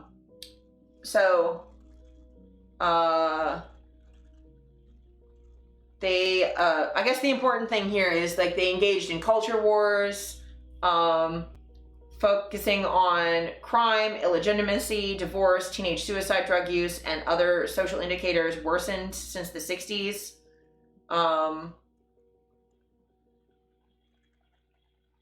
But yeah, like, you know, they've had a lot of influence in multiple administrations, not just conservative, but, you know, conservative. They defended George W. Bush's treatment of terrorists in Guantanamo Bay, or suspected terrorists in Guantanamo Bay. They supported the wars in Afghanistan and Iraq and the war on terror. There's some stuff here where they're being fucking influenced by conflict of interest. They are actually responsible for the Affordable Care Act. The Heritage Foundation initially developed as a conservative version of healthcare for Mitt Romney.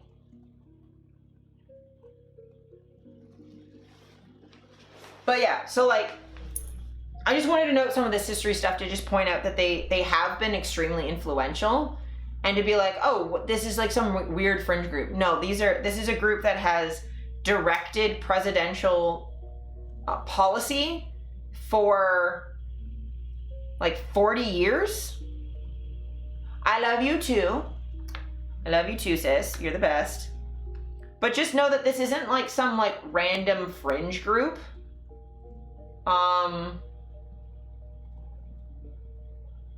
This is a influential group that has had access to the levers of power before, and they're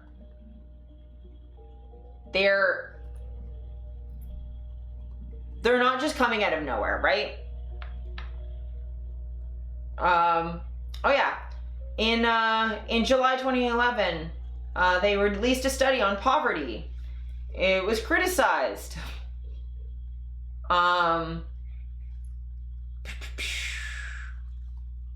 Yep, a then U.S. Senator, blah blah. So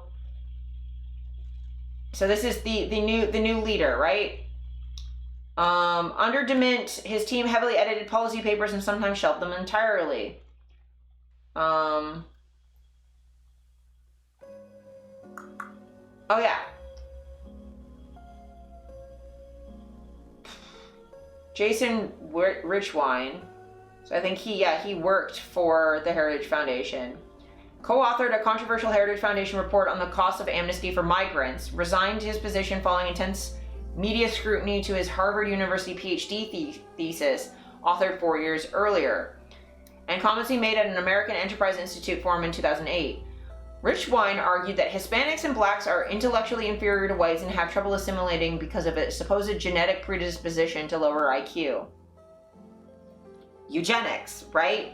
Racism and eugenics, ableism. The same year, a Heritage Foundation study co-authored by senior fellow Richwine and Robert Rector was widely criticized across the political spectrum for methodology.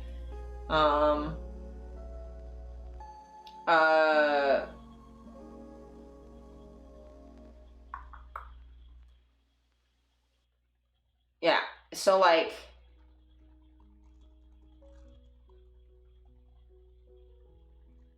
they criticized Trump initially,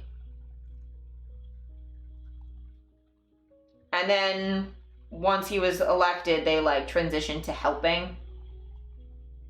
Drawing from a database at the Heritage Foundation began building in 2014 of approximately 3,000 conservatives who they trusted to serve in a hypothetical Republican administration. At least 66 foundation employees and alumni were hired into the Trump administration. According to Heritage employees involved in developing the database, several hundred people from the Heritage database ultimately received jobs in government agencies, including Betsy DeVos, Mick Mulvaney, Rick Perry, Scott Pruitt, Jeff Sessions, and others who became members of Trump's cabinet. And, you know, his White House chief of staff.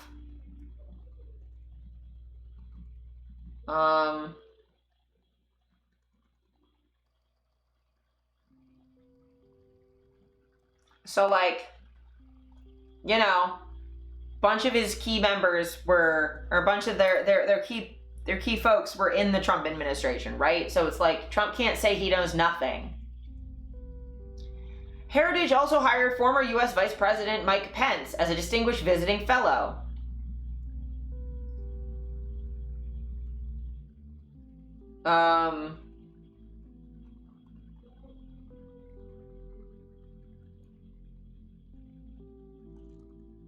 But yeah, like, the Heritage Foundation completely reversed its position supporting military aid to Ukraine, which it previously supported. One Heritage employee had been required to remove a Twitter post condemning the January 6th storming of the Capitol. Like, they're a problem. They are a problem. So yeah, I just wanted to like cover that briefly, that there's like history there of like, you know, this brief one line about helping Ronald Reagan. Like, there's an entire history of like a bunch of Reagan's policies directly written by the Heritage Foundation, right? Okay. A year into his term, the think tank boasted that the Trump White House had adopted nearly 2/3 of its proposals. So again, he can't say that like Project 2025 has nothing to do with him when he's taken on their proposals before in his last presidency. The Project 2025 report was unveiled in April 2023, but liberal opposition to the document has ramped up now that Trump has extended his polling lead. The Republican nominee himself has distanced himself from the proposal. I know nothing about Project 2025. He posted on his social media website, Truth Social. I have no idea who's behind it. That doesn't make sense. I disagree with some of the things they're saying, and some of the things they're saying are absolutely ridiculous and abysmal. That just sounds like random bullshit. He's just trying to save face, you know?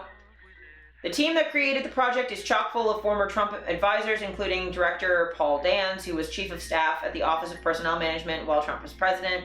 Mr. Dans left the project in late July, clearing the way for Heritage Foundation President Kevin Roberts to take over. He said he was leaving during the presidential election season in order to direct all my efforts to winning bigly.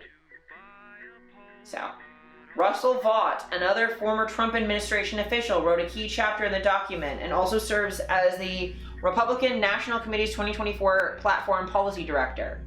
Okay? So the RNC 2024 Platform Policy Director, let's go back, wrote the goddamn foreword to Project 2025. Alright? It's right here. He's right here. Okay?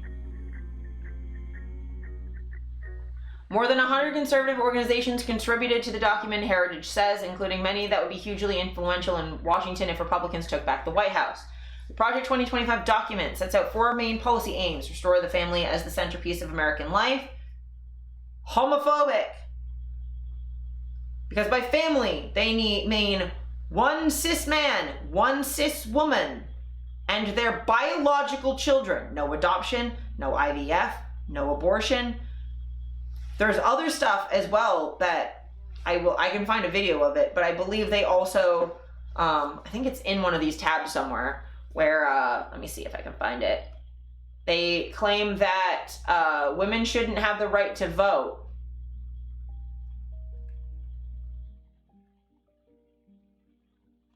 Yeah.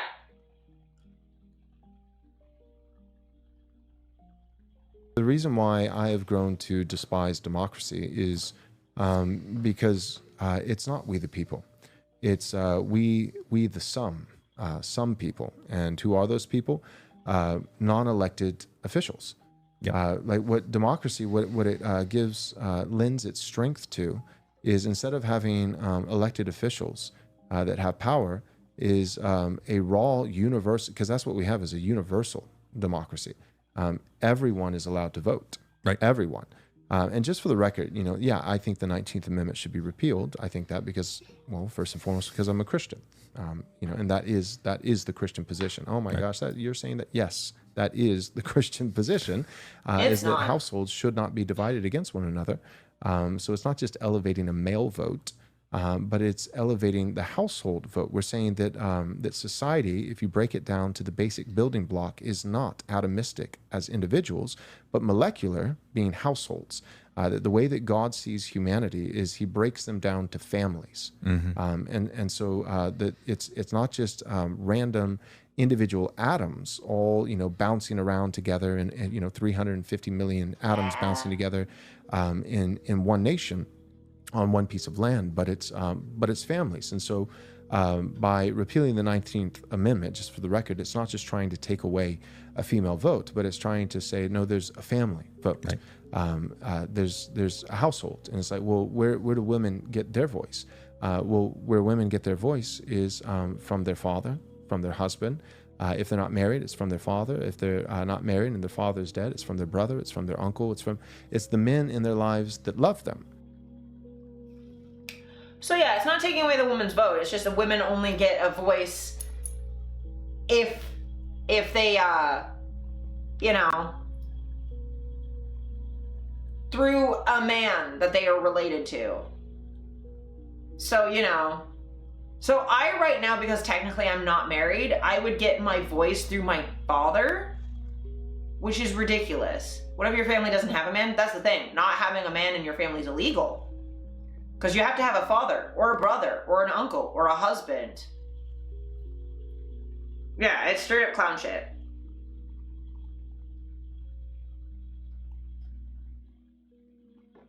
Also, fuck being under my father's thumb my whole life. I love my dad, but he's not my family anymore. I mean, like, he's family, but he's not like... Yeah, not in that way.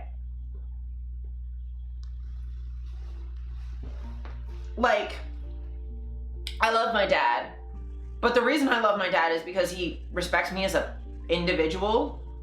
So when they say that they want to make the family the foundational unit of the country, they mean specifically this concept, right?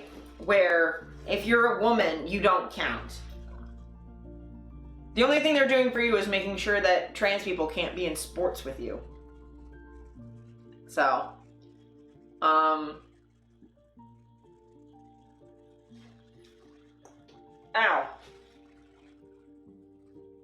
But yeah, it's just, it's ridiculously frustrating, and it's also, right, he says, what if you were single with no father and you have no uncles, you were just a useless, listless woman? I'm seething. Yeah. Because that's the thing. If you don't have a father, you don't have a grandfather, like all of the men in your life have died, and you haven't married yet, they're gonna come up with some way to describe you as hysterical and incarcerate you. Like, you don't get a voice. That's never a thing. Right?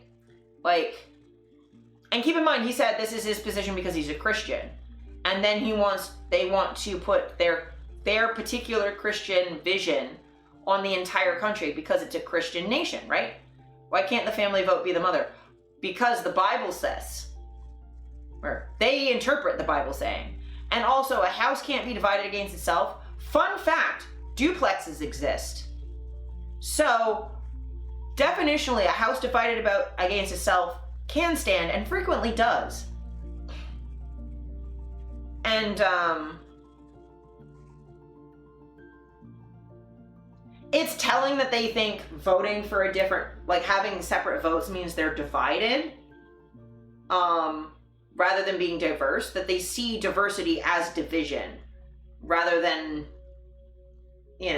multiple people of different backgrounds coming together.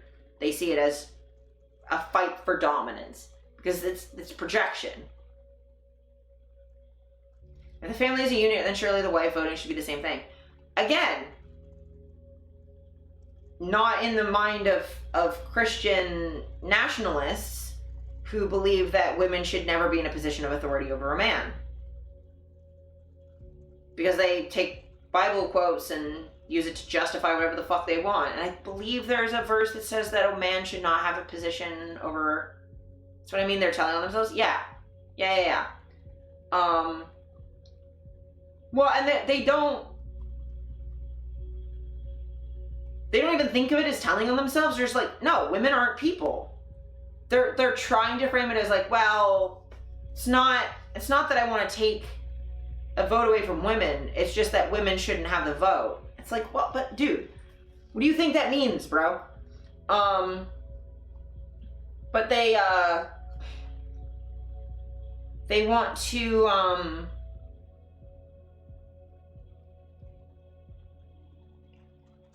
they want to get rid of a woman's right to vote. They, and notice how he starts with, like, you know, democracy should be everyone gets the right, but it's not, only some people get to vote. And then he pivots later and says, you know, we allow everyone to vote, but we should have it as families and not like atomistic individuals. And like, you know, that's a whole fucking thing that he just said there. Because the first thing was him dog whistling about how we might vote, but we don't actually have control because of the deep state. Conspiracy shit. And then pivots around to be like, yeah, but well, families should vote and not, like, women shouldn't be voting. Because I'm a Christian and I say so, and I don't really care if you're not Christian, or even just Christian, but progressive, right? Because part of what my reaction was is that that's not the Christian position, because there is no the Christian position. There are many denominations of Christianity. There's as many interpretations of Christianity as there are Christians. There is not one universal Christian position on anything. The same way that there's no one satanic position on anything. There's no one Jewish position on anything. God, there's a running joke that I heard when I was in synagogue with my aunt, that if you have two Jewish people in a room, then you have 3 opinions. We don't have much control because corruption, but I don't think it's conspiracy, just greed, and we should try anyway. Yeah, absolutely. Like, greed is a thing, and corruption is a thing, but it's not like there's like some secret cabal trying to control everything. You know what I mean? So yeah, just know that, like, that's what they mean when they're like, you know, we want the family.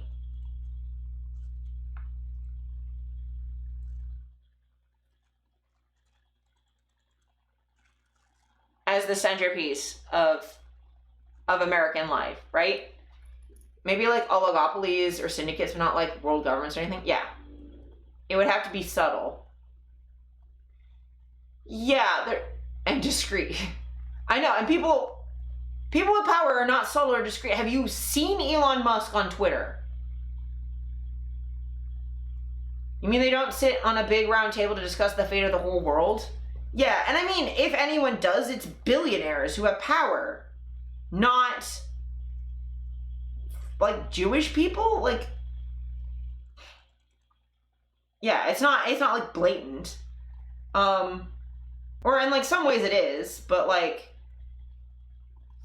billionaires do control things because they have a level of wealth where we've set up a system where if you have money, you can buy control. But that's not because, thank you, Steffi.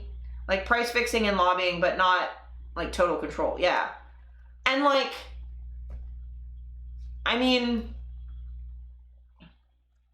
at the end of the day, they can't have total control because regardless, we still have the ability, like, they have to get their food from somebody. They're not fucking farming. Someone's making their food.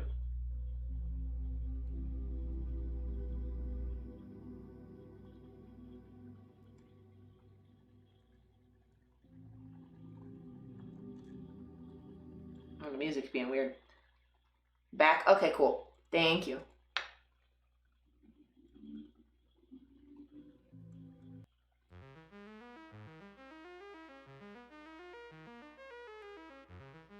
But yeah, like, there's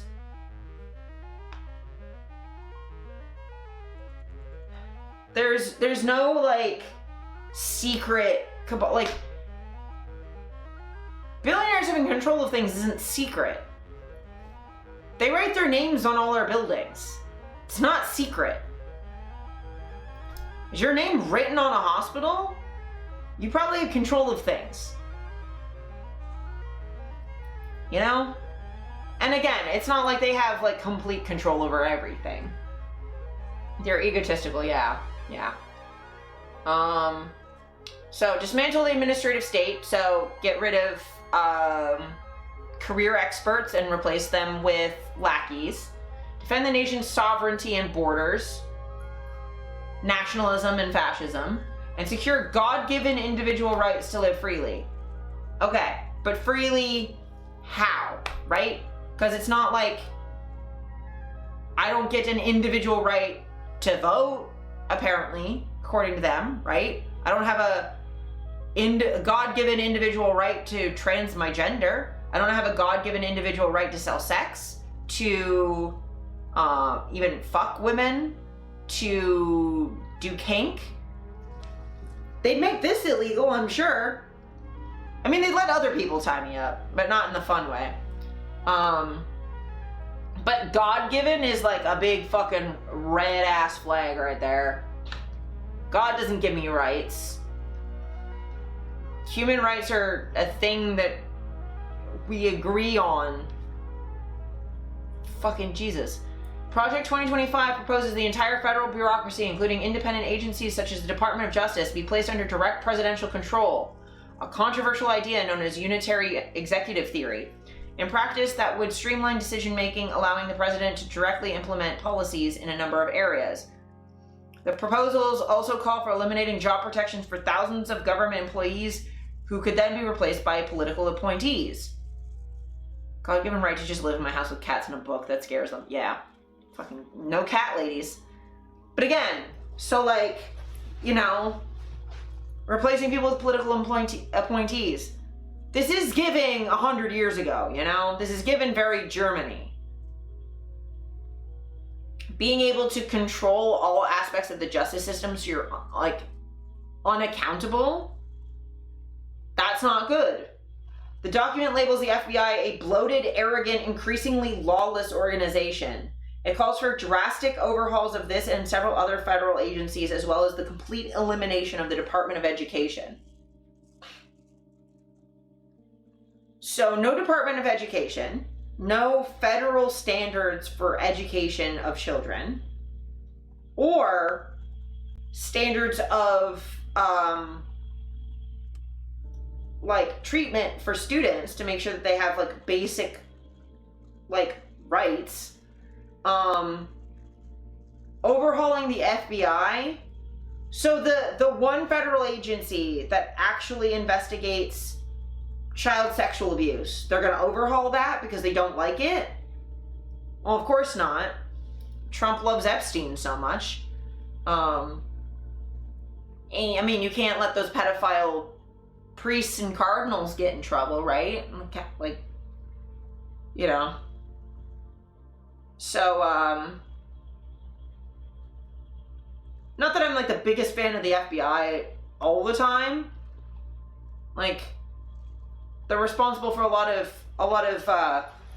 harm to civil rights activists. But, you know, if I was going to say there would be an overhaul, I'd be like, you know, I would say, like, you know, we need to increase the standards at the FBI to make sure that they're, you know, there's ways of phrasing it that's, like, not as fucking scary as this, and it's contextual as well. What does the Republican Party platform say? The party platform includes a proposal to declassify government records, root out wrongdoers, and fire corrupt employees, pledges to slash regulation in government spendings, but it stops short of proposing a sweeping overhaul of federal agencies as outlined in Project 2025. Even just the Republican Party platform, though, declassifying government records, sure, transparency is not the worst thing, but, like, you know, you just gotta be careful about, like, Trump had a tendency to out, like, intelligence operatives.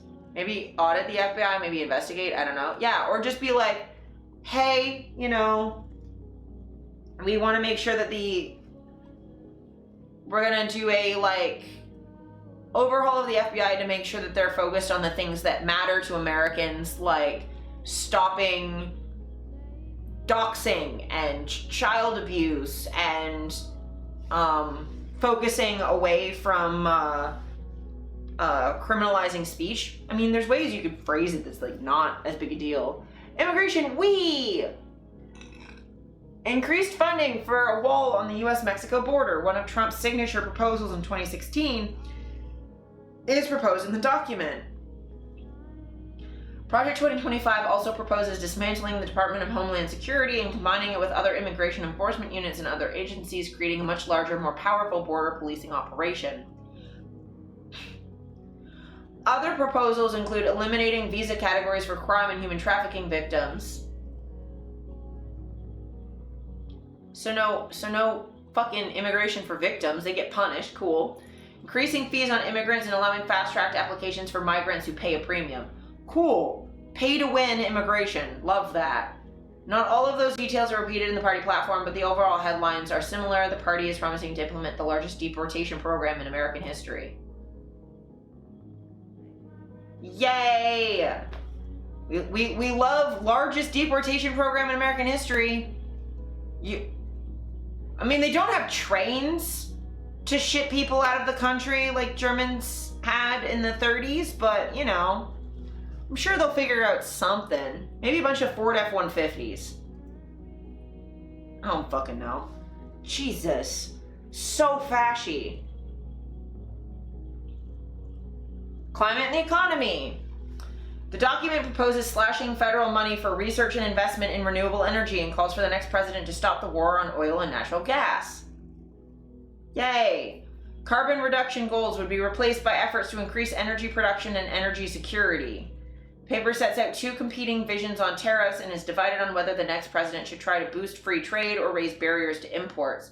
But the economic advisors suggest that a second Trump administration should slash corporate and income taxes, abolish the Federal Reserve, and even consider a return to gold-backed currency. Fucking century are we in? Jesus. But, considering we've had some of the hottest summers on record in the last every summer, it's been hot as shit.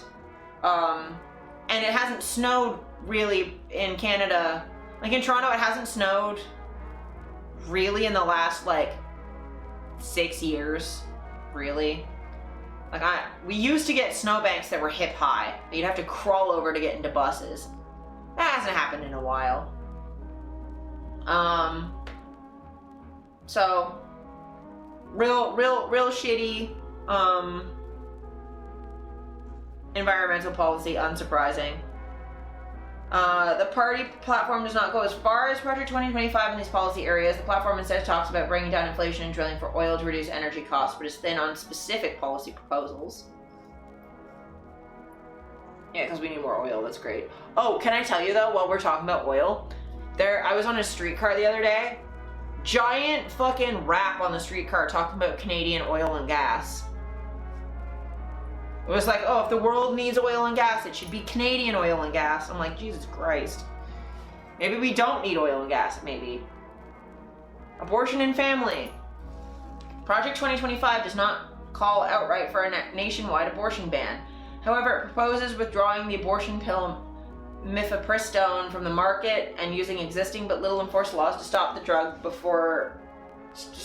being sent through the post. I need a pillow. Pillow. Sorry.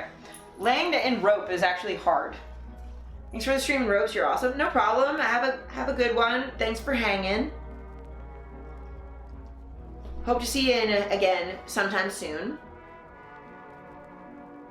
The document suggests that the Department of Health and Human Services should maintain a biblically based... Oh, sweet Satan. The Department of Health and Human Services should maintain a biblically based, social science reinforced definition of marriage and family.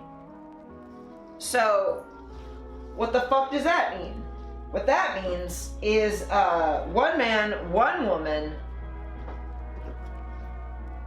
as Bible God intended, I guess.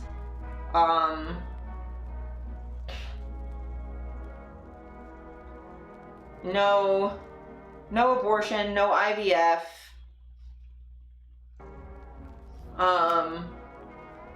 No gay marriage, no social transition, no adoption, probably, or maybe adoption, but not for gay people. Yeah. Not great stuff. On this issue, at least, the document differs fairly substantially from the Republican platform, which only mentions the word abortion once.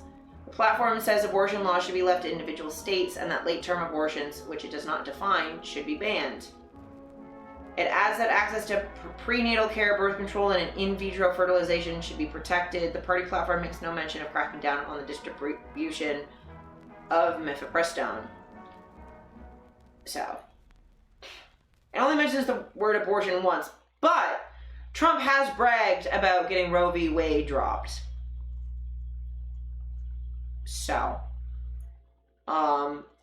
says left to individual states, but a lot of individual states have banned abortion.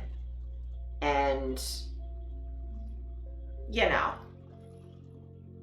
Tech and education. Under the proposals, pornography would be banned. And tech and telecoms companies that allow access would be shut down. So, this is what I've been yelling about for fucking years, right? So I'm trying to keep my leg in frame. It's also not just pornography. Keep in mind that these people think being queer is itself pornographic, that talking about sex education at all is pornographic.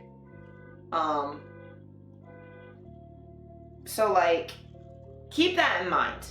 That when it says it's going to ban pornography and shutting down any company that allows pornography, that includes talking about queerness.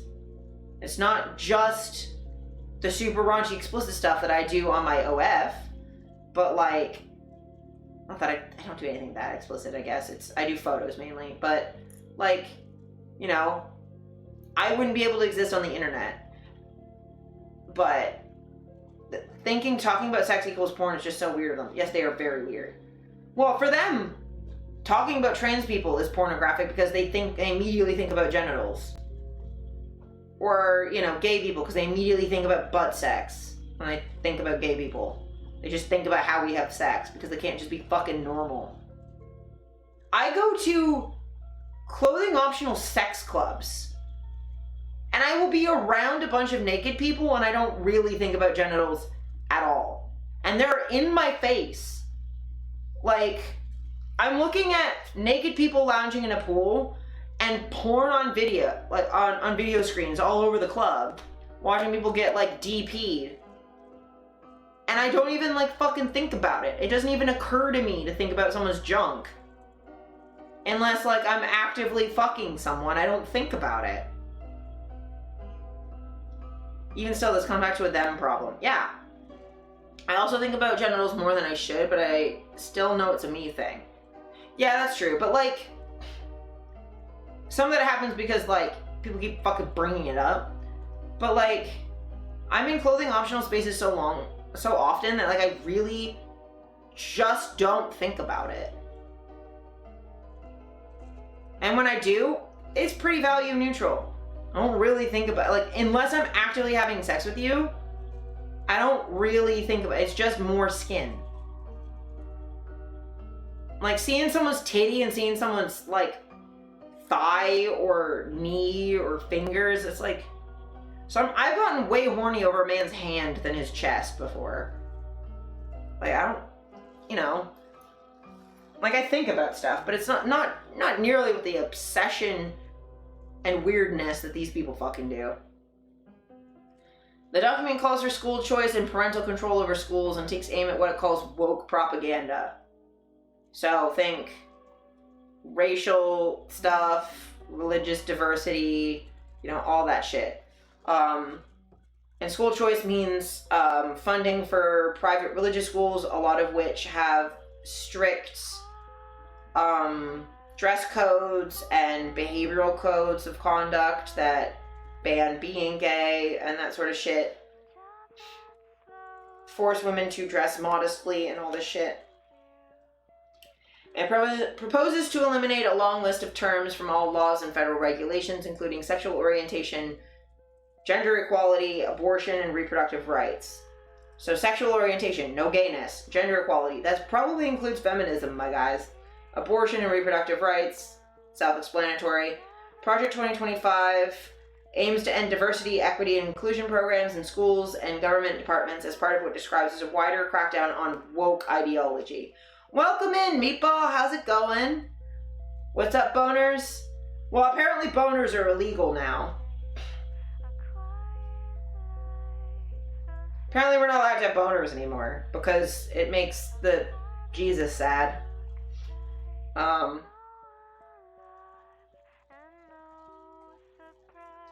But yeah, crackdown on woke ideology is just code for conservative social control and domination. Well, I do love crime. I mean, be gay, do crime, right? I mean, this is taking be gay, do crime to like a fucking ridiculous level, but you know.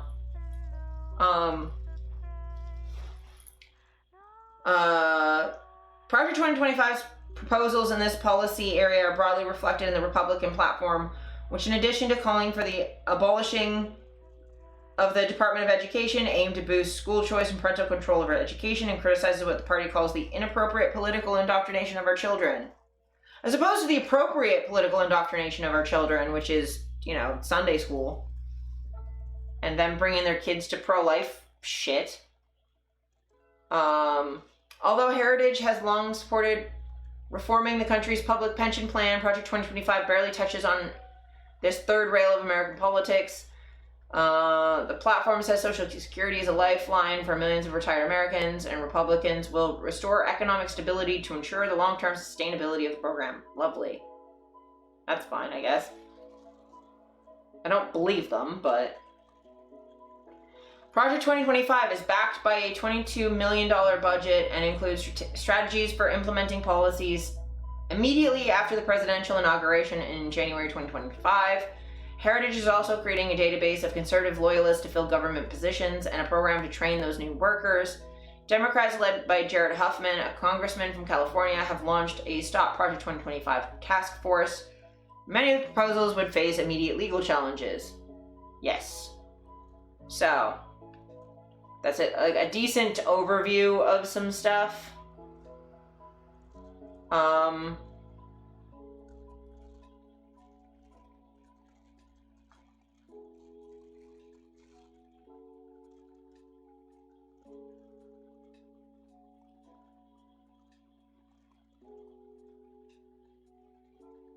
So, let me see.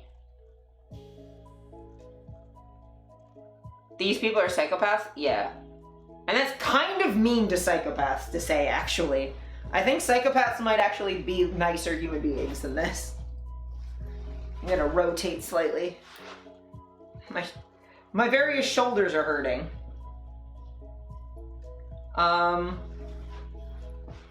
True, yeah.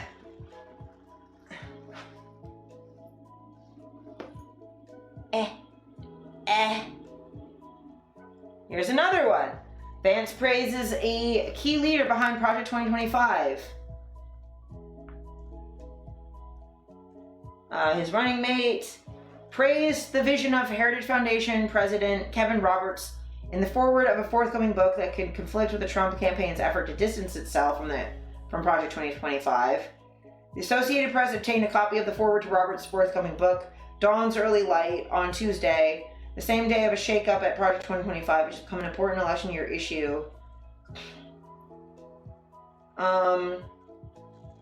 Never before has a figure with Roberts' depth, stature within the American right tried to articulate a genuinely new future for conservatism, Vance writes in his foreword. The Heritage Foundation isn't some random outpost on Capitol Hill. It is and has been the most influential engine of ideas for Republicans from Ronald Reagan to Donald Trump. Vance's words, which echo Roberts' frequent calls to tear down U.S. institutions entirely to start anew, show the overlap between Trump's closest allies and the people fueling Project 2025. Still, Vance spokesman William Martin distanced Vance and Trump campaign from the project. Forward has nothing to do with Project 2025, and Senator Vance has previously said that he has no involvement with it and has plenty of disagreements with what they're calling for. Only Trump will set the policy agenda for the next administration. Trump's top aides have repeatedly criticized organizers of 2025 for what they say is a false impression of that the transition effort is associated with the campaign.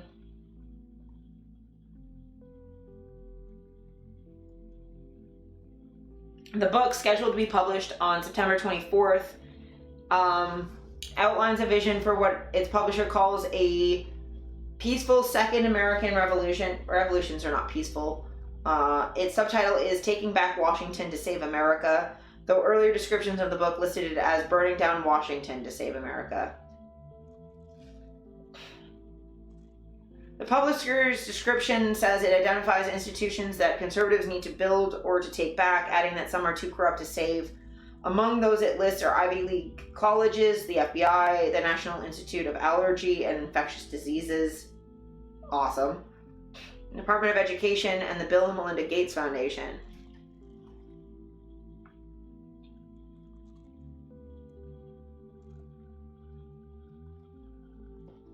In his forward, Vance calls for something more than removing bad policies, but instead rebuild.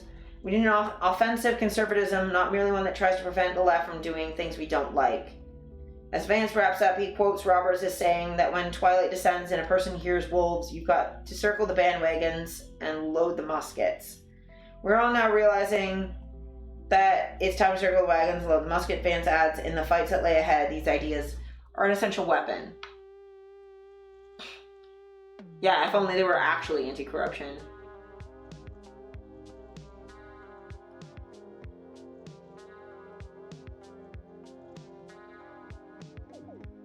Vance also writes about things he and Roberts have in common, including difficult upbringings, influential grandparents, and a Catholic faith. He also writes about parenthood, which has been a contentious issue for him recently after an interview resurfaced where he said Democrats running the country are childless cat ladies who are miserable at their own lives and the choices that they've made, and so they want to make the rest of the country miserable too. In the book, he praises the idea that we should encourage our kids to get married and have kids and teach them that marriage is a sacred union. That, he says, comes from the old American right that recognized correctly that cultural norms and attitudes matter.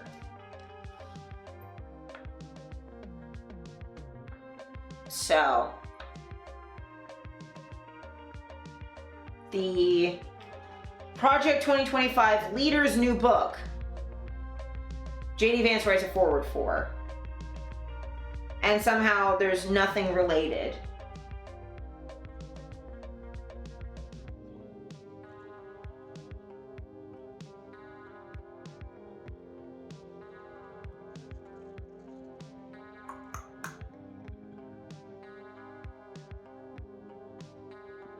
I'm reading another article about it.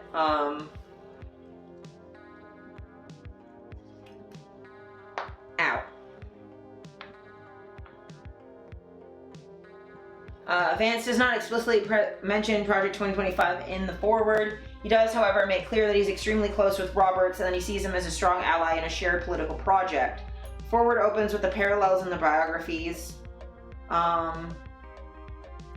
Over the 3-page forward, Vance singles out Roberts in the areas where the two most strongly align politically. First, he praises Roberts for his willingness to criticize corporations and break with the GOP's free market orthodoxy. Then for his strong emphasis on the family. Roberts is articulating a fundamentally Christian view of culture and economies by recognizing that virtue and material progress go hand in hand. Yeah.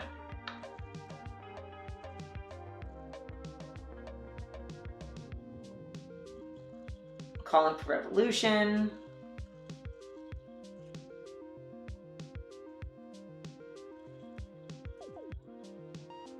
Here's the text in full. Okay, cool.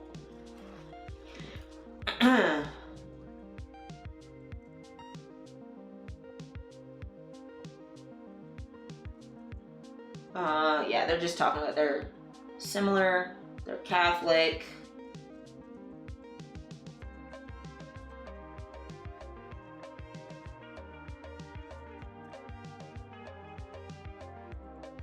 Never before has a figure with Roberts' depth and stature, blah, blah, blah. The Heritage Foundation, yay! The most influential engine of ideas for Republicans from Ronald Reagan to Donald Trump.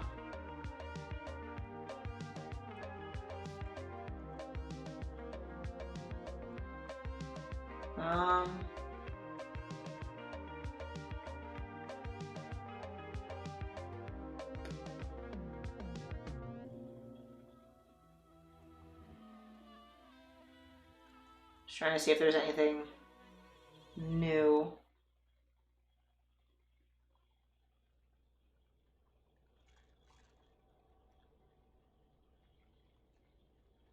I mean, a private company that can censor speech, influence elections, and work seamlessly with intelligence services and other federal bureaucrats deserves the scrutiny of the right, not its support. I don't fully disagree with that, but like, I see them weaponizing that rather than actually taking that influence away. They're just using it. Robert sees a conservatism that is focused on the family.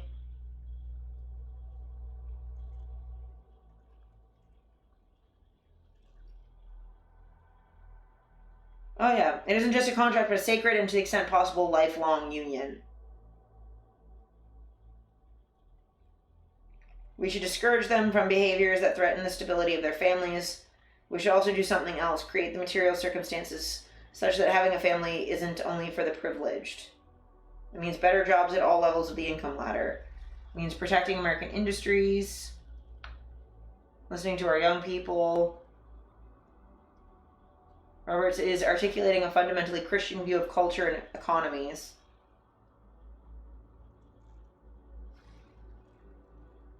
I mean, yeah, you should listen, but like your weird conservative bullshit isn't actually going to help.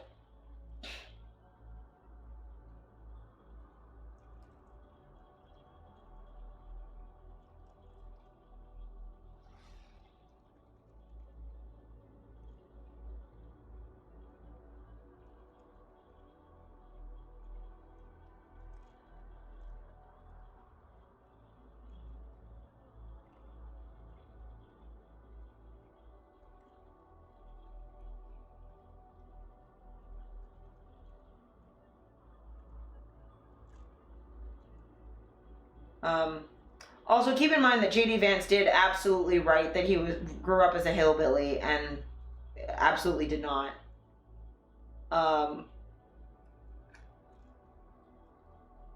But yeah. So let me see.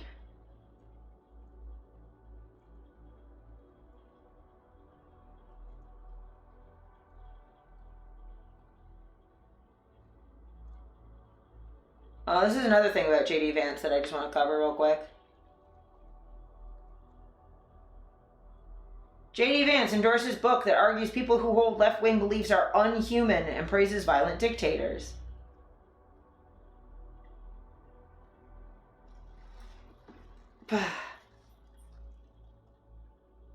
Book by far-right provocateur and conspiracy theorist Jack Posobiec, titled Unhuman, seeks to tell the story of what Posobiec calls the untold story of the communist revolution and how to stop the next one.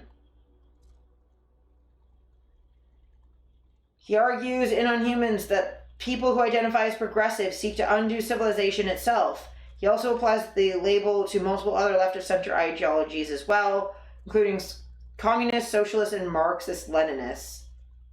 Alright.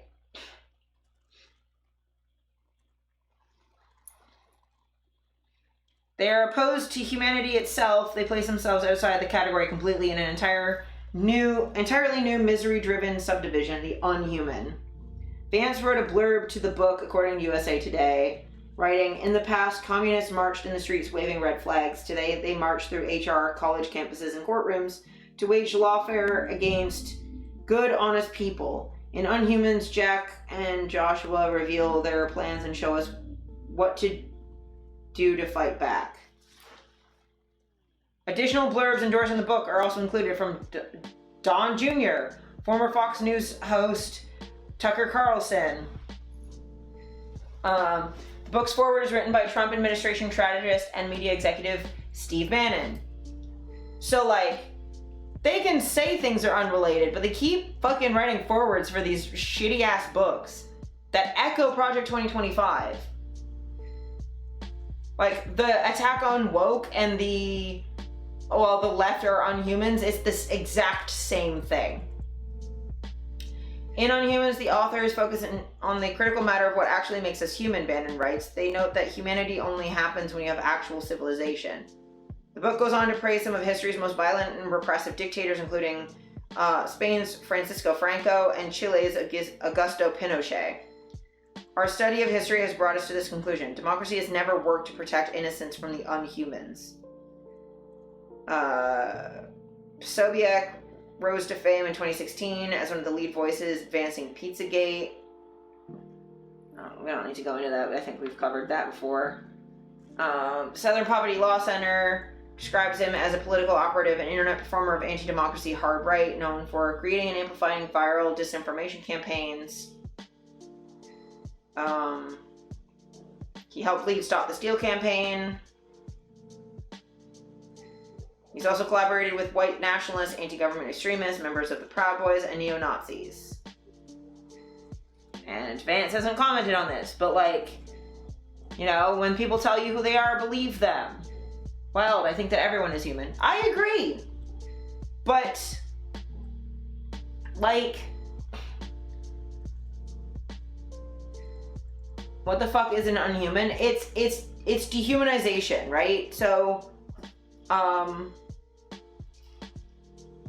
think of it similarly to like, not even non-human, unhuman. That's the thing, is we're not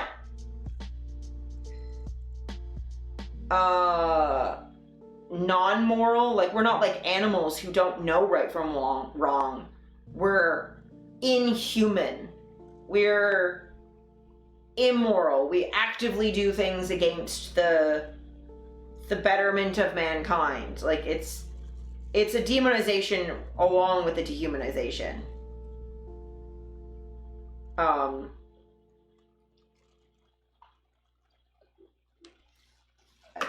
Hydrate. But yeah, it's a whole ass thing, you know?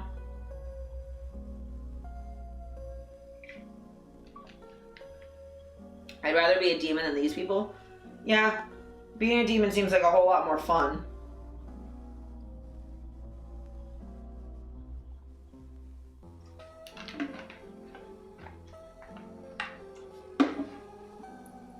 But like, you know, the like stuff that the Trump campaign has said, like they can try and distance themselves from Project 2025 all they want, right? But if they're going to, as part of, like, okay, Trump's running mate, JD Vance, keeps saying unhinged shit that mirrors Project 2025, hanging out with the people who wrote Project 2025, especially the head of the Heritage Foundation, praising the Heritage Foundation. A bunch of former Trump staffers are working on Project 2025, and at the very least, they rhyme. Like,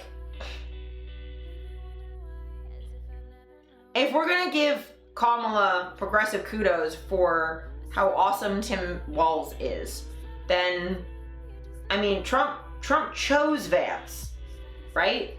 He said, this is the dude, if something happens to me, I think would make a good president. His first major decision. And he picked someone who thinks that,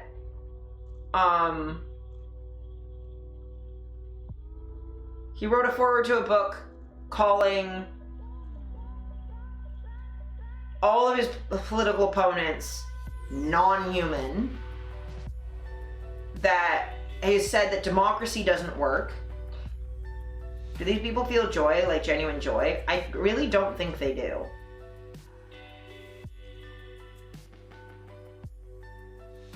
Like sadistic joy maybe, but I don't think they actually feel real joy. I think they're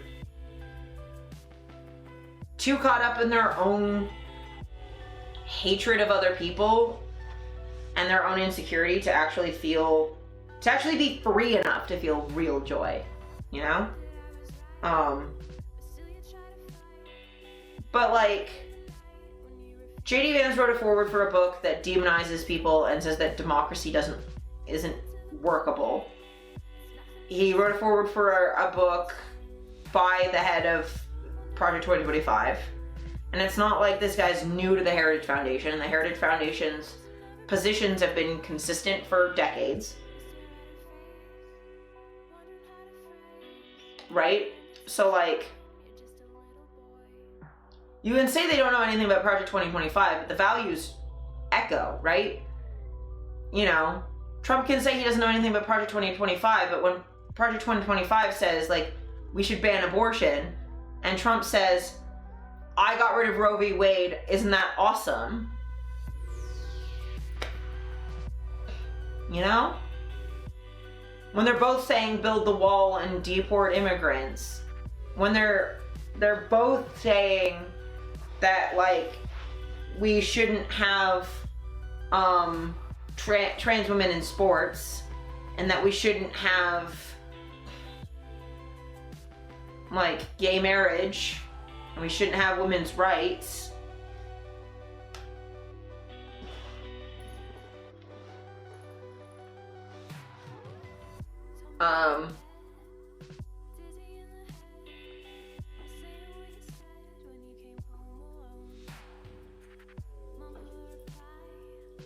So, let me see.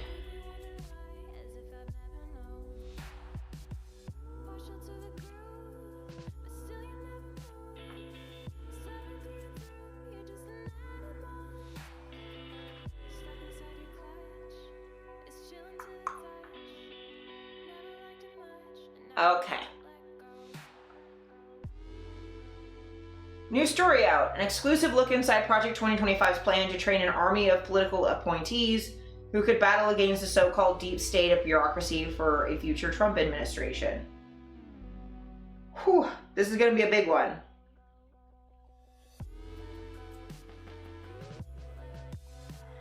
I gotta rotate my leg some more. This is a lot of reading, so I'm trying to stay comfy.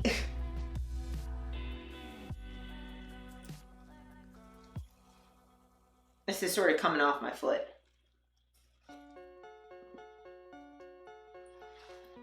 I'm just gonna...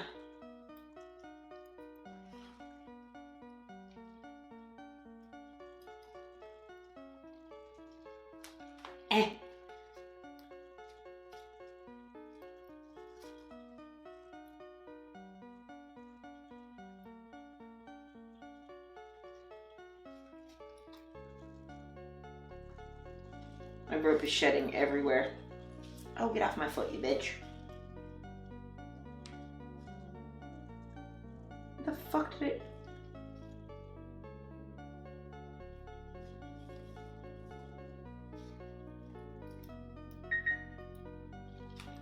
There we go. I'm just gonna leave this dangling for like, who was texting me?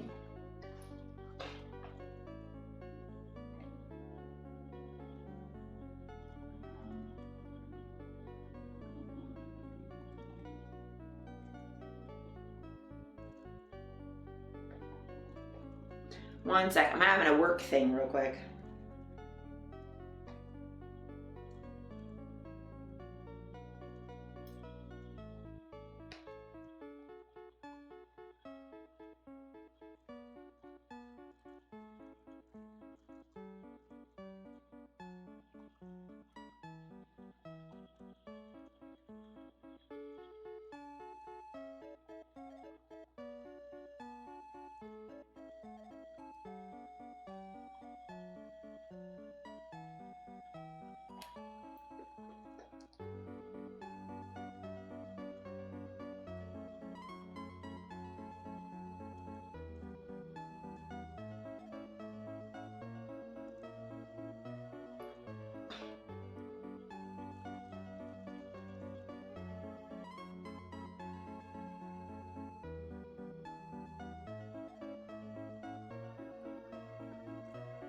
Why is food so sharp?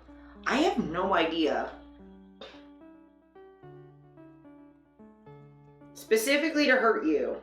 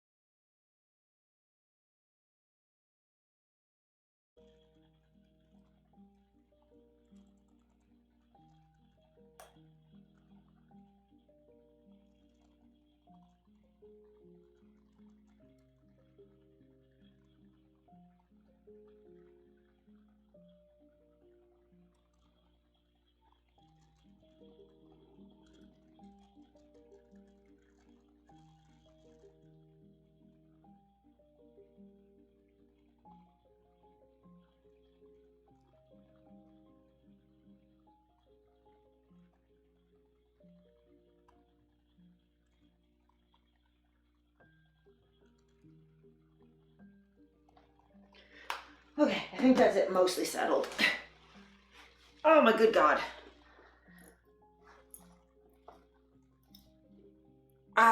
Okay. Okay. So, this is the thing I really wanted to cover. I'm sorry for the fucking being gone for like 5 minutes. But, I really definitely want to get into this behind the scenes stuff. A source provided ProPublica, and it's documented with the vast majority of Project 2025's training videos for its Presidential Administration Academy. 23 videos totaling more than 14 hours of material. These videos were not meant to be public. So, I'm gonna open the ProPublica thing so we can read that after, assuming it'll let us. But so you know how they were saying that they wanted to get rid of, you know, the deep state and replace it with political appointees that they control. These videos are training videos for that process, right?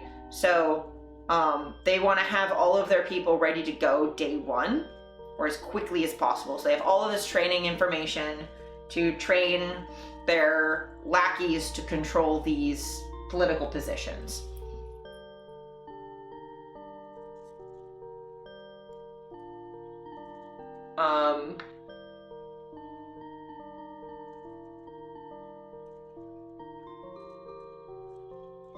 Yeah. Once we got the videos, we verified them. We published our exclusive story with key findings about what and who are in the videos. We also published all of the videos. You can watch them. So what did we learn from the training videos? I'm going to tease out a few key revelations and findings from our reporting. Project 2025 speakers offer some extreme policy suggestions.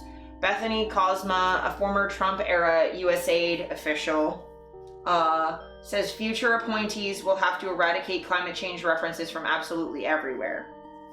So we're gonna watch this shit, and we're gonna see it from the fucking horse's mouth is what we're gonna do, while I figure out what the fuck is going on with the rope and shit. I'm just gonna leave that there. Climate change, allegedly, is everywhere. And if the American people elect a conservative president, his administration will have to eradicate climate change references from absolutely everywhere. And according to our intelligence community, the #1 threat facing our country today is, drumroll, climate change. Not Russia, not China, not AI, climate change. This shows how the federal government is all in on this issue. And climate change activists wield a lot of power. This is an issue to pay attention to as it has infiltrated every part of the federal government. Now, when I think of climate change, I immediately think of population control, don't you? I think about the people who don't want you to have children because of the impact on the environment. Perhaps not everyone will make that connection, but after spending time in the international space trying to protect life, I can tell you that this is part of their ultimate goal, to control people. So, okay. So the thing I have to say about that video is, one, climate change is a massive threat. It's a bigger threat than fucking Russia because it's global and unstoppable unless we do shit. It's just kind of gonna happen whether we want it to or not, right? Oh, have we moved on to 2025 in the environment? Oh yeah. I'm just kind of covering all of the training videos that have come out, because I did like also welcome in Pine. I did a bunch of the background stuff on like Heritage Foundation and the ties to JD Vance and all that jazz. So now we're working on all the training shit. But the thing is, I will say she does have a point in when she talks about population control. Not that that's actually what the environmental movement is about. Oh, neat, derogatory, yeah. So when she says environmental impact and population control, what she's referencing is eco-fascists, and they are actually a problem, and I'm not going to pretend like they don't exist just because I hate Project 2025, okay? Eco-fascists exist, and every single eco-fascist is responsible for making this shit seem reasonable, all right? So if you're out there and you're like, overpopulation, shut the fuck up. You're a fascist. Shut up. I don't have time for that. If you're saying that there are too many people when the vast majority of people on the planet are in India and China, what you're saying is there are too many people of color and you're a racist and you should stop talking. We can't ignore the environment just because of eco-fascists. Exactly. And I can't ignore eco-fascists just because of regular fascists. Like, I have to hold all of these things in my brain at the same time, and I know it's complicated, but I've figured out how to do this one as a child, so I can do this. This is a thing that I can manage. I'm actually impressed with how well I did that, actually. But yeah, it's just, there's...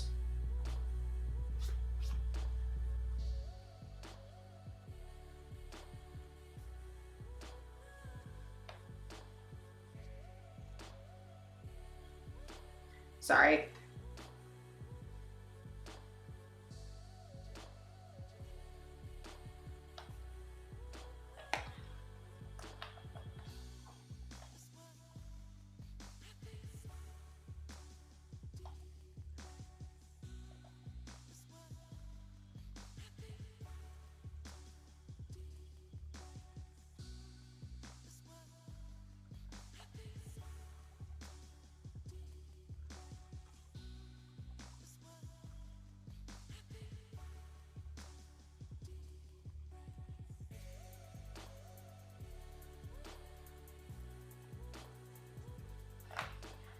Can we make all the flavors of fascist have a cage match to the death? Proceeds go to infrastructure maintenance. You know, that's not a terrible idea. But yeah, so eco-fascists exist. It's an actual problem, and we can solve the environment without telling people they can't have children. Now, does having children have an impact on the environment? If you're in the West, yes. I think there is overpopulation, but that's more of a systemic and allocation problem, not a population control problem. Yeah, it's not so much that there's overpopulation, it's that there's an overconsumption problem that's exacerbated by having more people also overconsuming. So, like, the amount that one child in North America consumes versus like 6 in rural China, by telling corporations they don't have, yeah. But like, it's not that we don't have enough to support all of the humans that we currently have. It's that we don't have enough for all of the humans we have to consume at Western levels. And like, really, most of the pollution and stuff is by a small number of corporations and extremely rich people. Like, Taylor Swift doesn't need to be taking a private jet everywhere. The Kardashians don't need to be taking fucking private jets everywhere. Could you jet pool, maybe? The amount that the dairy industry pollutes versus how much is overproduced because of capitalist quotas is infuriating. Yeah, so like, yes, the dairy industry pollutes, and like cow farts are, I guess, greenhouse gases, but like, there's a difference between the small amount of pollution that would happen from the amount of dairy cows that are needed versus making so much milk that it needs to be dumped out. When we're overproducing beyond demand, and also dumping that out while there's people hungry, right? The issue is a problem of capitalism, not a problem of any individual. Like, you know, we produce enough food to feed everyone on Earth comfortably, and we throw almost all of it out. We throw out so much food, we waste so much food, and it's not you not being able to finish a little bit of scraps of leftovers in your fridge before it goes bad. It's grocery stores throwing out pounds and pounds and pounds every week rather than give a homeless person any of it. It's every food service job I've ever had where I've had to throw out perfectly good pizzas rather than have some while I was starving. It's, you know, grocery stores throwing out food because it's not pretty enough to put on the shelf. It's charging so much that no one can afford it, so they dump it. It's like producing so much of it that it can't sell, or the prices are so low that like producers can't even pay for shit. The issue is the structures, not the individual choices, and while our individual choices can help, we can't no waste ourselves out of this. Yeah. Or like I like to compare it to things like I can reduce like how many plastic single-use utensils I use, right? By reusing stuff or using biodegradable alternatives, though fucking the straw thing still makes me mad. But if I need to get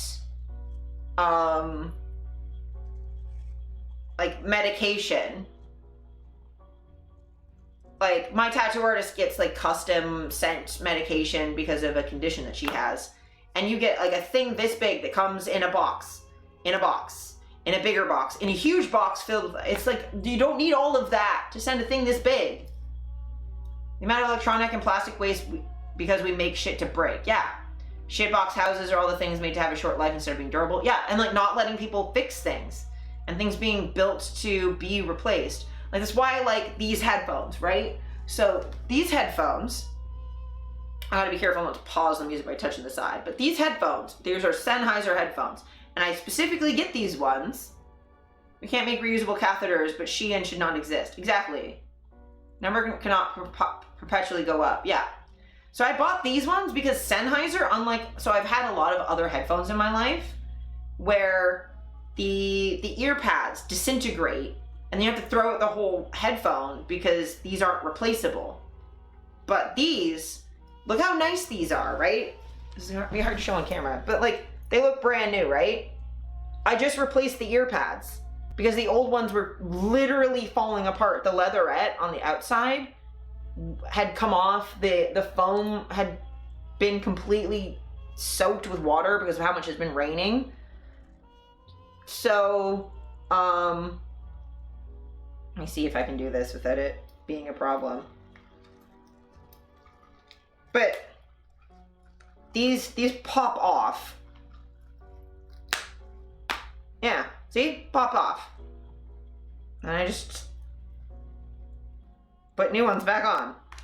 So then I'm just replacing the fucking ear pad and not the entire fucking headphone. So like all of this stuff not being like wasted. Oh my god, getting this back on is gonna be a thing. But you know what I mean? Like, I'd rather have something like this where I can like replace parts. And like I've replaced the cords multiple times. Pop off gang, thank you. Oh my god, trying to get this back on. This is a me problem, not a product thing. I'm just bad at putting the shit back on. Big mood. Why I buy headphones with replaceable cords? Yeah, so the cord comes off of this. I mean, it's the same cord to charge as it is to plug it into stuff. To my computer, and then it's also got a regular 3.5 millimeter cord. Mine are nice, they just twist off. Yeah, this is a snap-on, and I'm terrible at this shit. Mango. Hello, Hype Mangoes. Thank you for the mango. I appreciate it.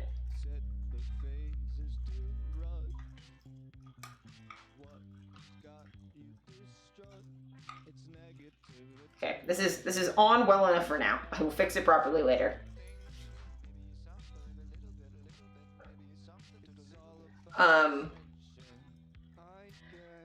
But yeah, so it's like a waste thing, right? So like having stuff that you can replace some of it, or the push to get rid of the 3.5mm cords on phones make me want to bite Apple. Yeah, I'm really mad. I'm really mad about that.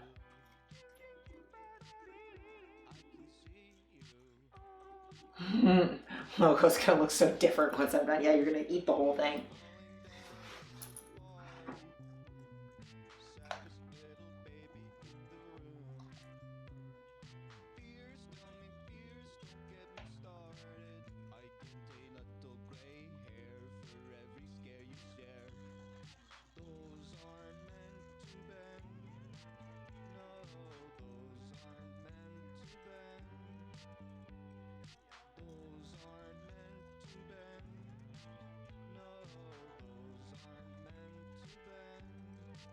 Fuck, AirPods are such an environmental nightmare. Yeah.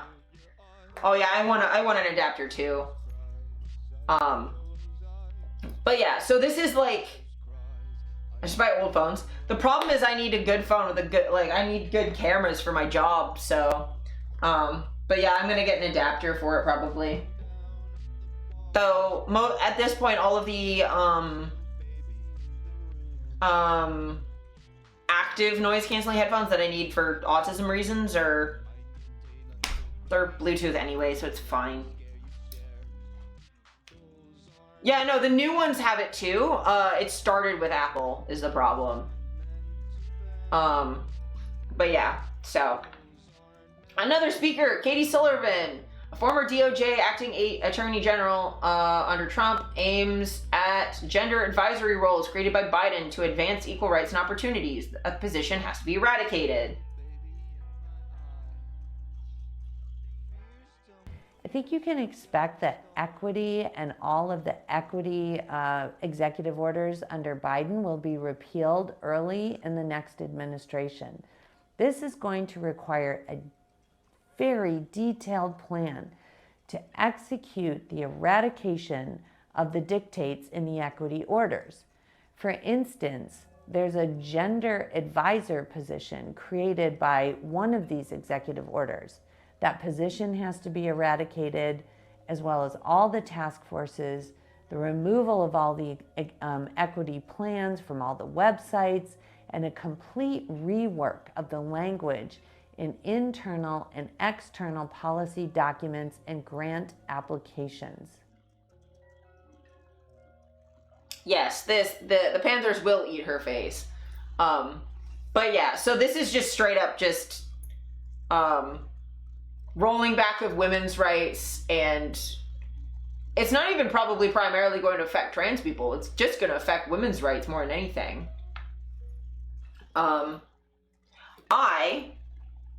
I apologize. I have to pee again. But I have this on, so I'm gonna have to untie this and then do a BRB and then come back, and I'll do another poll for if you want me to tie something else. But I have to pee again because I drank so much water. But yeah. But as you can tell, like they're starting with like their entire plan is to get rid of like anything that would baby bladder for babies. I mean, yeah, a little bit. But they're getting rid of anything that might help anyone with anything, honestly. Where the fuck is that going? What? Where did I? There it is. But they're I don't think repealing things is the worst, but man, are they so corrupt, they will only repeal the actual helpful things. Yeah, like they're repealing like, oh, we have this position to make sure that we're like considering like sexism and like making sure that like women have like access to shit. Oh, so we're gonna get rid of that role. We're gonna get rid of the role that says women are people, and we got to make sure that all of our policies treat women as people. We don't want that.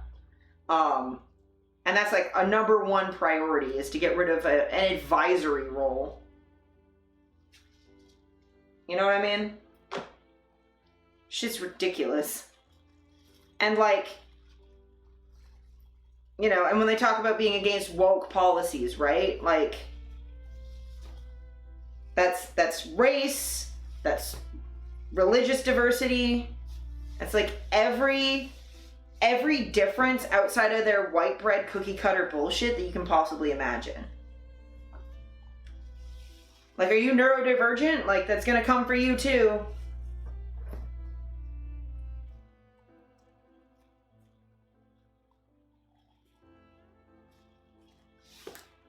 I'm free. But yeah, it's very much a leopards eating faces party, right? You're free to we? I am free to we! You're free to we. Oh my god. Y'all. Okay, let me run a poll.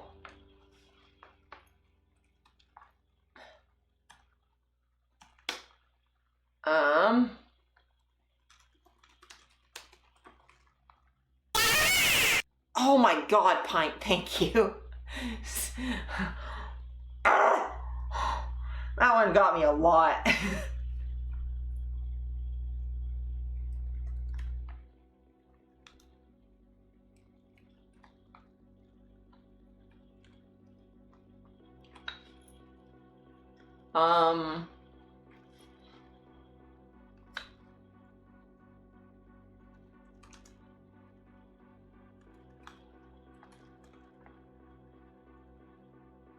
Here you go. I'm gonna set another fucking BRB with ads, and then pick what else you want me to tie, alright? Be right back.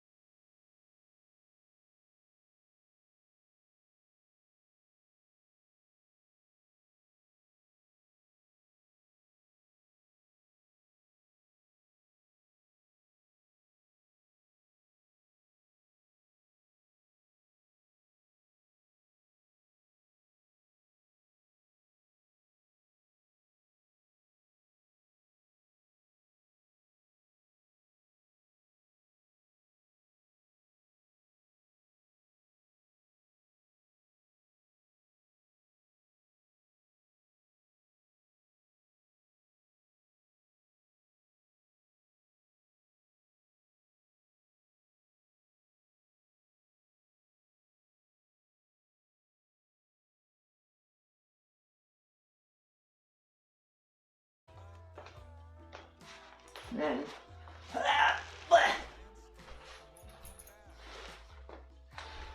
Okay. That works. You can stand in the back corner again. I can, but then I can't reach anything. But yeah. The speakers know that Project 2025's agenda is far-reaching and aggressive. In another video, Dan Huff, a former legal advisor to the Trump White House, says future appointees are right to be worried. Thank you, Pint. About personal or professional blowback. That's a real danger. Trying to think what hip harness I want to do.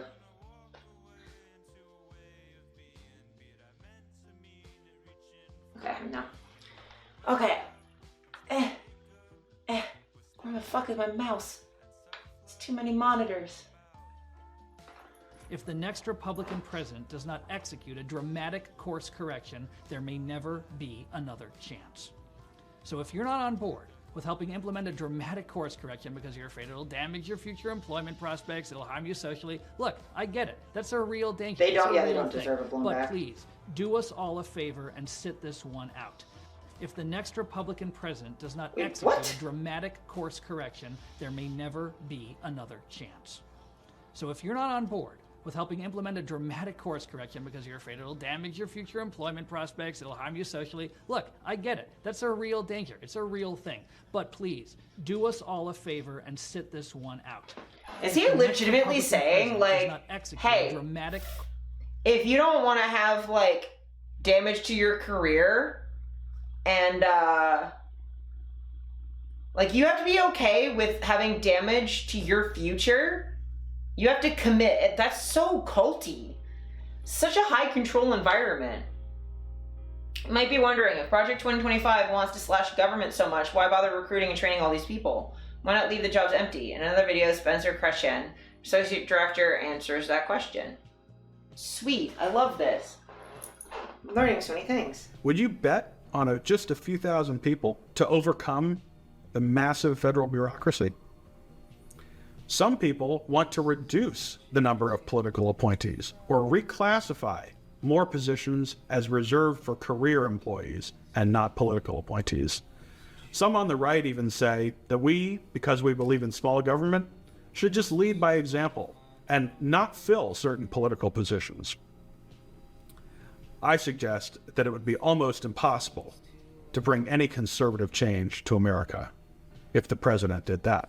So, who are these political appointees? Well, some you've heard of. Some are household names. The Secretary of State, the Secretary of Defense, really any cabinet secretary. But those are just a small fraction of all political appointees. Most political appointees are people you haven't heard of. Now, the ones I mentioned, like the cabinet level people, those are what we call PASs, or Presidential Appointment with Senate Confirmation. Their offices are created by statute, and their salary is set by law. In addition to presidential appointments with Senate confirmation, there are also PAs, presidential appointments that don't require Senate confirmation. An example of a PAS is the Deputy Secretary of Housing and Urban Development. An example of a PA, presidential appointment without Senate confirmation, is the Treasurer of the United States. But that's not all the political appointees. The ones who aren't appointed by the president directly are hired under various authorities, various hiring authorities. The most common authority is Schedule C. This refers to accepted federal service that is confidential or policymaking in nature. Schedule Cs include 22-year-olds just out of college working their first job. They include seasoned veterans of multiple administrations who've come out of retirement to work for the president they love. And they include everybody in between. A majority of political appointees are Schedule C appointees. Another prominent hiring authority that is used for political appointees is the Senior Executive Service, or SES. Specifically, This is so in the non-career weeds. SES. Well, it's just The Senior explaining like Executive how the deep Service state was works established during the they're gonna presidency of hire Jimmy people to Carter in the do. 1970s, and it what was positions designed they're to gonna put ensure that people in. well-qualified people could serve in the federal government at executive levels above the normal civil service. About 10% of SESs can be non-career or political. So a good percentage of political appointees are hired under SES authority.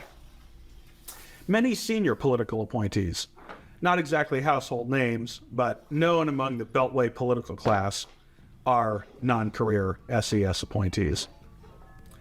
Now, every 4 years, the government publishes a report to Congress on policy and supporting positions. It's informally known as the Plum Book, and I highly recommend that you check it out. In December of 2020, the most recent Plum Book, across all federal agencies, there were 1,118 PAS positions, presidential appointment with Senate confirmation. There were 354 PA positions, presidential appointment without Senate confirmation. There were 724 non-career SES positions, and there were 1,566 Schedule C positions. That's a total of 3,762, right between that 3,000 to 4,000 number that I mentioned earlier. Now, the federal bureaucracy is very complicated, and there are all sorts of rules about creating new positions that are accepted.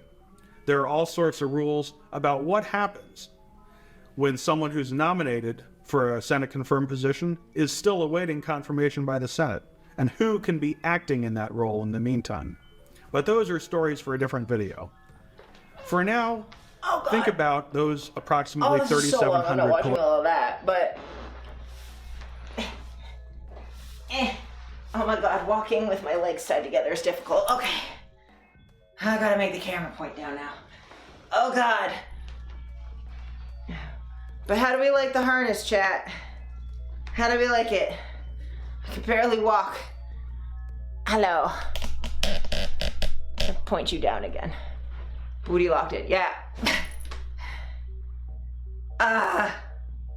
Hello. Perfect. I just do a little. I'm a little penguin. I can't walk, okay. Jeebus Cribmus.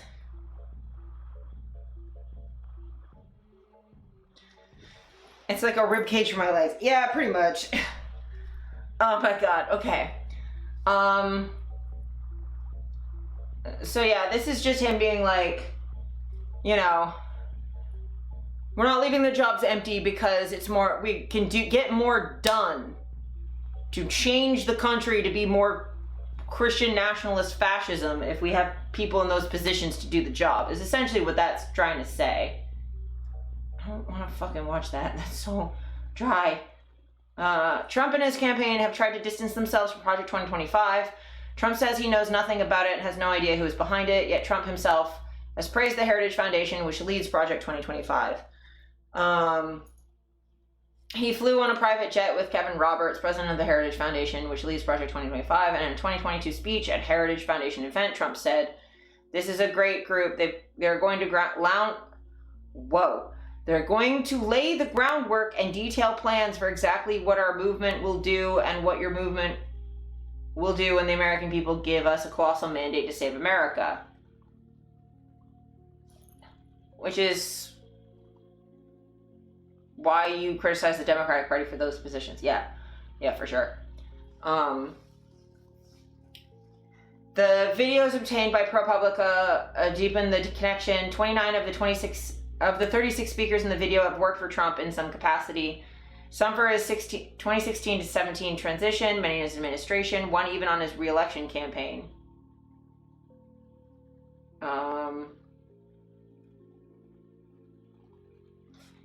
Get this. Carolyn Leavitt, the Trump spokesperson quoted in our story, further distancing Trump from Project 2025. She herself appears in one of the Project 2025 videos we obtained, titled The Art of Professionalism. The Heritage Foundation and most of the people who appeared in the videos cited in the story didn't respond to repeated requests for comment. We did reach several participants who confirmed the video's authenticity. We made a YouTube playlist with all of the videos. There we go. There's one last key point to make about these videos. Trump's 2016 victory was unexpected. He didn't have a bunch of future appointees. His administration was slowed by staffing issues and the inexperience of its new hires. The videos show that Trump and his allies have learned from the past. If he wins this year, there'll be a small army of people ready to work for him. That's what makes Project 2025 so important to the next GOP president, per a former Trump aide. So yeah. Hell, yes. So here's the ProPublica article talking about it. Project 2025's plan to train an army of political appointees who could fight the so-called deep state on behalf of the future Trump administration remains on track. Dozens of never-before published videos created for Project 2025 were provided to ProPublica and documented by a person who had access to them. If the American people elect a conservative president, his administration will have to eradicate climate change references from absolutely everywhere. So yeah, let me just scroll through this and see if there's anything we haven't covered yet.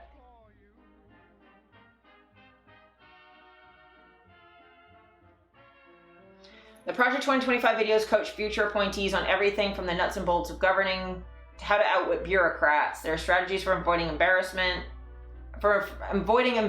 Freedom of Information Act disclosures and ensuring that conservative policies aren't struck down by left-wing judges. Some of the content is routine advice that any incoming political appointee might be told. Other segments of the training offer guidance on radically changing how the federal government works and what it does. In one video, Bethany Kozma, a conservative activist and former deputy chief of staff at the U.S. Agency for International Development in the Trump administration, downplays the seriousness of climate change and says the movement to combat it is really part of a ploy to control people. In the same video, she calls the idea of gender fluidity evil. Evil. Sup. Amen. Evil. Evil right here. Another speaker, Katie Sullivan, who was an acting assistant attorney general at the Department of Justice under Trump, takes aim at executive actions by the administration of Joe Biden, who created a gender advisor position. Evil is the second most fun D&D alignment. Yeah. Chaotic evil. Anything on the chaotic end, evil's pretty fun. The goal, Biden wrote in one order, was to advance equal rights and opportunities regardless of gender or gender identity. Sullivan says that position has to be eradicated. So if that position is being eradicated, then the goal that it's trying to advance is being eradicated. So they don't want equal rights and opportunities for gender minority people. Yes, chaos. Evil chaos is just OP. He tried to distance himself. They've worked for him. As our campaign leader and President Trump have repeatedly stated, Agenda 47 is the only official policy agenda from our campaign.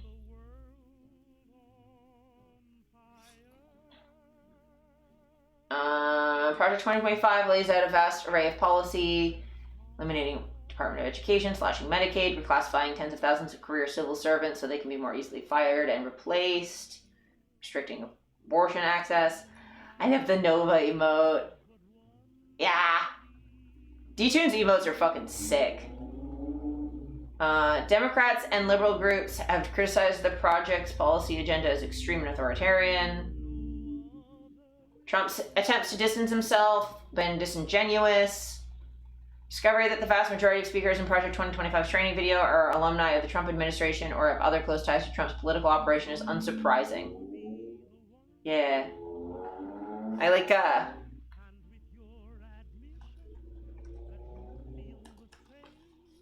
little Dancing Perry.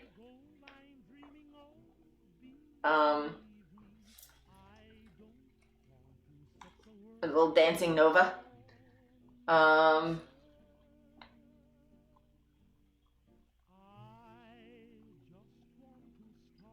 Several speakers in the videos acknowledged the Trump administration would slow down its staffing challenges.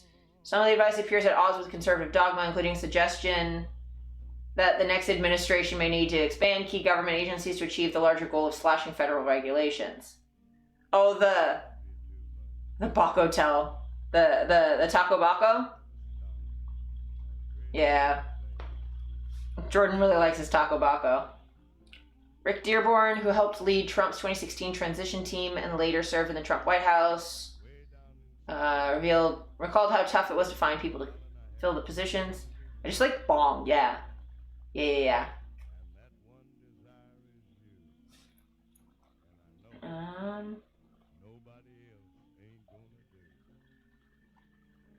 you're not on board, sit this one out. Eradicate climate change. Move all equity plans.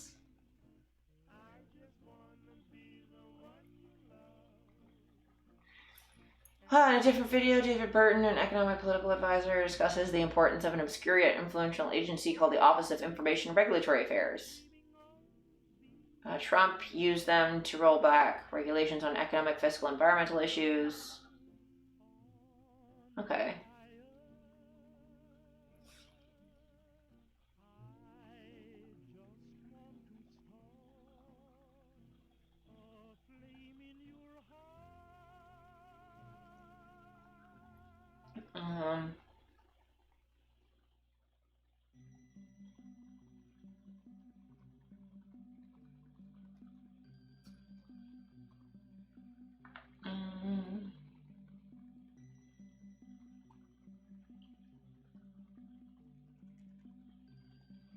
Yeah, they don't say Trump specifically.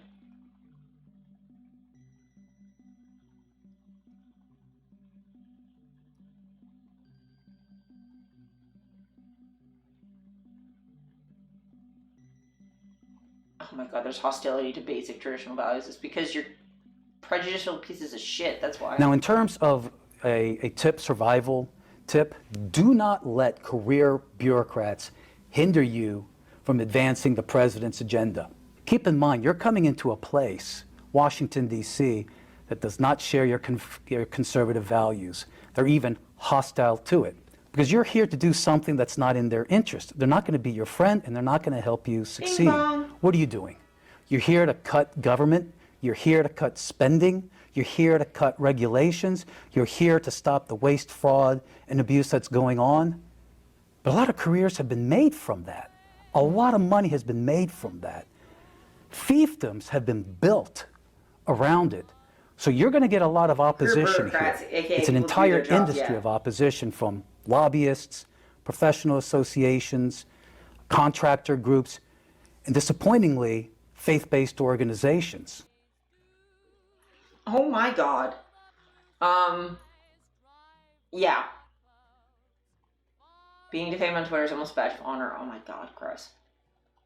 Careers have been made from that? Like yours, motherfucker? Yeah. Well, and so, like, the thing is, right, that, like, they're saying, like, oh, you're gonna face resistance. Yeah, when you try and break the thing that people are using, they're gonna resist you. When you're trying to take their rights away, they're gonna resist you, and they're gonna not like you. Like, oh, they don't share your traditional conservative values. Of course they don't. Your conservative values are, like, dehumanization and control and weird. The videos also offer less overtly political tutorials, covering everything from how regulation gets made to working with the media. One recurring theme is how the next Republican administration can avoid the mistakes of the first Trump presidency. In one video, Roger Severino, the former director of the Office of Civil Rights in the Trump-era Department of Health and Human Services, explains that failure to meticulously follow federal procedure led to courts delaying or throwing out certain regulatory efforts on technical grounds. Also, the anti-corruption talk from the most corrupt party is always ironic for me. Yep, it's in-group, out-group, fascist shit. Severino, who's also a longtime leader in the anti-abortion movement, goes on to walk viewers through the ins and outs of procedural law and says that they should prepare for the left to use every tool possible to derail the next conservative president. This is a game of 3D chess. You have to be always anticipating what the left is going to do to try to throw sand in the gears and trip you up and block your rule. Operating under the assumption that some career employees might seek to thwart a future conservative president's agenda, some of the advice pertains to how political appointees can avoid being derailed or bogged down by the government bureaucrats who work with them. Empower your political staff, limit access to appointees' calendars, and leave out career staff from early meetings with more senior agency officials, making it clear to career staff that your political appointees are in charge. Oh my god! Rule like the divine right of kings? I mean, you joke, but like, actually though.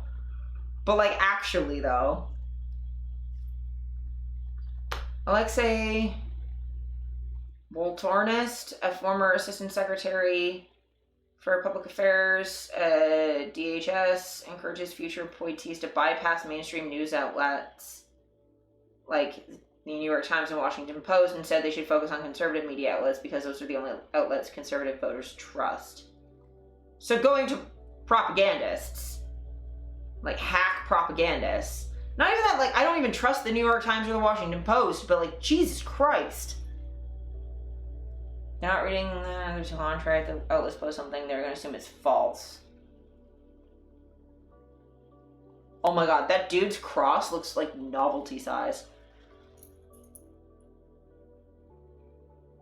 I think he's overcompensating for something. The American people who vote for a conservative presidential administration, they're not reading the New York Times. They're not reading the Washington Post. Actually, to the contrary. If those outlets publish something, they're going to assume it's false. So the only way to reach them with any voice of credibility is through working with conservative media outlets. I absolutely hate that. So only talking to yes men, basically. And in a video about oversight and investigations, a group of conservative investigators advise future appointees on how to avoid creating a paper trail. So avoid evidence. Oh, we can't see the screen. I'm sorry. I don't know when I did that.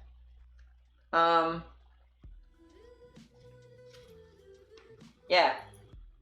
Look at this guy's oversized cross. The American people Look at it. who vote for a conservative presidential administration, they're not reading the New York Times. They're not reading the Washington Post. Actually, to the contrary. If those outlets publish something, they're going to assume it's false. So the only way to reach them with any voice of credibility is through working with conservative media outlets. I'm a professional streamer. Cosplaying the Orthodox Church, yeah. It's so ridiculous. Dude is overcompensating. Yeah. Avoid creating a paper trail. Nobody trusts New York Times or Washington Post anymore except capitalists, yeah. So yeah, no evidence that could be obtained by congressional committees. Bruh. If you need to resolve something, if you can do it, it's probably better to walk down the hall, buttonhole a guy, and say, hey, what are we going to do here? Talk through it. Literally avoiding creating evidence of the wrong. The adage we hear a lot now is like, wow, this meeting could have been an email. Well, in the federal government, this email probably should have been a meeting, because what you probably want to do is, if you need to resolve something, it's probably, if you can do it, it's probably better to walk down the hall, buttonhole a guy and say, hey, what are we going to do here? Talk through the decision, work it out. If you reduce it to writing, maybe you can protect it under some of these exemptions, but man, that's a lot of a fight. You're probably better off going down to the canteen, getting a cup of coffee, talking it through, and making the decision, as opposed to sending him an email and creating a thread that accountable.us or one of those other groups is going to come back and seek, and you're going to have to explain why you're withholding it, and you're going to fight in court. It's going to be a lot of expense. It's an email that's better resolved with a meeting. Great.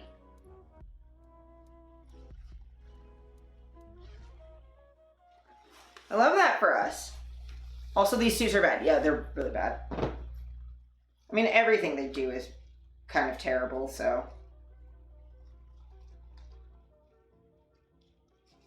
I mean, it tracks, at least.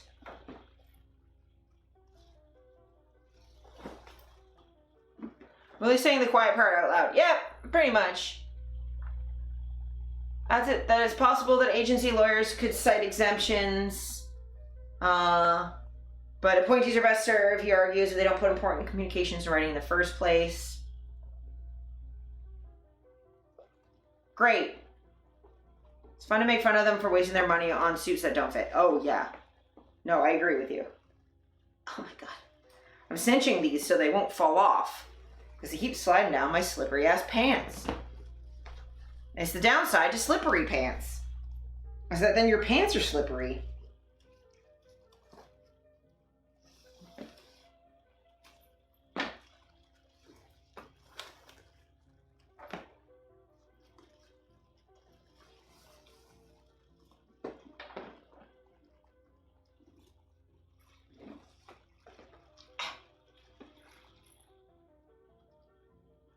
So there's that.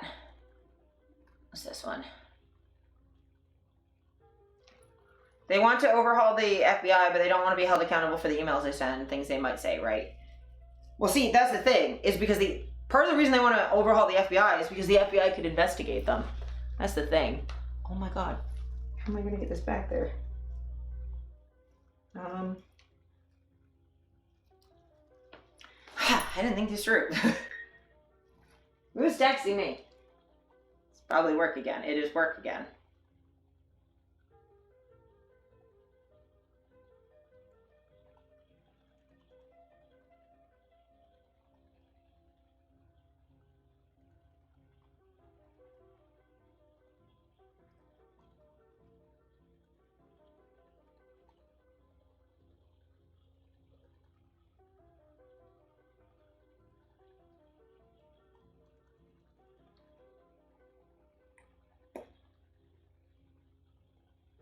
Okay, cool. Yeah, no, they're avoiding accountability. They're trying to overhaul any potential threat to their control of the country, right?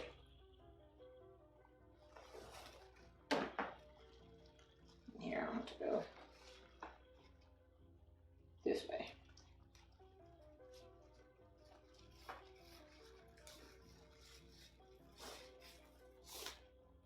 Hua!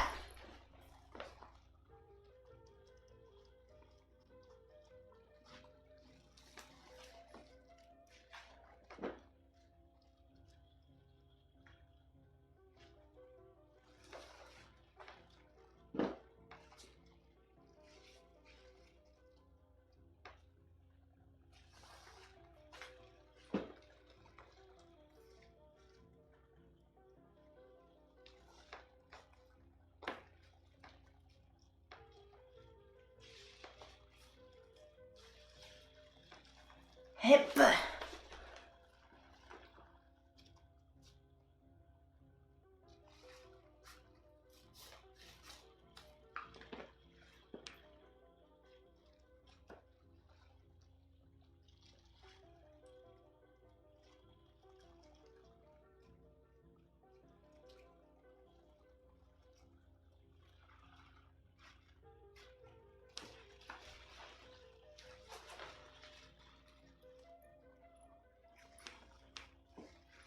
There we go.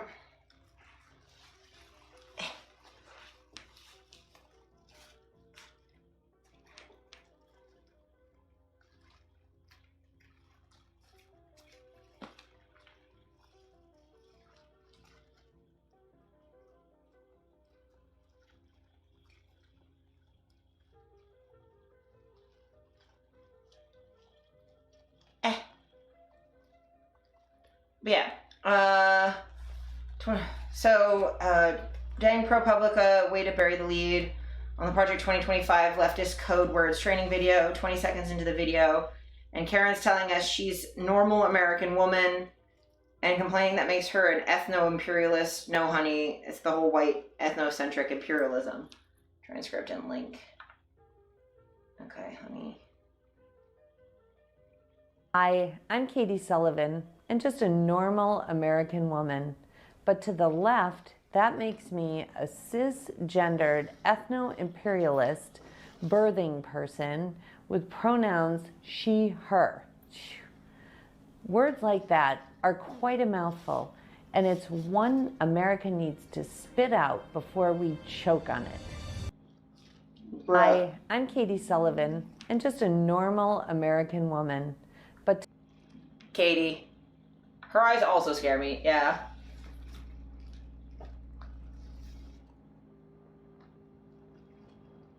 It's incredible how absolutely terrifying they are to look at sometimes. These people. The just lack of any... Her shirt doesn't fit? No, it does not.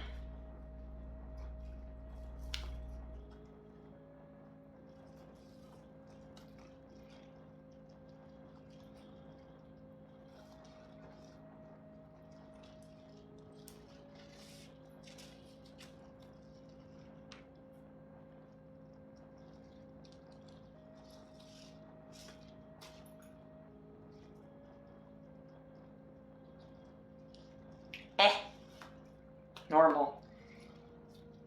If she's normal, I'm fucking so glad that I'm not. It's like, Jesus freaking Christ.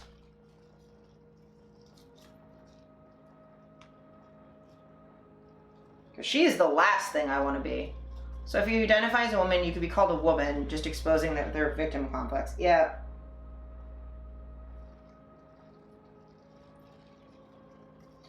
Well, don't you see, it's bigotry to call a cis woman a cis woman.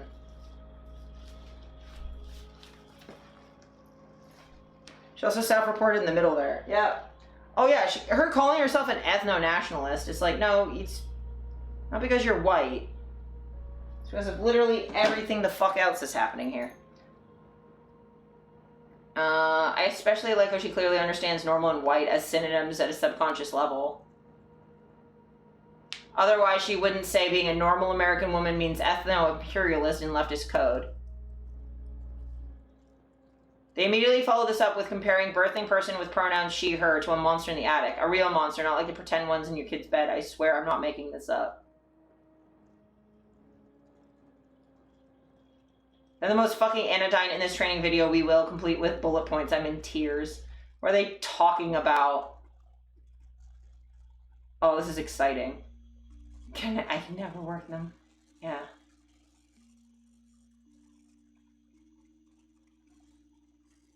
Precise descriptive language of social inequality is an Orwellian weapon against the right.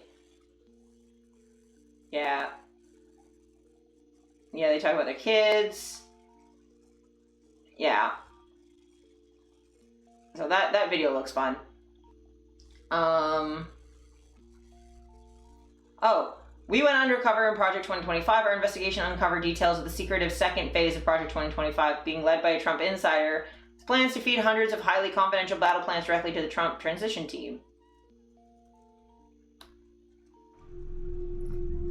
Two undercover reporters posing as donors are about to meet one of the key architects of Project 2025, the radical plan for Trump's second term, in a hotel suite rigged with hidden cameras. Nice to meet you. Would you like coffee or something? I'd love coffee, yeah. Great. Oh my God. Meet Russ Vogt. Russell Vogt, the former director of the Office of Management and Budget. He's been called the most dangerous MAGA diehard you've never heard of. I am opposed to the Department of Education because I think it's the Department of Critical Race Theory. The Russ Vogt were comrades in arms. Formerly a cabinet member and chief lieutenant in the first Trump admin, I want to thank Russ for doing an incredible job. He now runs a group called Center for Renewing America. An organization that I helped turn into the Death Star that is accomplishing all the debates that you are reading about. I think you have to rehabilitate Christian nationalism. You have the largest deportation in history, block funding for Planned Parenthood. I want to be the person that crushes the deep state. Vogt is one of the key authors of the blueprint for a second Trump administration. Project 2025. It's an ambitious 920-page blueprint. Like eliminating the Department of Education. The mass firings of civil servants. Banning access to the abortion pill and further restricting abortion rights. In recent weeks, the plans have become so controversial that Trump has been forced to distance himself. They're sort of the opposite of the radical left, okay? You have the radical left and you have the radical right. And they come up with this, I don't know what the hell it is, it's Project 25. Are you ready? I know nothing about Project 25. I haven't seen the document. I don't intend to really see the document. But behind closed doors, Vogt tells us not to take Trump's disavowal seriously. I expect you to hear 10 more times from the rally, the president, distancing himself from the left's boogeyman of Project 2025. Yeah. And you're not worried about that? I'm not worried about it. Okay. He's running against the brand. He is not running against any people. Okay.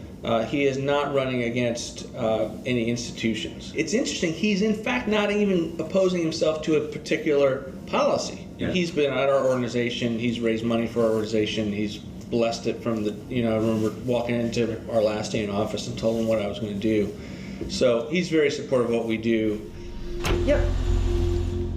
Our investigation into Believe Project them when they say 2025 who they are. began 2 weeks before the meeting with Vote, at a conference for religious nationalists in D.C. The truth is, Christian nationalism is not a threat to American democracy. Christian nationalism founded American democracy. Journalists from the Center for Climate Reporting have come posing as potential donors, looking to meet those involved in Project 2025. They're not hard to find. The Heritage Foundation, the group running the project, are here. So is Vote's think tank. We make the acquaintance of Mika Meadowcroft, an author on Project 2025 and a close aide to Vote. He tells us that Vote is running the secretive second phase of Project 2025. And the second phase, after the book came out, was to break down like actual sort of policy packets and like, executive orders and agenda items and things like that. That's been supervised largely by us. The first phase of Project 2025 was a 922-page policy book published openly. The second phase is a comprehensive, concrete transition plan for each federal agency. These much more detailed plans are confidential. Yeah. Because obviously you want as little of it to be FOIA-able, if you're familiar with the FOIA process, as possible. Freedom of Information Act. Oh yeah, The lovely. Freedom of Let's just have it Information be as Act allows secret the as public to possible. request government communications. But Meadowcroft reveals they plan to avoid these rules. Yeah, because they don't believe in democracy. You familiarize all the transition team people with these plans, but you don't actually like send them to their work emails because then, you could just give the handbooks to everyone, be like, this is the game plan for the admin.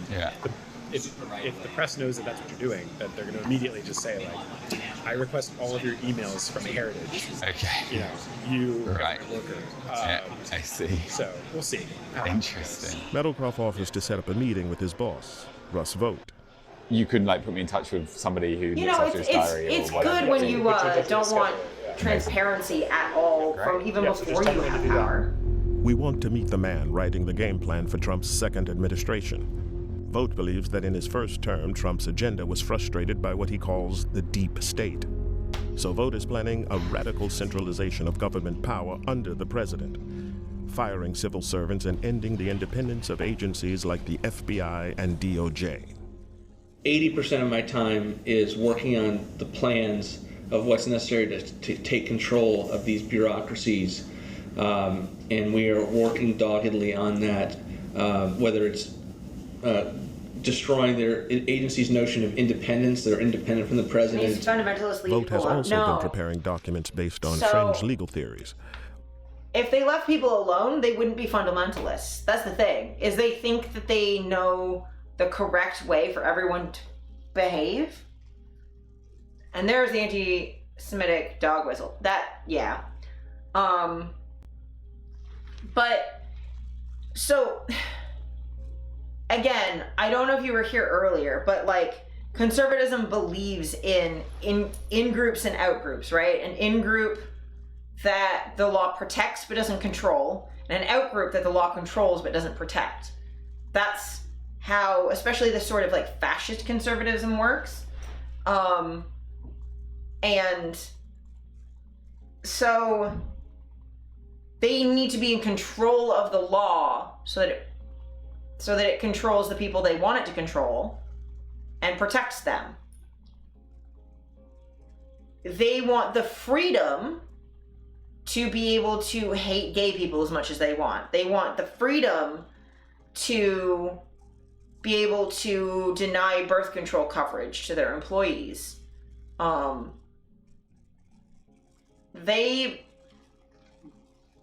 They also straight up believe that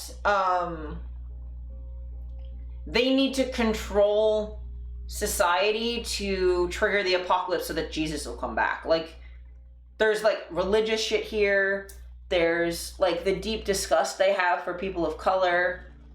You're either in compliance and free to make your choices within compliance or need to be controlled into compliance. Yeah, exactly. Like, these are not people who have the same fundamental value of us of live and let live, or as Tim Walz says, mind your own goddamn business. I'm not immune to in-group, out-group human foibles, but I legitimately do not get the intensity of it for them. Well, so the problem is you're also starting from a position of thinking of other human beings as humans. They're seeing what they see. So to them, right, you have critical race theory, which is savages indoctrinating their good, white, intelligent children with nonsense, making them feel bad for being superior. They see LGBT education not as, like, you know, teaching that their kids to accept themselves, but as corrupting their children with sin and grooming their children into like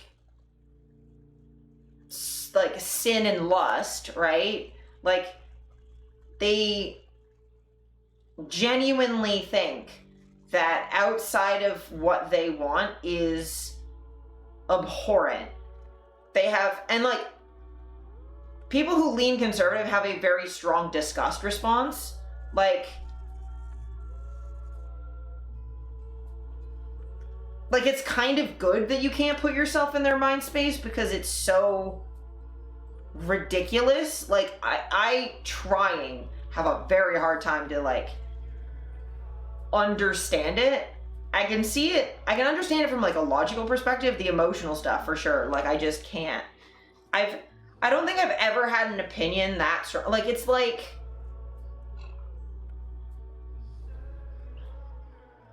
if I tried to ban smoothies with seeds in them because I hate them so much, which I do, but I just want to have the choice to not have that if I don't want it, rather than making everyone do what I, right? Like, I don't think I'm smarter than everybody else, and maybe that's the difference, is that they think they know better than everyone else, and they don't.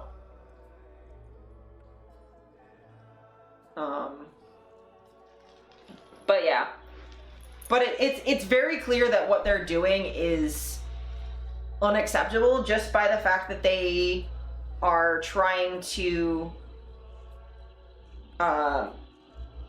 prevent anybody from seeing what they're doing ahead of time, hiding it from freedom of information requests, hiding it from congressional review. The Congress, by the way, which is democratically elected and is supposed to be one of the controls, one of the balances to the power of, you know, checks and balances is supposed to be one of the checks and balances to executive power. They're trying to upend all of that. They've already taken control of much of the judicial branch. So, like, arguing the president has the power to use the military against protesters. Oh, George Floyd obviously was not about race. It was about destabilizing oh my God, dude. the Trump administration. Right. We put out, for instance, a 50-page paper designed for lawyers to know that the president has, you know, the ability both along the border and elsewhere to maintain law and order with the military, and that's something that you know, it's going to be important for him to remember and his lawyers to affirm. But we've given them the case for that. With loyalists installed in key government agencies and armed with his playbook, Vogt believes a radical Christian nationalist agenda can be realized under a second Trump presidency. For example, on abortion. So I think the president's actually come up with a strategy that works, so long as you are giving people like me in the government the ability to block funding for Planned Parenthood, block funding for fetal tissue research. So what I've told people is he had the most pro-life record ever. I've never seen him to stand in the way of a pro-life initiative that actually was real, politically and with momentum.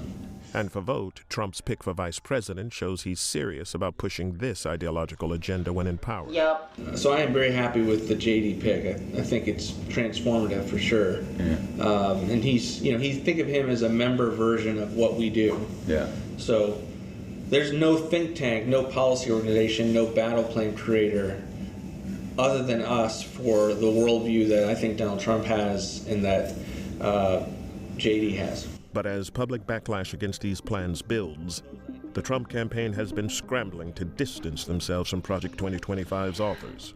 It's complete and utter bullshit for any reporter to write that this is the way it is. The president's made it clear these people do not speak for him. They do not speak for the campaign. But Vogt tells us that behind the scenes, things are much friendlier. The Trump campaign recently picked him to write the Republicans' policy platform, making him essentially Project 2025's man on the inside. Yeah, that's the thing. I think the best example is like the campaign selected me to be the platform because of their views on my policy ideas, and they're not running from all of the negativity that I get from the press. I see. So they haven't been spooked on you as a person, you don't think? No, I mean, I don't think I'm going to be their transition pick because then they have all these kinds of stories. Yeah. But no, the relationship is great. The head of the Trump transition team has not yet been appointed, but Vogt says that no matter who is named, he'll be able to hand over his Project 2025 battle plans directly. If it's someone like Stephen Miller or Bob Lighthizer, then all this stuff gets plugged right in. If it's not, we'll figure it out. Okay. But all of it will be designed for a theory of the case that if a battle plan is out there that will do what he wants, there are the people like me that have his trust that will be able to get it to him in whatever position we're at, or I could be at Center for New America, but the relationships will be there, the trust level will be there. Project 2025's radical. So that's the thing, is he might say publicly that it doesn't speak for his campaign, it doesn't speak for him, he doesn't know these people, but I mean, he said before that I don't know who Stormy Daniels is. He said publicly that he lies all the fucking time. He said, "Oh, I'm the best for I'm the best president ever for black people." And he's racist as shit. He says shit like this all the time, where he'll double back on the things that he said. So he lies. He's a proven liar. Welcome in! Earth to Alice 95 just resubscribed for 24 months. 2 whole years! Welcome in, Alice. Thank you so much. I appreciate you. Look at that. I'm going to show you the rope I did real quick. We're talking Project 2025 stuff, and it sucks. But look at the rope I did. It's hard to stand up because I tied it tighter. But it's hard to turn around. But this is what we got going on. Ow. Yeah. It's real comfy. And it makes my waist real snatched. Look at that. Look at how snatched my waist is. Look at that. How much rope did you need for it? I used 2 full lengths and a half, I think. Yes. So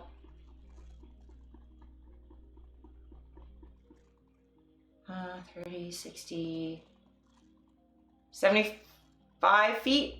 Might have to send me a tutorial or something. It's really just the mermaid one. So it starts with the single column here, and then basically single columns down, and then it stops. And then I cinch the back. Like with Fudos.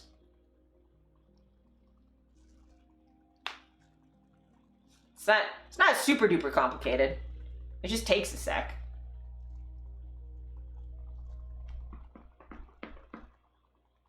But yeah, this is look how snatched my waist is. Look at how skinny. Works so well. But yeah, so back to Project 2025. Shit sucks. So as much as he'll say oh, this isn't our policy decision, he is definitely at least making decisions that flag to vote that he is actually on their side by like picking JD Vance, who's like really in on their stuff, by like, you know, meeting with them in the back. And like, again, this agenda is supposed to get rid of abortion rights, supposed to get rid of women's rights, supposed to get rid of queer rights, it's supposed to get rid of education and criminalize sex work. So like, you know, this shit's vile. The Phase 1 policy book turned into a PR disaster. The director of Project 2025 has stepped down after facing criticism from both Democrats and the Trump campaign. But Vote's Phase 2 battle plans, top secret and handed directly to the transition team, remain unburdened by the brand. And are you going to like rebrand that second phase at all? For what I do? Yeah. Enjoy your shower. I'm sorry. Try and to you're figure not out your worried that estrogen. if it has Project 2025 on, he's going to go like, no. And you're not going to publish those? No. They go straight to. Yeah, they're very, very close hold. Okay. Brilliant. It's been an education. Appreciate it. Thank you for your time. Thank you so much. Yeah. Anytime. Thank you very much. You can show stuff out. Okay. Thank you very much. Yeah, but like, I'm really happy for all of the good reporting on this stuff. Trump campaign is not responding for repeated requests for comment. Top story on CNN. Let's see. Meet Republican Party, Trump and Heritage Foundation insider Russ. I'm close to Christian nationalism vote. Rush just admitted that we're now in the more secretive second phase of Project 2025 and that the porn ban will be done through age verification. So this is pornography ban will be done from the back door. Ayo. But this is relevant to me and my needs and my interests. Former Donald Trump staffer and Project 2025 co-author Russell Vogt told undercover reporters last month that the Heritage Foundation-led initiative entered its second and more secretive phase with different tactics, including banning pornography from the back door through age verification legislation, which we've covered here a bunch of times. Like, the age verification thing is ridiculous, and people aren't going to follow through on that because, like, it's such a privacy risk for people, and such a burden to get people to do, and also like, what the fuck.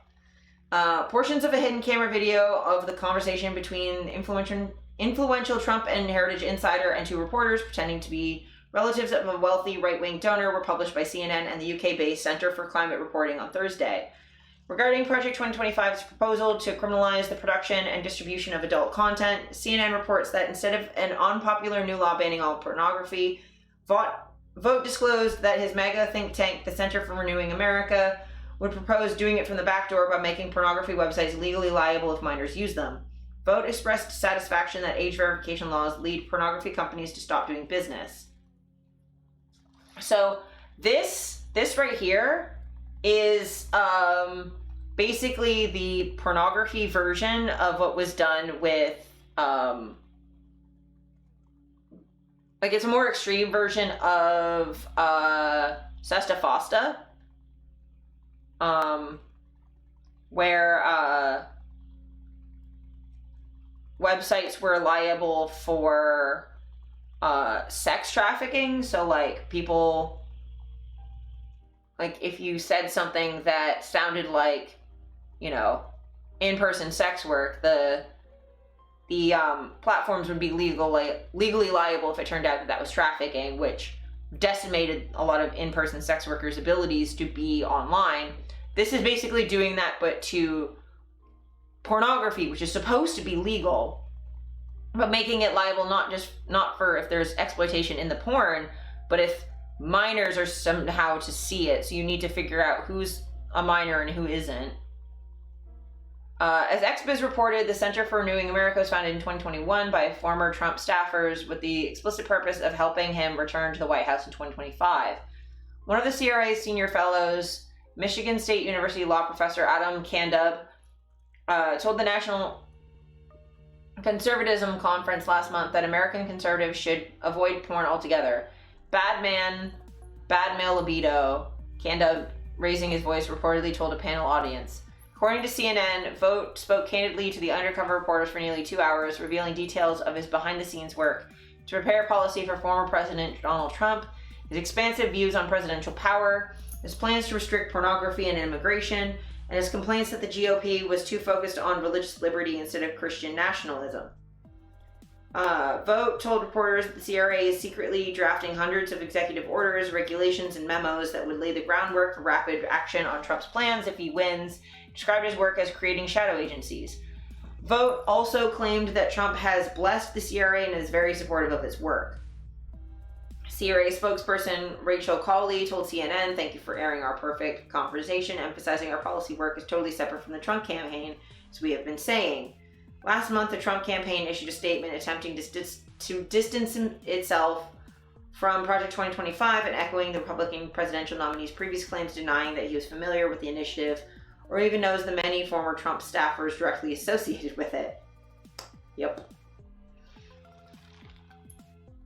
In contrast to attempts by Trump and his campaign to distance themselves from Project 2025, CNN noted that Vogt recently served as policy director for the Republican National Convention Committee that formulated the party's new official platform, calling that task a sign of how central he is to Republican policy goals. In the video, CNN reports Vogt also complains that conservatives have lacked the ability to argue we are a Christian nation and questions whether to allow mosques to be built in America's downtowns and whether Christian immigrants should be prioritized over those of other faiths, ideas that run contrary to First Amendment protections. Oh my good God. So he wants... the First Amendment is just not a thing they want to respect. Freedom of speech gone, freedom of religion gone, which, not super surprising, but wow, you're saying the quiet part out loud.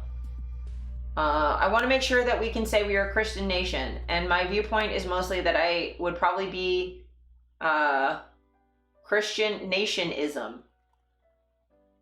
That's pretty close to Christian nationalism because I also believe in nationalism. According to CNN, Vogt argued that it was important to pursue some of the culturally conservative policy goals listed in the Project 2025 blueprint, including abortion restrictions and making pornography illegal.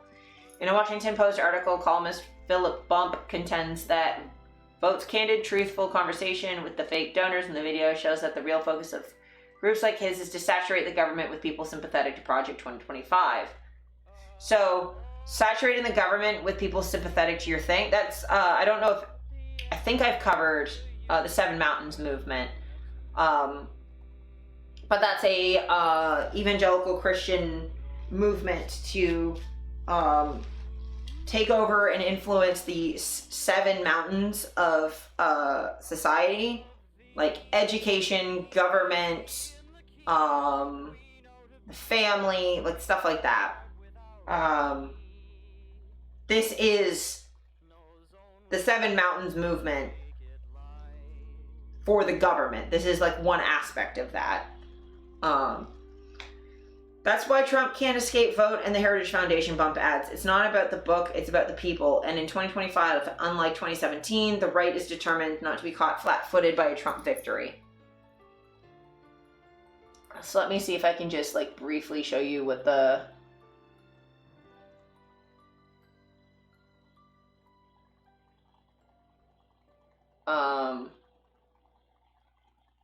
Seven Mountains movement is. And Seven Mountains mandate. Yes, it's going to be Wikipedia. No, I don't care. I'm just looking at the like summary of it, okay? Because I've looked into this before. The Seven Mountains mandate, or Seven Mountains Dominionism, is a dominionist conservative Christian movement within Pentecostal and evangelical Christianity. Holds that there are 7 aspects of society that believers seek to influence: family, religion, education, media, arts and entertainment, business, and government.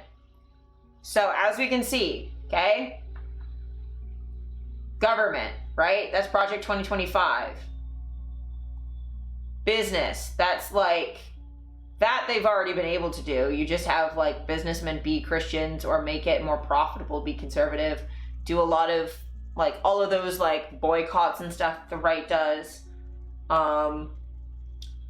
Media that's through propaganda, and like, you know, you have your guys only talk to the media that you control to drown out other media. Get sympathetic journalists in positions of power. Education, you get that through not just, you know, you get rid of the Department of Education and like big stuff like that, but you also do like influencing like who the, like in your local PTA meetings, people who are your local representatives for the Department of Education and that sort of thing. So like all of these things are a thing. They are supportive of Trump, yay! And they stand along Israel with the battle against Islam because they believe that once they control all of these, that and send all of the Jews back to Israel, that Jesus will come back. I know I keep bringing that up, but it's like actually like a big part of this.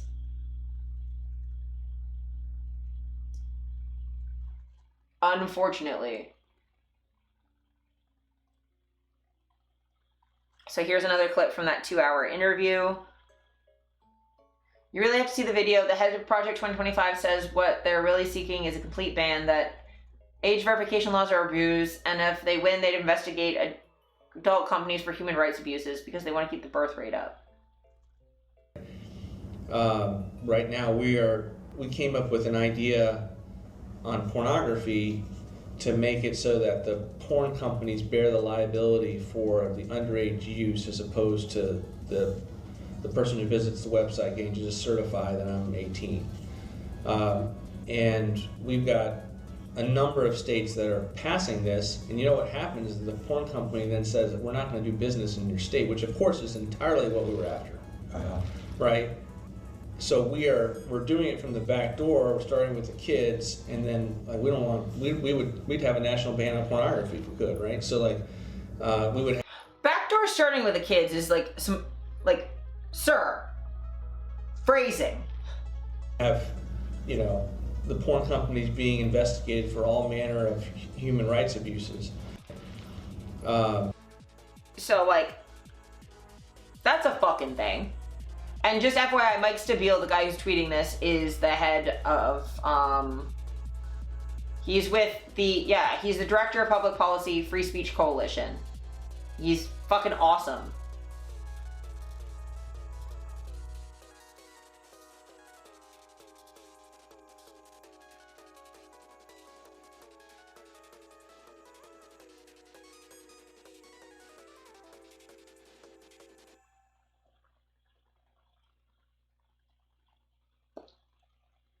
Oh my god, my fingies. Fingies, please.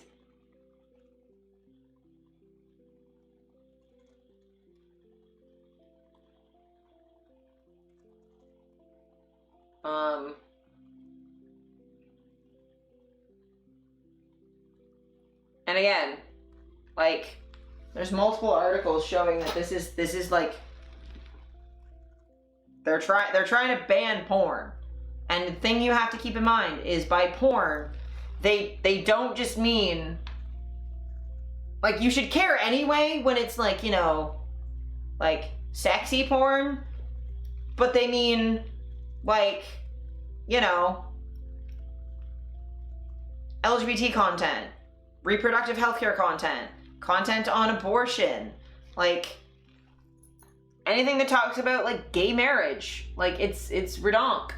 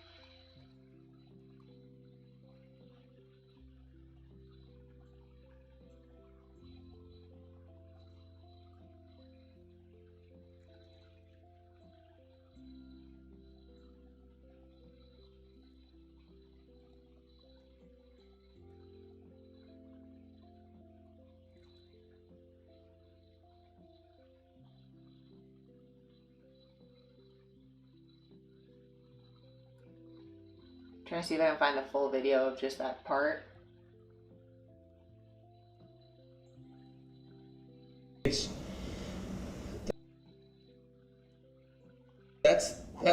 I talk about 50-year issues that we've lost because we didn't have the right framing, that's one of them. And you know, our view is we've got to have a culture that values babies and the life that's created and is focused on the birth rates and makes them a positive good as opposed to a burden. And so, you know, we're always looking for what's the immediate fight leverage point that we can win and win a debate that allows us the next fight to get more of the win than we could have. For instance, right now we came up with an idea on pornography to make it so that the porn companies bear the liability for the underage. So keep in mind, he's saying that their entire anti-porn shit is part of an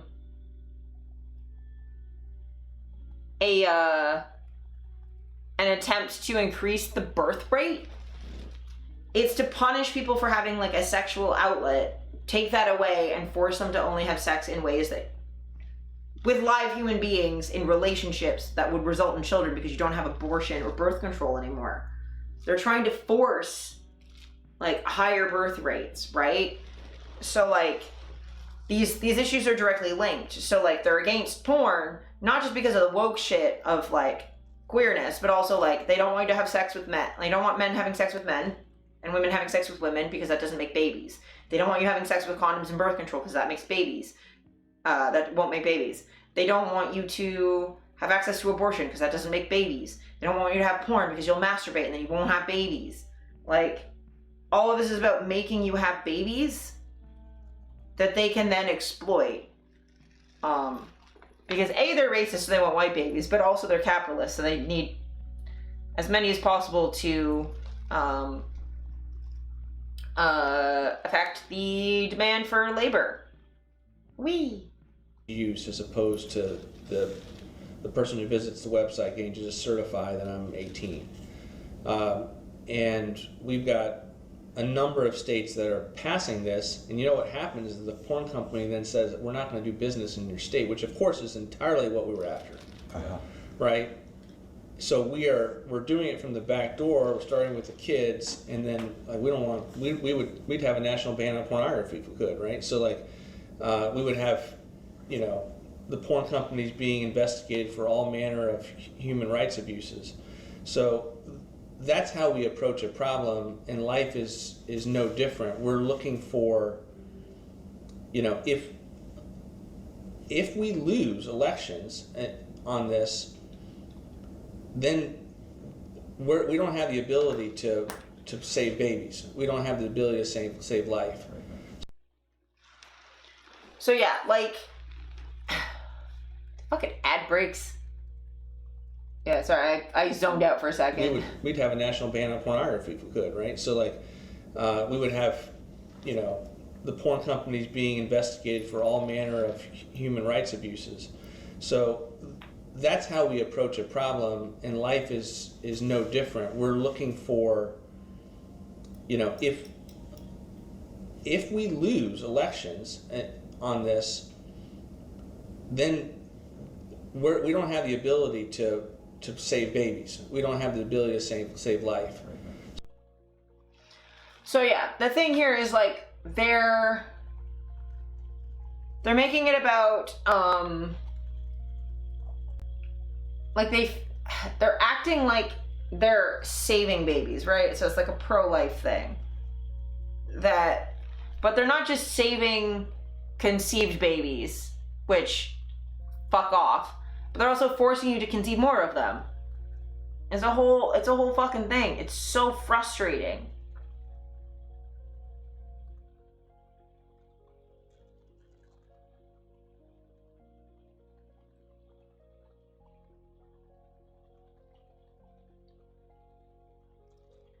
Project 2025, the MAGA-aligned project to staff a second Trump administration and ban porn, made insane, 1950s-looking indoctrination videos.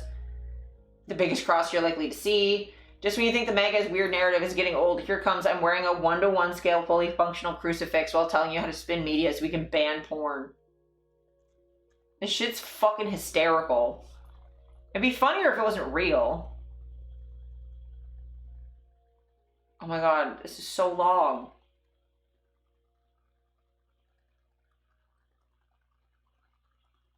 Oh my god. Hi, I'm Alexei Walternist.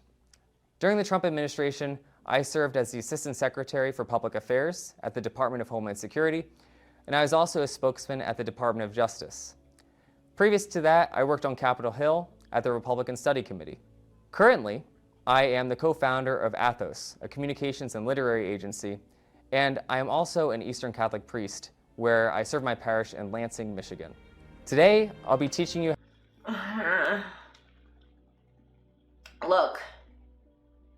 Look, I'm sure some Catholics are okay, but not fucking this one. Catholics, can you come, like, get your people and... Jesus. How to work with the media. In the eyes of many in the world... Also, world... can I just say, a Catholic priest thinking he's working to protect children? Get your mans, yeah. If you're a Catholic and you think that you want to help children, I know somewhere you can start, actually, and it's not the US government, it's the fucking Vatican. Maybe go there.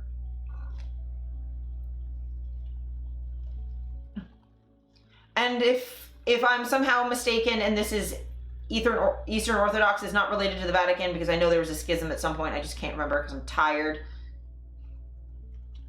I'm sure your priests are also diddling kids too, because men with a religious power and celibacy are often doing that. He is so weird. Yes, he very much is. I have met this guy. Not this exact guy, but I've met essentially this guy on so many occasions, and they're fucking weird. They're fucking creepy as hell. They hit on you constantly. Like, this shit's gross as hell. I don't know how to tell you that, like, this guy makes my skin crawl. This every 4-year ceremony we accept as normal is nothing less than a miracle. In America, we understand. I don't want to watch this. Hour of maximum danger. No. This great nation will endure. Go back to this weirdo. As you prepare to enter into an administration, there's some work you can do now so that when the time comes, you'll be able to serve the American people faithfully. The first place to start is having some sort of self-ownership. We've seen this time and time again during Republican and conservative administrations, where you have staff who come in, particularly in the communications space, and they don't quite have the self-ownership, or they have some sort of inferiority complex where they crave approval from the media for doing their job, particularly from media that is hostile to them or doesn't support the president's agenda. And you'll notice time and time again, for those staffers who go in, they frankly embarrass themselves because they're craving that approval. So going into a conservative administration, it's always a good time to take stock into what you're getting into. The song in the background right now, being I Don't Want to Set the World on Fire,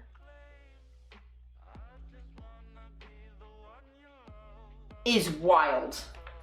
The first thing is, are you getting into it because you're looking to build your public profile or to set yourself up for a great career after the fact? If you are going into a conservative administration, odds are that that will not happen. It is simply the nature of the politics. If you're going into a liberal administration, after you finish, there's the big payouts, the Fortune 500 company jobs, the big lobbying jobs, the big spokesperson jobs. That frankly doesn't exist for a lot of those who work in a conservative administration. What the fuck are you talking about, dude? Conservative politicians and lobbyists and go into conservative companies all the fucking time. What do you mean? You can go work for the NRA. You can go work for, you know, your weird fucking Heritage Foundation nonsense. You can go work for any oil and gas company. You can work for So what are you talking about? Oh, well, there's no, like, career after being a conservative government official. What the fuck do you mean? That's, like, normally what happens. And, like, sure, the liberals do that too. Like, anyone on the left, like, yeah. Elon has been pretty clear he'd hire conservatives no matter the terrible politics. Yeah, 100%. I mean, he's gonna hire this dickbag before he'd hire me. And I guarantee you, between the two of us, I have more programming experience. I'm trans. Trans people know programming.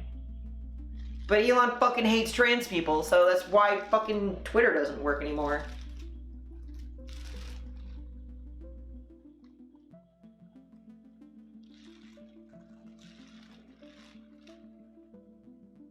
So fucking... Why are these people like this?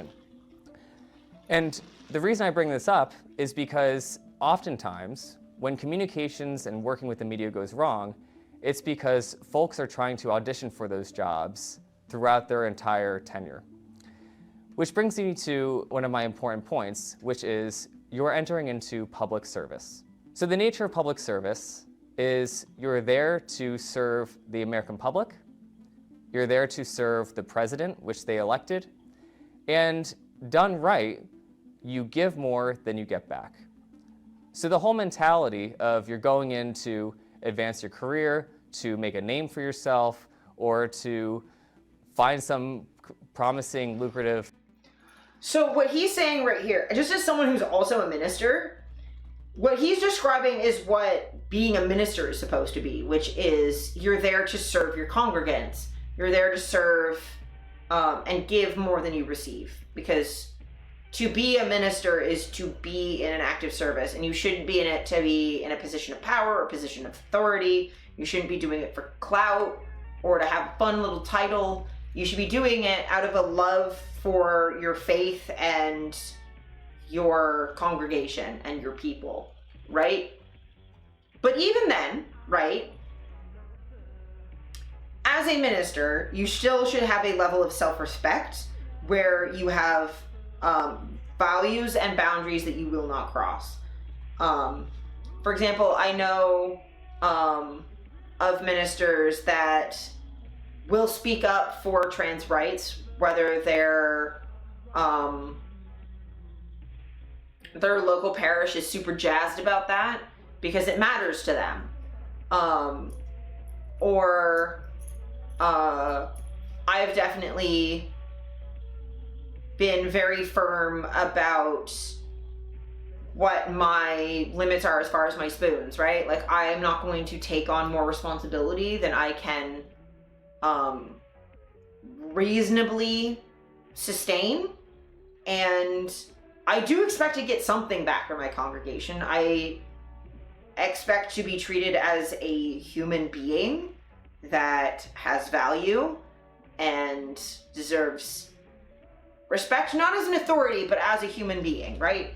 Like, I don't want to be treated as an authority. I want to be treated as like a person in service. I like to be a person in service. I wonder if there's anything that may indicate that I like being of service to people. But like, just like with being a submissive or a bottom, like, I want to serve you, but I want to serve you in a way that is healthy and sustainable for me. Whereas what this guy is saying is the opposite. It's like, you won't have any, like, I get when he's like, oh, you know, don't use this as an audition for your next job, which is true. But in context, especially in a government position, as they say, don't light yourself on fire to keep others warm. Yes, and this seems like, you know, you're here to do, he's like, you're here to serve, yes, but he's saying that you're serving the president, which, no, you're here to serve the people. The president is just the manager they've hired, but serving the people and the Constitution comes first. It's like saying that, like, a Catholic priest is to serve the Pope. It's like, no, you're here to serve your parish. That's what you're for. You serve the people. And in serving the people, you serve God, etc. It's too much deification. Yeah, exactly. Which he's partially doing because he's a minister. He's conflating his two positions of service as being more similar than they are. Like, I do work serving other sex workers, but my position there is very different than serving as a minister. Like, serving as a minister, I will be an ear for someone to, like, a shoulder for someone to lean on, an ear for someone to vent to. And I do that a little bit with my other job, but there's a certain level of distance I have to maintain, right? That it's like, because, and I do have to do that with both. But like, with my congregants, right? We're in a religion together. We have shared religious values. So I can be like, hey, so think of this tenant. Like, I have resources to pull from. I can't do that at work. I can't be like, well, think of the 6th tenant or whatever. It's like, I don't have those tools. It's not, my job is to serve them as far as making sure that they can do their job. I'm there to facilitate. And that means being very hands-off and looking for consent. As a minister, I don't have to seek everyone's consent before I fill out like a fucking spreadsheet. Like, they voted for me, and if they don't like me, they can get me removed, and they can vote to have me defrocked if I, like, really fuck up. Like, if they have issues, there's an entire HR department, whereas, like, my day job, there's no HR department. If they don't like me, their only option is to work somewhere else. And, like, you know, I have to hold that these are very, very similar things, but the nuances of them are very different. This guy's treating it like he's serving Trump as like serving God. And it's like, no, it's not. And like, yes, you should be giving more than you receive when you're a minister, but when you're a public servant, yes, to a degree, but you should be being paid fairly. You should have breaks. You should not be asked to do things that you think are wrong. As far as like breaking the law or that might put you at risk, right? You should be able to follow the rules that everyone else follows without being scared that you're being asked to do something that's illegal. Like, you should never think like, oh man, if someone FOIAs this email, I'm gonna go to jail. Like, you should never be put in that position. Sounds like they think he's infallible. Yeah, well, I think they think it's not so much that Trump's infallible as that the mission is infallible. Trump's the figurehead. They think that the mission that they're serving is more important than any individual. And that project is Project 2025, turning the country into a like Christian nationalist theocracy. That mission is more important than any one of them. Trump is just the figurehead that gets them there, right? Job after the fact, it's very misguided, but also it's very transparent, and you can tell that's what people are in it for. If you give that up and you're willing to go in to genuinely serve the public, not advance your own interest, and realize that done right, odds are you're going to not have the best job prospects if working in a Republican administration. You're already going to be better off. Because every time you talk with the media, you're going to be dedicated to the important things. What is my job in disseminating information to the public? You're not going to be seeking their approval, and you're going to be focused on implementing the president's agenda, and you're going to also keep touch with the American people. Oftentimes when you're communicating with the public, you can feel this pressure from legacy, mainstream, liberal media outlets to tell them what they want to hear rather than what the people elected for the president to enact.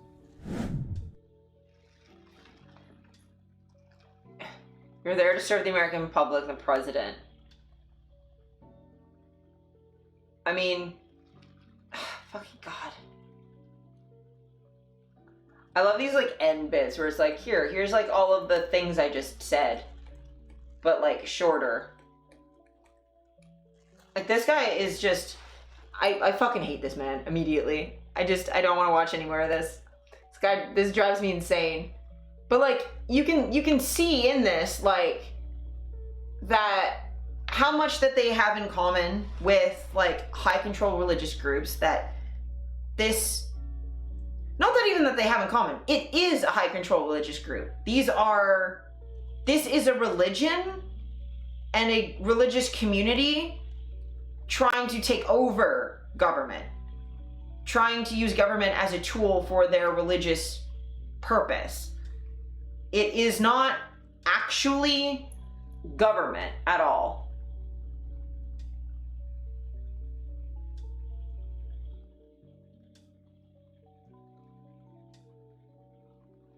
So like,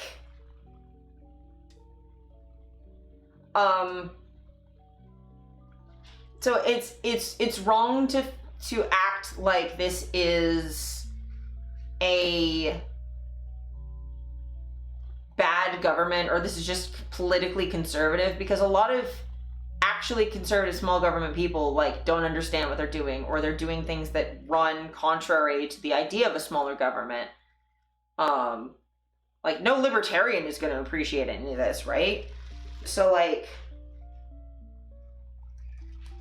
I mean, if you think of it more as a religious movement than a political movement, you'll have a better understanding of what's going on, because all of their goals are religious. Religious and racist. But like, they're getting rid of, like hell, even they're trying to get rid of like wokeness and not teaching critical race theory. It's because they're pro-slavery. Because in their reading of the Bible's pro-slavery, and they should be able to own people. Like, you might, it sounds like I'm exaggerating, but I'm not. Like, nothing I'm saying comes from anything other than listening to what they're saying and believing when they say things. Their actions more than their words, but like they're constantly showing that what they want is a return. Like when they say make America great again, like when do you think that is?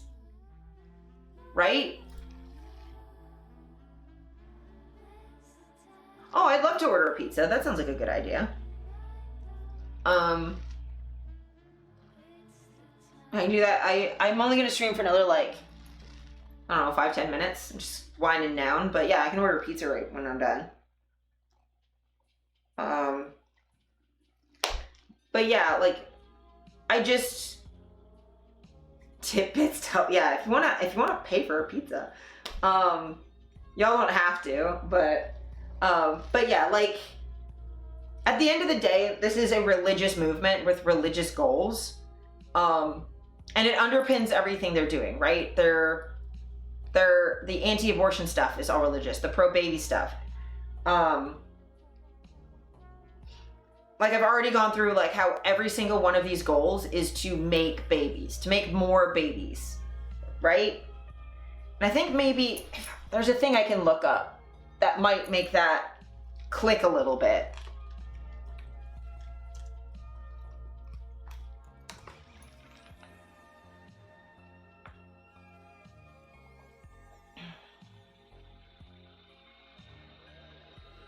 So, this is sort of a related thing. I don't know if it's the overlap in these movements. I haven't actually looked into, but this just occurred to me because I know of this also. But, so, all of their positions, okay, right? Again, they don't want gay people because that doesn't make babies. They don't want abortion because it doesn't make babies. They don't want birth control because it doesn't make babies. They want specifically white babies because they want Christian babies. Never mind that Mexican people are mostly Catholic, but okay. But they want an ethno-state, and they want it to be Christian. And they want a bunch of Christian babies. So it's related to this movement, the Quiverful movement. It's a Christian theological position that sees large families as a blessing from God. It encourages procreation, abstaining from all forms of birth control, natural family planning, and sterilization referral. The movement derives its name from Psalm 127, 3-5, where many children are metaphorically referred to as the arrows in a full quiver. So, at the very least, if it's not directly related, I feel like there's some stuff here that ties in. Let me just look up that bit of Psalm,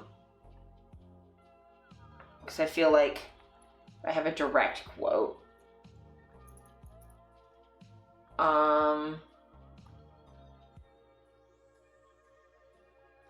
Children are a heritage from the Lord, offspring a reward from him. Like arrows in the hands of a warrior are children born in one's youth. Blessed is the man whose quiver is full of them. They will not be put to shame when they contend with their opponents in court. Yeah. It's basically, children are like arrows, and a man is blessed if he has lots of children. So, you know,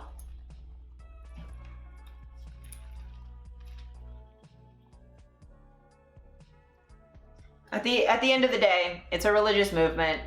It's a fascist movement. It's a white nationalist movement. It's about control.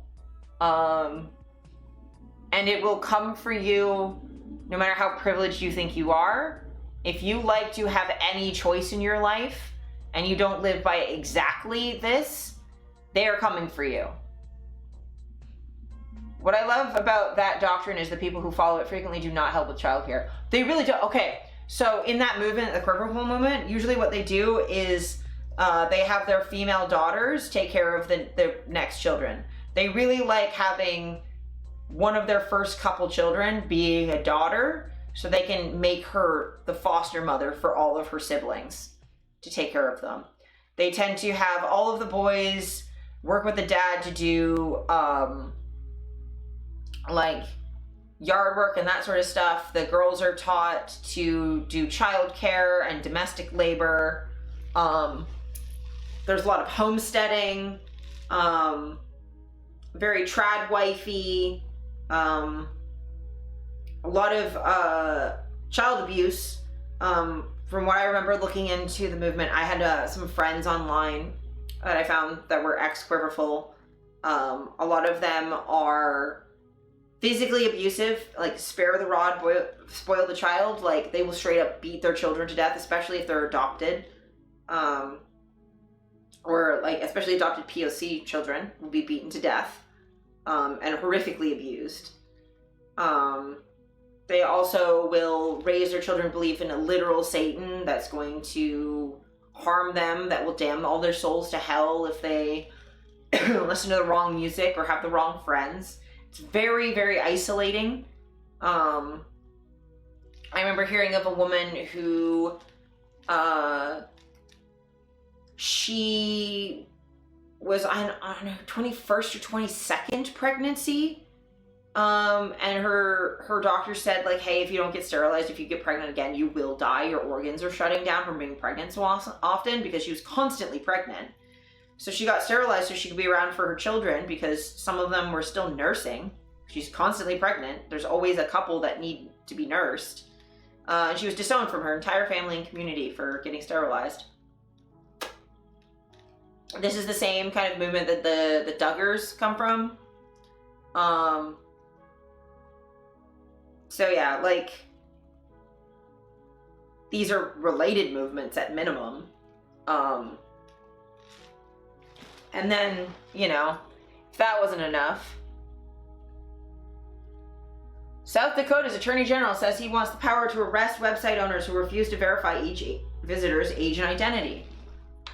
So, Not only are they doing, you know, the age verification, if the website refuses, he wants to arrest people.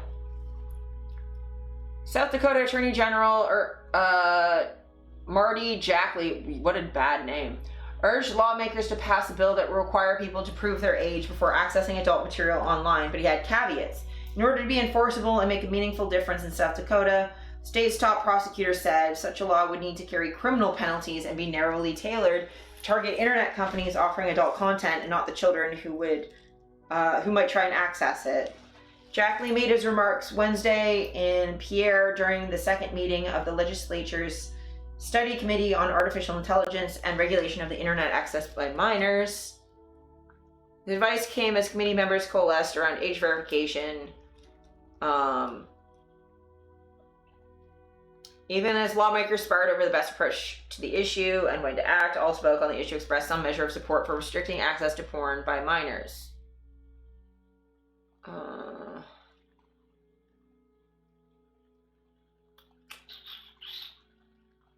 Yeah, so they want to have criminal penalties on website owners who don't comply.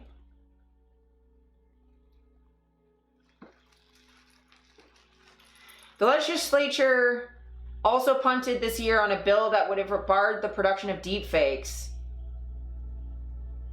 So they're like, well, we don't care about deepfakes and revenge porn, but we care about age verifying and keeping children from seeing tibbies. And like, do I think children should be seeing porn? No, but like, fucking Christ. So like, you know, there goes free speech.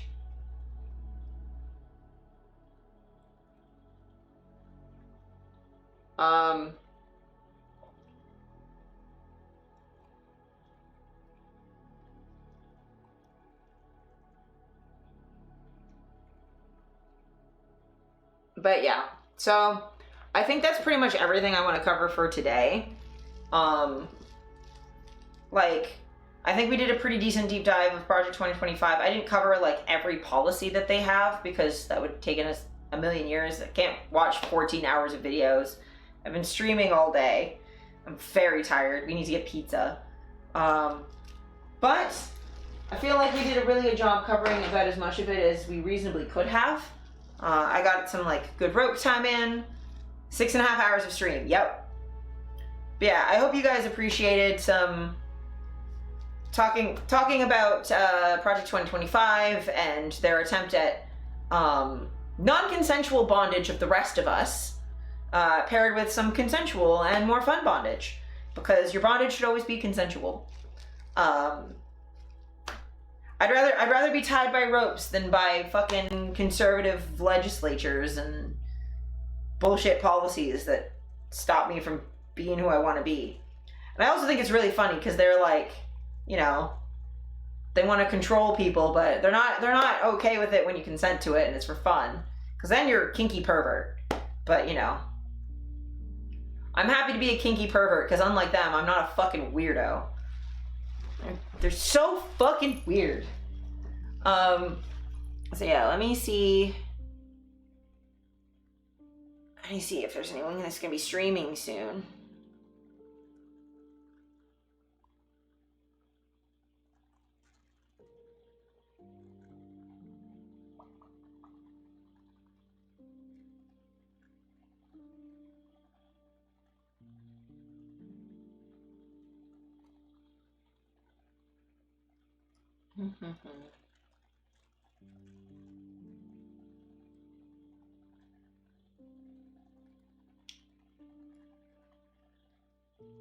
Nice long stream.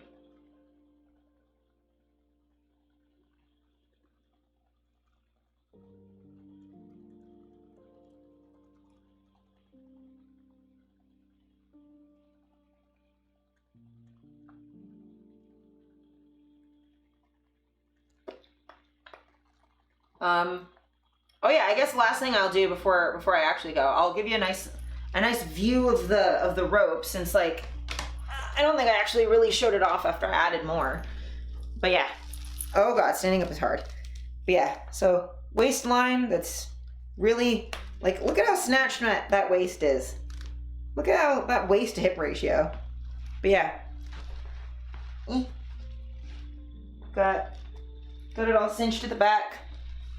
I'm trying not to show too much of my ass because I know Twitch fucking hates that, but the rope is comfy. It feels really nice.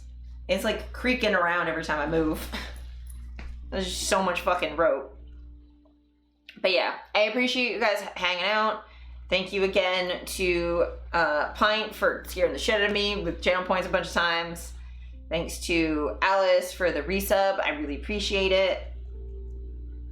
Y'all are the fucking best. Who the fuck is that? I think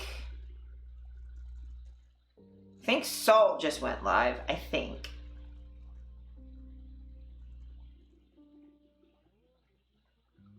Yeah, Salt's in this starting soon. So. Oh, and he's playing Patch Quest in Final Fantasy 14. So let's craft a raid message and we'll go in and we'll raid Salty. And then I'm gonna order some pizza because I'm hungry.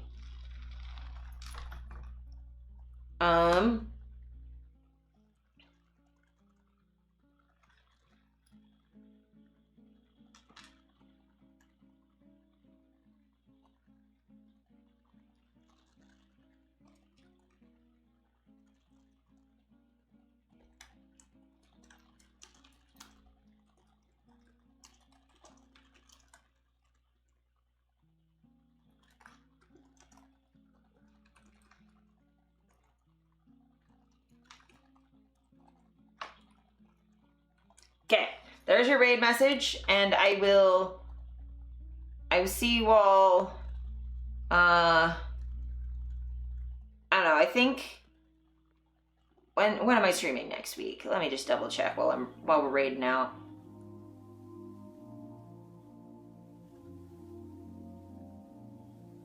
Oh my god, there's so many things happening. So yeah, my next stream will be Tuesday night, I think. I believe.